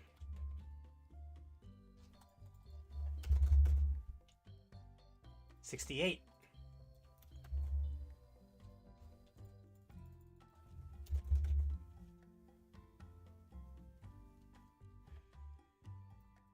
69.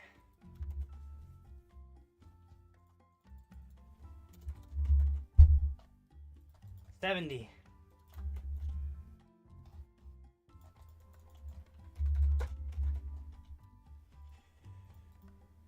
71.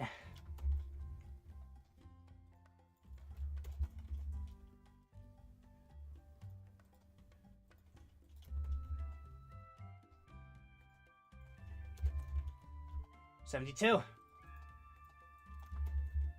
73. Oh, oops. Oh no, I got it. 74.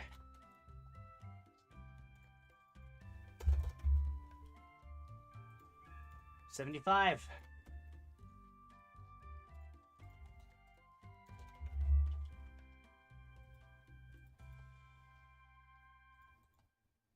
'We're halfway there.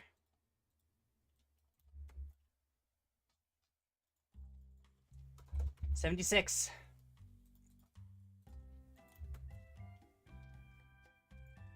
77.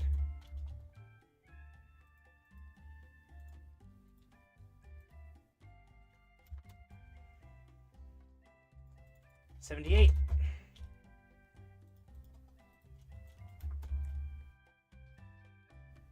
79. 80.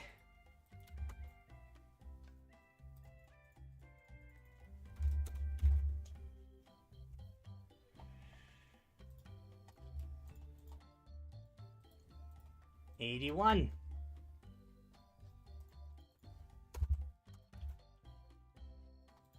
82.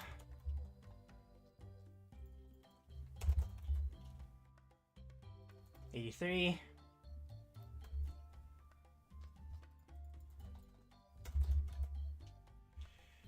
84.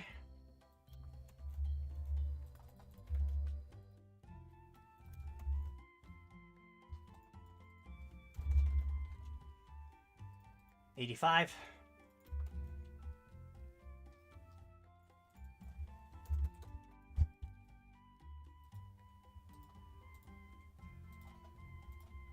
86.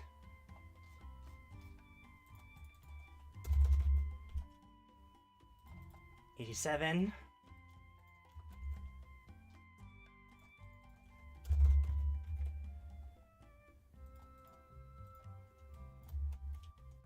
88.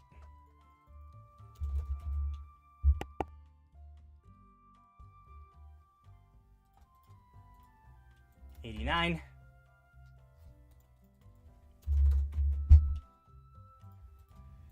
90.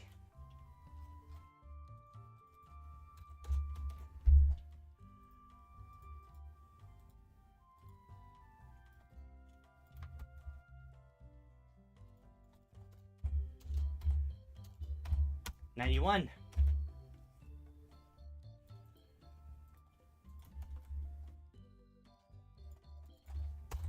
92.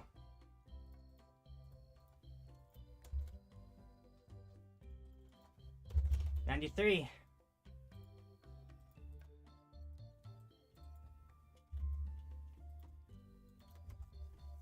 94.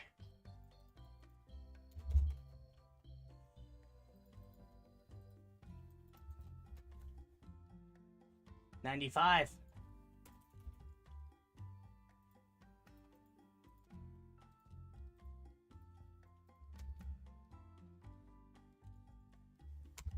96.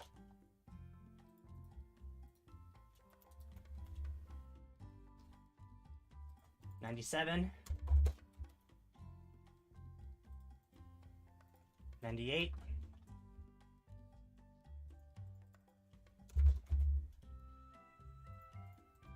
99.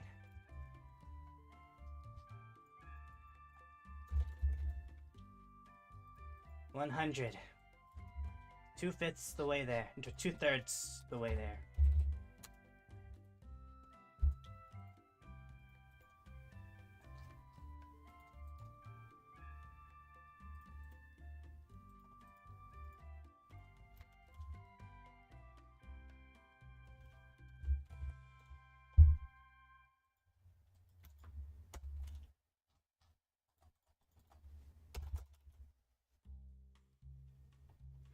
One 102.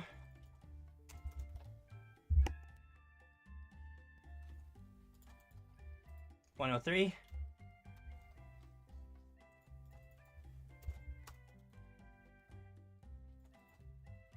104.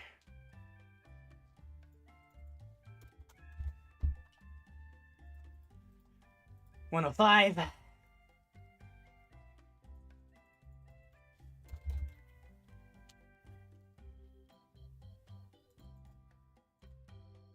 106.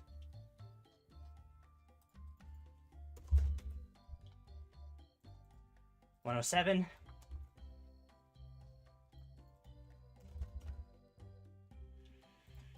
108.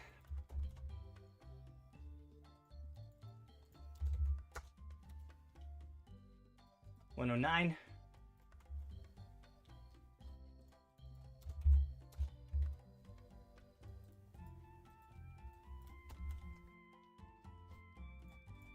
110.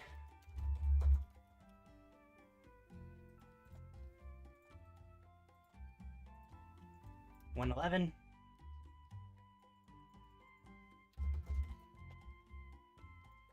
112.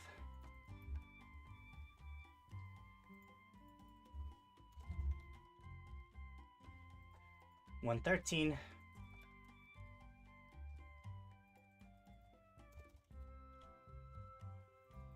114.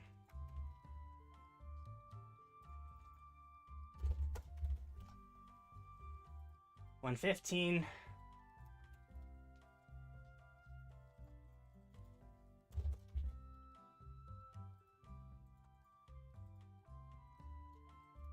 116.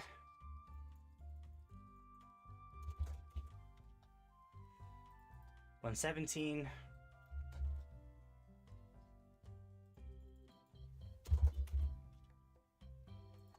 118.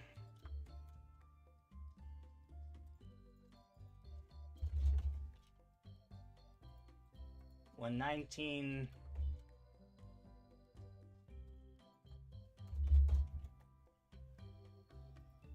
120.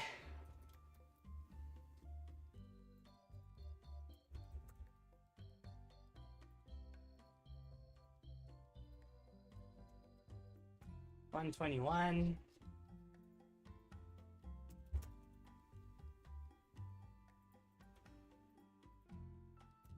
122.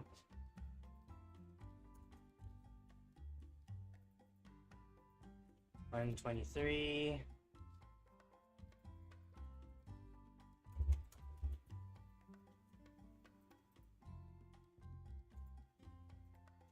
124.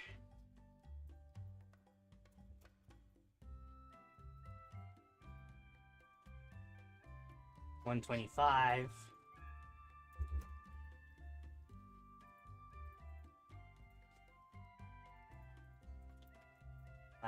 'Last batch. 126.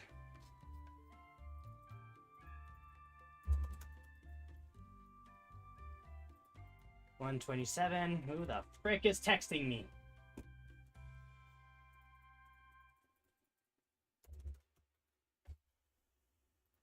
128.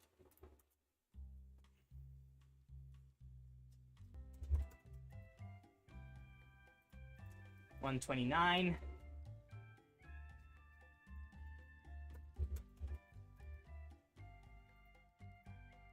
130. 20 more. 130. 1.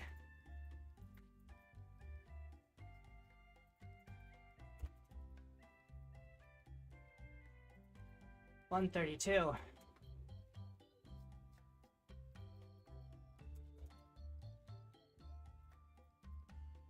133.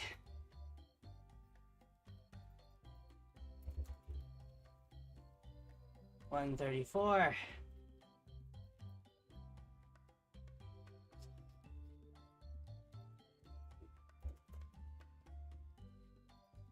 135.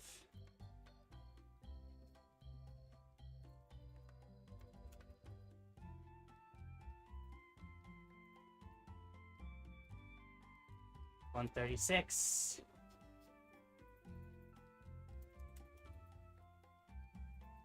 137.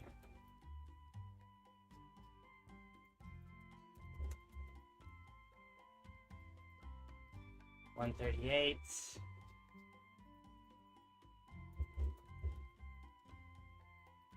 139.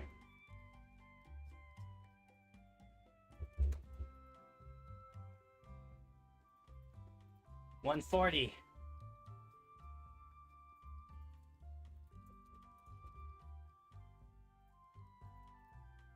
141.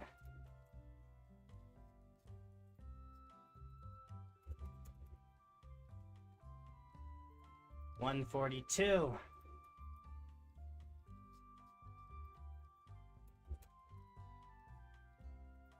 143.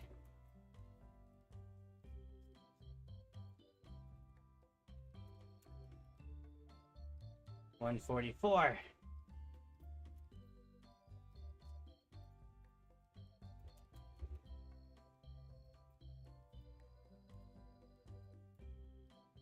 'What am I on again?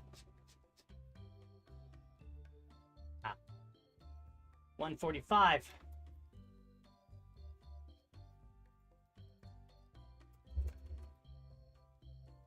146.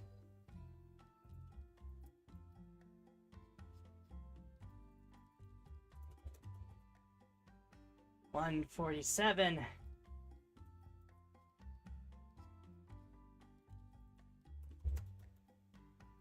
148.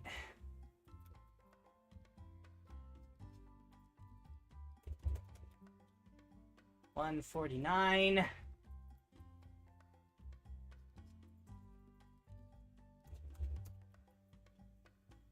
150.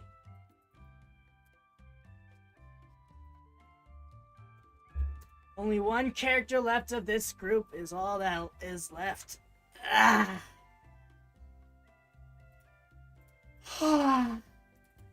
But still, that takes care of that. Where's my music stuff again?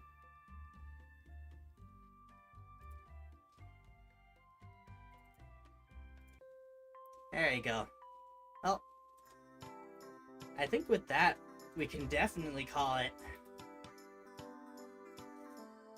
Phew. Yep. That's it. That's the rest of the. I was wanting to do all of them, but it's almost been 5 hours. So, with that being said and done, I hope you all enjoyed. If you like this sort of thing and you want to see more, we'll see what the polls have to say. If you want to see more of me, I do videos every Monday, Tuesday, Thursday, Friday.